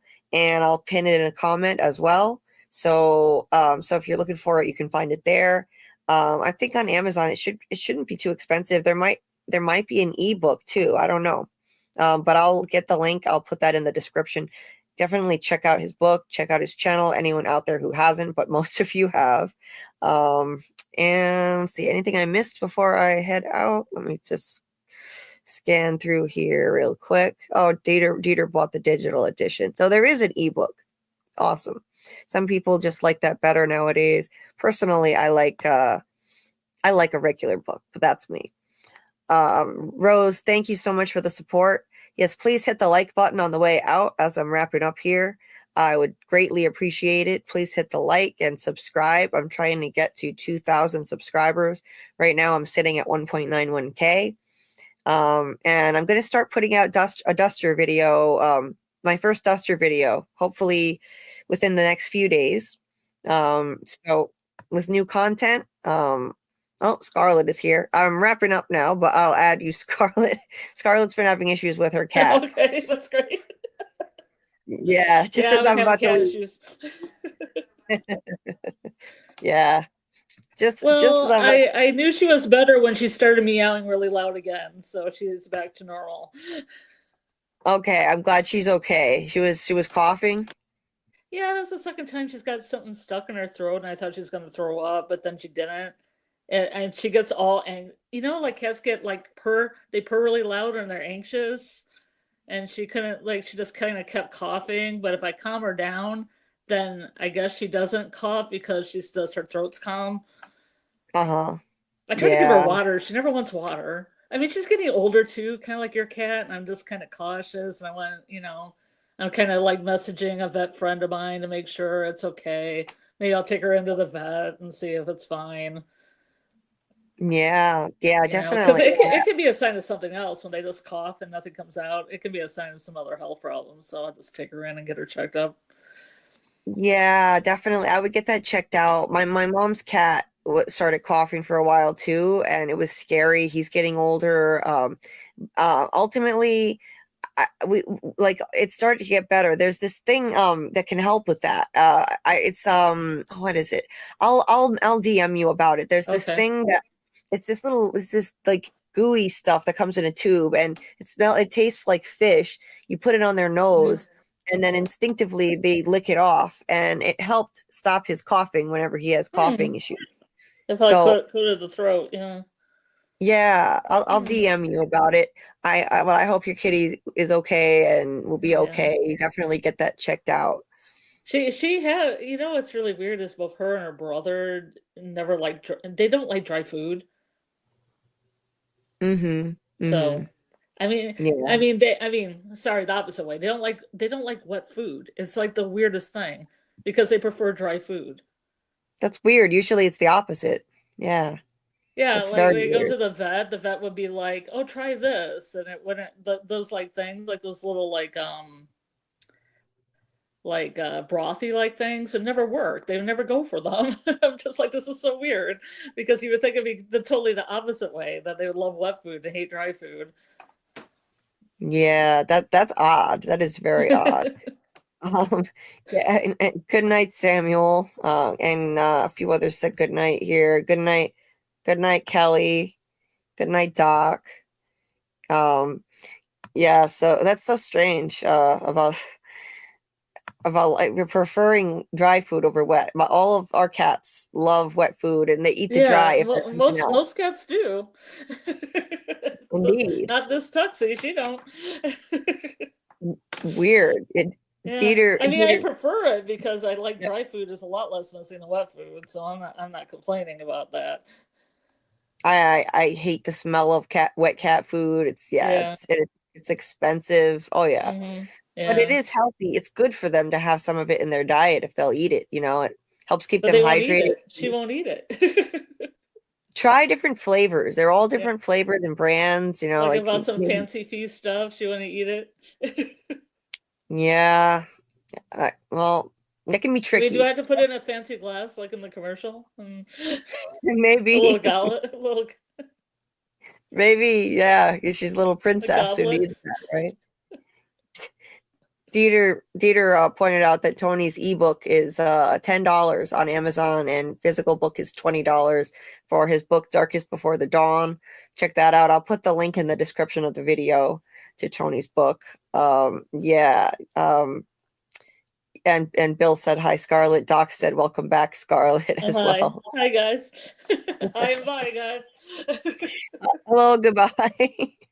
Well, you needed to take care of your kitty. That's the most I wasn't important. expecting that. I wasn't expecting it to have it a second time. I mean, the first time I freaked out so bad, and the second time I thought, okay, maybe it's the same thing, because the first time it took a couple hours, and she was just. I thought I'm gonna have to run her. I'm gonna have to run her to the emergency. We have a pet hospital. It's 24 hours. I'm gonna run her down there. You know? Yeah. Because I didn't know what it was. So it's under control now, though. She stopped. Yeah, I think so. Yeah. Yeah, I'm glad. Yeah, it's scary, that kind of thing. It scared the shit out of my mom when Henry was coughing all the time, having coughing fits. Yeah, no, that's got to be your priority. We understand. Yeah, Sorry you couldn't be with us, but yeah, you had to take care of your kitty. Well, even if I was with you and I had the microphone on, you'd just hear this cat coughing, and then you'd feel really bad that this poor cat was coughing in the background. Yeah, we'd be hearing the poor coughing kitty. Yeah. I hope everything goes well. Keep us updated on that. Take care of your kitties, guys. Take care of the kitties. Gotta take care of the kitties. Yes. Bill, I'm gonna clear all my files off of this Chromebook for sure. Yeah. I'll save it. I already have a lot saved to the cloud, and it's getting expensive, but I do have portable hard drives I can move everything to and do a system restart. Thank you for the suggestion. I appreciate it. As far as the laptop, I think there's like almost nothing on it. So I think that I just need to use the warranty and get it replaced. And who threw the rope this time? You mean when I was off story walking again? Yeah. It was me. It was me again. I threw the rope again. Yes, maybe this time Randall is stuck in there. Season 4. I had to throw the rope and save him.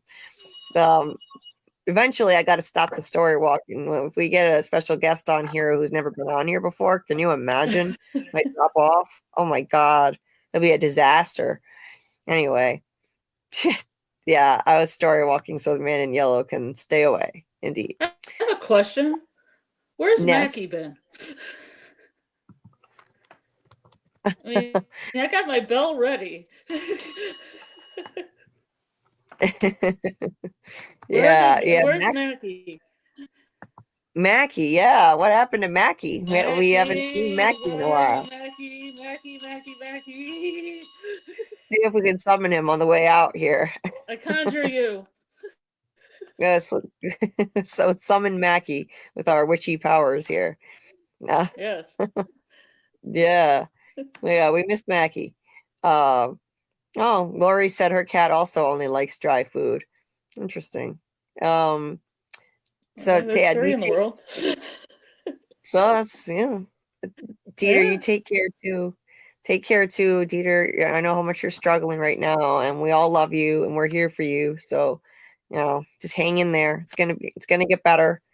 There's the link to Shaun Majumder's Cameo if anyone wants to get a cameo from Shaun, like we showed that he made for Dieter.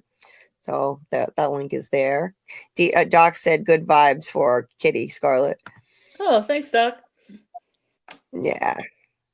Oh, I still gotta watch your video. I still gotta watch Doc's video. I'm sorry, Doc. I haven't watched your video yet.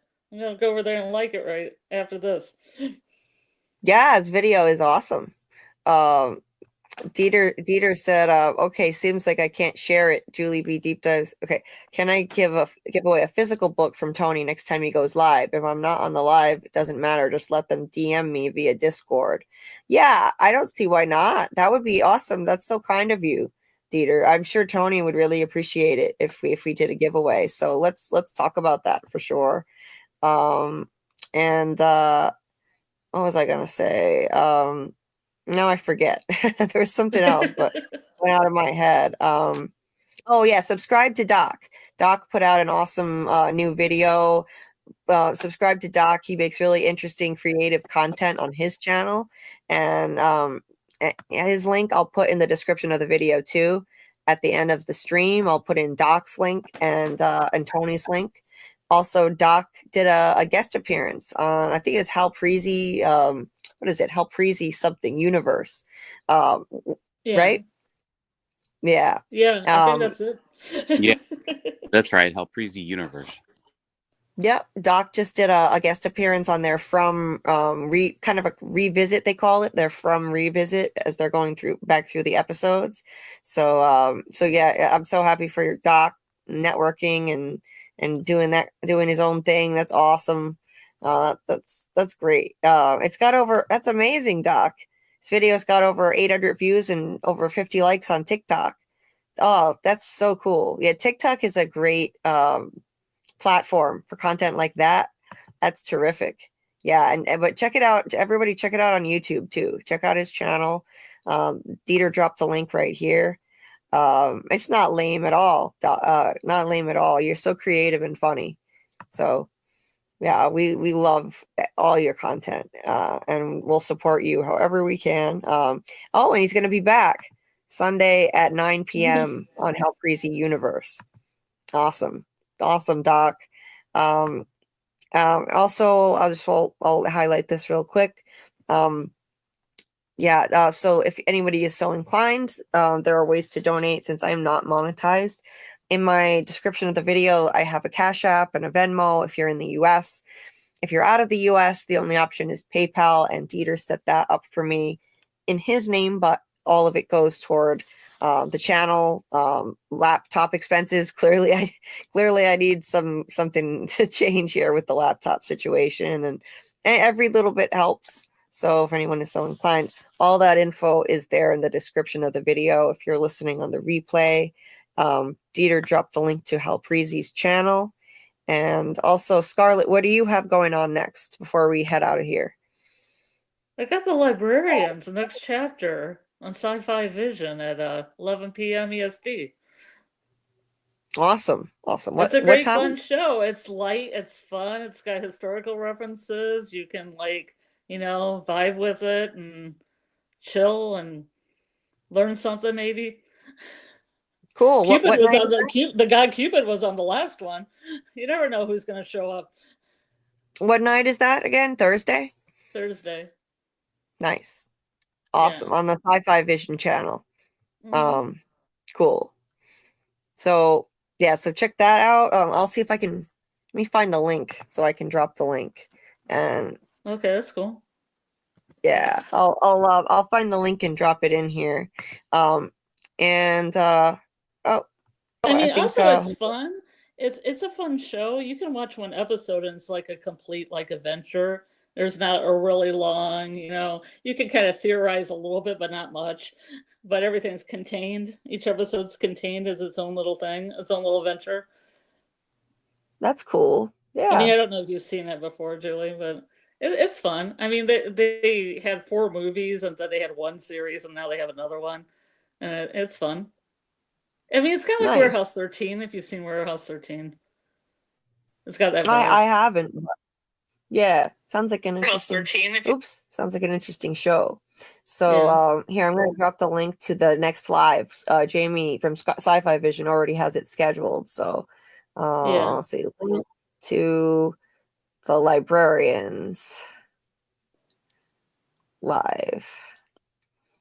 People can call in too if they want. Oh, it's a call-in too. That's fun. Yeah, it's live. It's call-in. I mean, I haven't had too many people call in live, but Right. We have more people calling live in Yellow Jackets. I think we had 9 people in our finale live. That was pretty crazy. Nice. That's wild. It was a lot. It was a party. That's awesome. So I watched somebody's video drop today about Yellow Jackets where they told me all the points about the bonus episode that they're probably not going to show now, but I know all the things about it, and I know about Hubby's friend. Oh, okay. Yeah, it's amazing. I don't know. It's kind of like one of those videos where they're the person talked to people that worked on the show. So okay, cool. If anybody wants that info, just let me know. Cool. And Kelly said that she watches that show, and she'll try and catch you live on Sci-Fi Vision. So awesome. Oh yeah. Nice, Kelly. Yeah, And it kind of reminds me of, like, one of the actors said this, so it's Indiana Jones of magic. oh, nice. I like that. Oh, well, Yeah, Indiana Jones. yeah, and it has like artifacts in it, like Warehouse 13, like magical artifacts and things. Like Excalibur was in an episode, one of the old episodes. Stuff like Right. that. Okay. Sounds cool. Yeah. So yeah, check that out on Thursday night on Sci-Fi Vision channel. At what, 11 p.m. Eastern? Yeah. 11 p.m. Eastern. Okay, with Jamie and Scarlett. And Doc dropped the link to Real Cinema Therapy's channel. If you watch Dead City, they do lives for that. Lori does lives with, I believe, with Sci-Fi, with Jamie as well, Sci-Fi Vision. And she also releases her own content on her channel, Real Cinema Therapy, right there. So anyway, and she's going to release a new video tomorrow. So if you watch Dead City, check that out. She has awesome psychological insights into every show she covers. And if you watch The Handmaid's Tale, I released my finale video analysis. Took me 3 weeks, so it's kind of struggling right now to get views, to get into the algorithm. So every view, like, and comment really does help, even if you don't watch the show. Like, throw a comment in and like an emoji, hit the like button, maybe let it play for a few minutes on mute. All of that stuff helps it get into the algorithm and pushes it out so more people can find it. I'm really proud of it, even though it took me so long that I probably won't get a lot of views. But I just wanted to do justice to that masterpiece of a show and really look back on the whole journey of it and what this show was really all about. And it wasn't just about suffering. It was about the indomitable spirit of this woman fighting for not only her child and her rights, but ultimately all of the women and children in this country that have been oppressed and enslaved on this show. It's not just about suffering. It's really, it was uplifting to see the indomitable spirits of these people, especially June as the main character. So, yeah, so I worked really hard on it, and I looked back and I found connections that the finale made to earlier episodes, really amazing, meaningful callbacks. So I just wanted to take my time with it and make sure that I really did justice to that ending for an incredible series. And so check that out if you haven't. Help me out with a view and a like, and then more people can find it. That would be much appreciated. And yeah, you might get a lot of views because people might get like a little hungry for like videos that wrap up the whole series. Yeah, maybe. So, well, who knows? And there are other videos I could make on that topic too, on The Handmaid's Tale, kind of looking back. But right now, I'm focusing on Duster. My next video will be on Duster, working on a theory. Yeah, I forgot about that. We came up with stuff. Yeah. I finally have a working theory in place. I've been struggling to come up with a theory as to what is going on here. Did Sax really kill Joey or not? Which I don't think he did. What is going on with the cover up and some other mysteries? Who is Xavier? This mysterious figure they keep mentioning. So I will have a video out on that within the next few days, hopefully. And our next live will be Friday night. Oh, also, we're going to do a watch party Thursday at 9 p.m. Eastern for Duster, the new episode 6. So if you're not in the Discord and you'd like to join and watch with us, the Discord link is in the description of the video. That's 9 p.m. Eastern on Thursday. Friday will be our next live with Doc from Academy, and that will be at around midnight. Doc will join us at 12:30 a.m. We'll dive into the nightmare creatures more. We have at least 2 more weeks that we have to cover. The nightmare creatures are an enormous subject to tackle, and it's leading to a lot of awesome conversations and theory discussions. So looking forward to that. And other than that, we're all set. Real Cinema said, Scarlett, I hope your cat feels better. My cat was coughing and it turned out he had asthma. Take her to the vet just to be sure. Well, it's a holiday today, so I could probably take her to the vet because it's happy Juneteenth, everyone. Yes, happy Juneteenth. Happy Juneteenth, everyone. So glad that became a holiday. So I do have a little extra time I could take her in, probably, Yep. So. All right. Yeah. Let us know how she's doing, and I hope she feels better. Definitely check that out. But like I said, with my mom's cat, we were really scared for a while, and the cough wound up going away eventually. We just used this gel. I'll send you the link to what it is, and hopefully this will just be nothing. Just like it turned out to be no big deal with my mom's cat. Mm-hmm.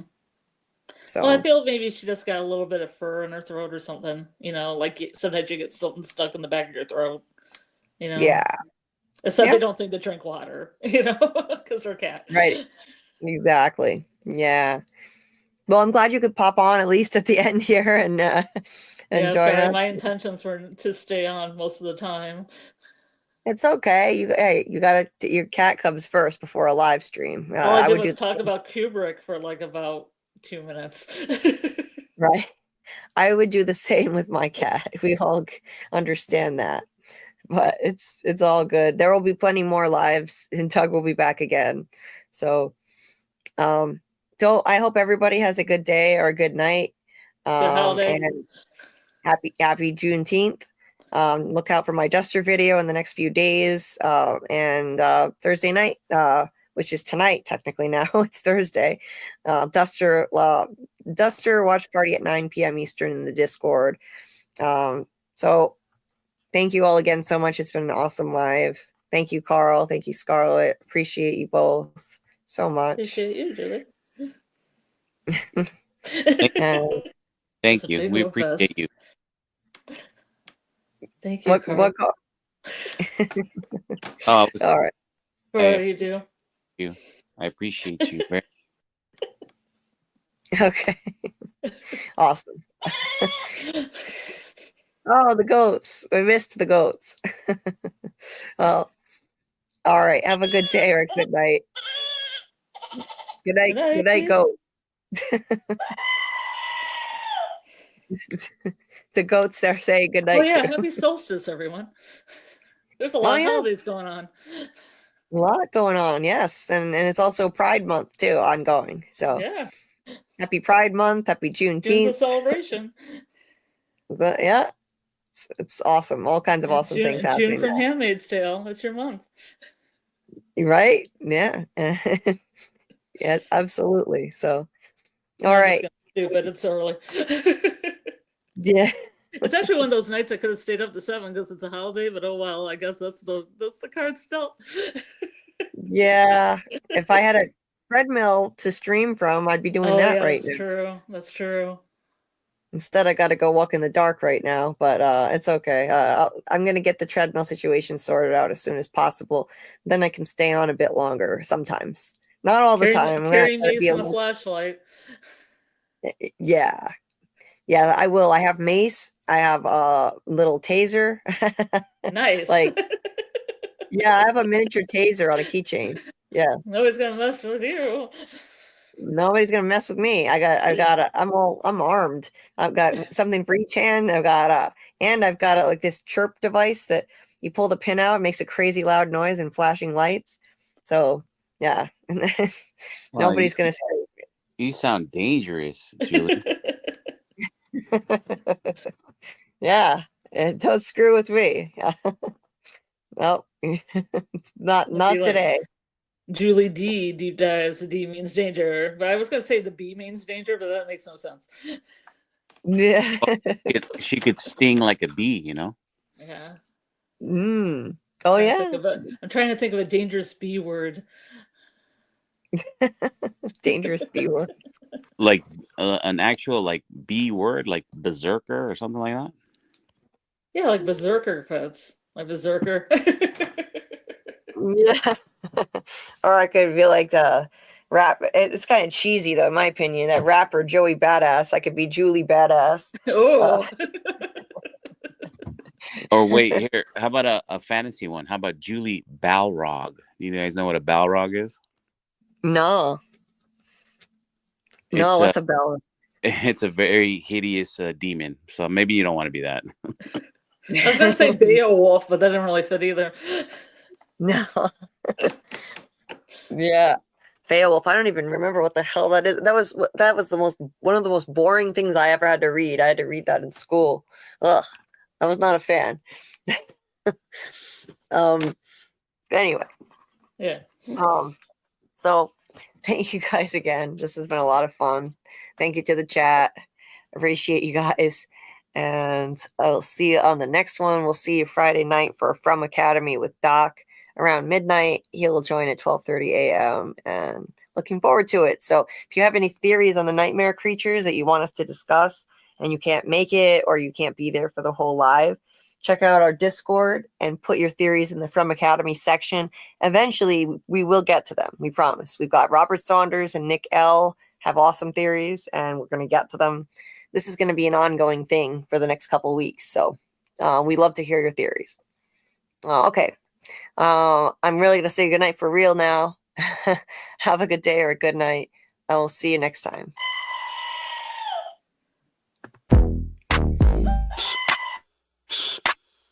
Yeah. That's a theory creaking open, baby. Yo, welcome to the screen where the plot gets bent. Julie B deep dives, not just for content. She don't react, she dissects those threads from the lens. Catching clues y'all missed when the credits end. What you know about freeze framing frames and while you blinking, she building an evidence drum. Got a notebook thicker than the lore itself. In a chat full of nerds with a mental health shelf. Yeah, she sees the glitch, peep the double cross. You just watching TV, she talk to the boss. Every theory and thesis, no throwaway guess. While y'all on season 1, she in season X. Said rewind it, slow it, zoom in, enhance. Julie B caught the symbol in the window glance. While you tweeting what just happened like a clown, she already made a flow chart, color-coded breakdown. They don't die like us. They don't vibe like us. They binge and they bounce. We revive that trust. They skip intros, we every frame. You watch shows, we decode the game.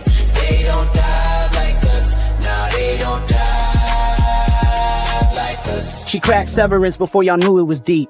Predicted the Last of Us deaths in her sleep. When the camera pans, she ain't blinking once. Catch a ghost in the glass, call it theory punch. Watch parties lit like apocalypse nights. Call-ins while they bringing alien rights. Hey, Julie, I think the trees are spies. Well, I have a spreadsheet that confirms that, guys. Zoom in, boom in, she moving through clues. Spinning Discord in the courtrooms, Lord of views. Got mods with receipts. Time stands with heat. Every rewatch turns into a Reddit elite. You stuck on the surface, we beneath with maps. Cross-referencing lore with the rector's caps. If your fave show got secrets, don't be dumb. Julie got the chalkboard out in From's where it's from. They don't dive like us. They don't vibe like us. They skim the edge. We inside that crust. They zone out, we zone in the pain. You say plot twist, we say nope, chain. They don't dive like us. Nah, they don't dive like us. What's that? That ain't a blooper, that's a plot thread. You thought it was a shadow? She thought it was a coded message from season 3. And she's probably right.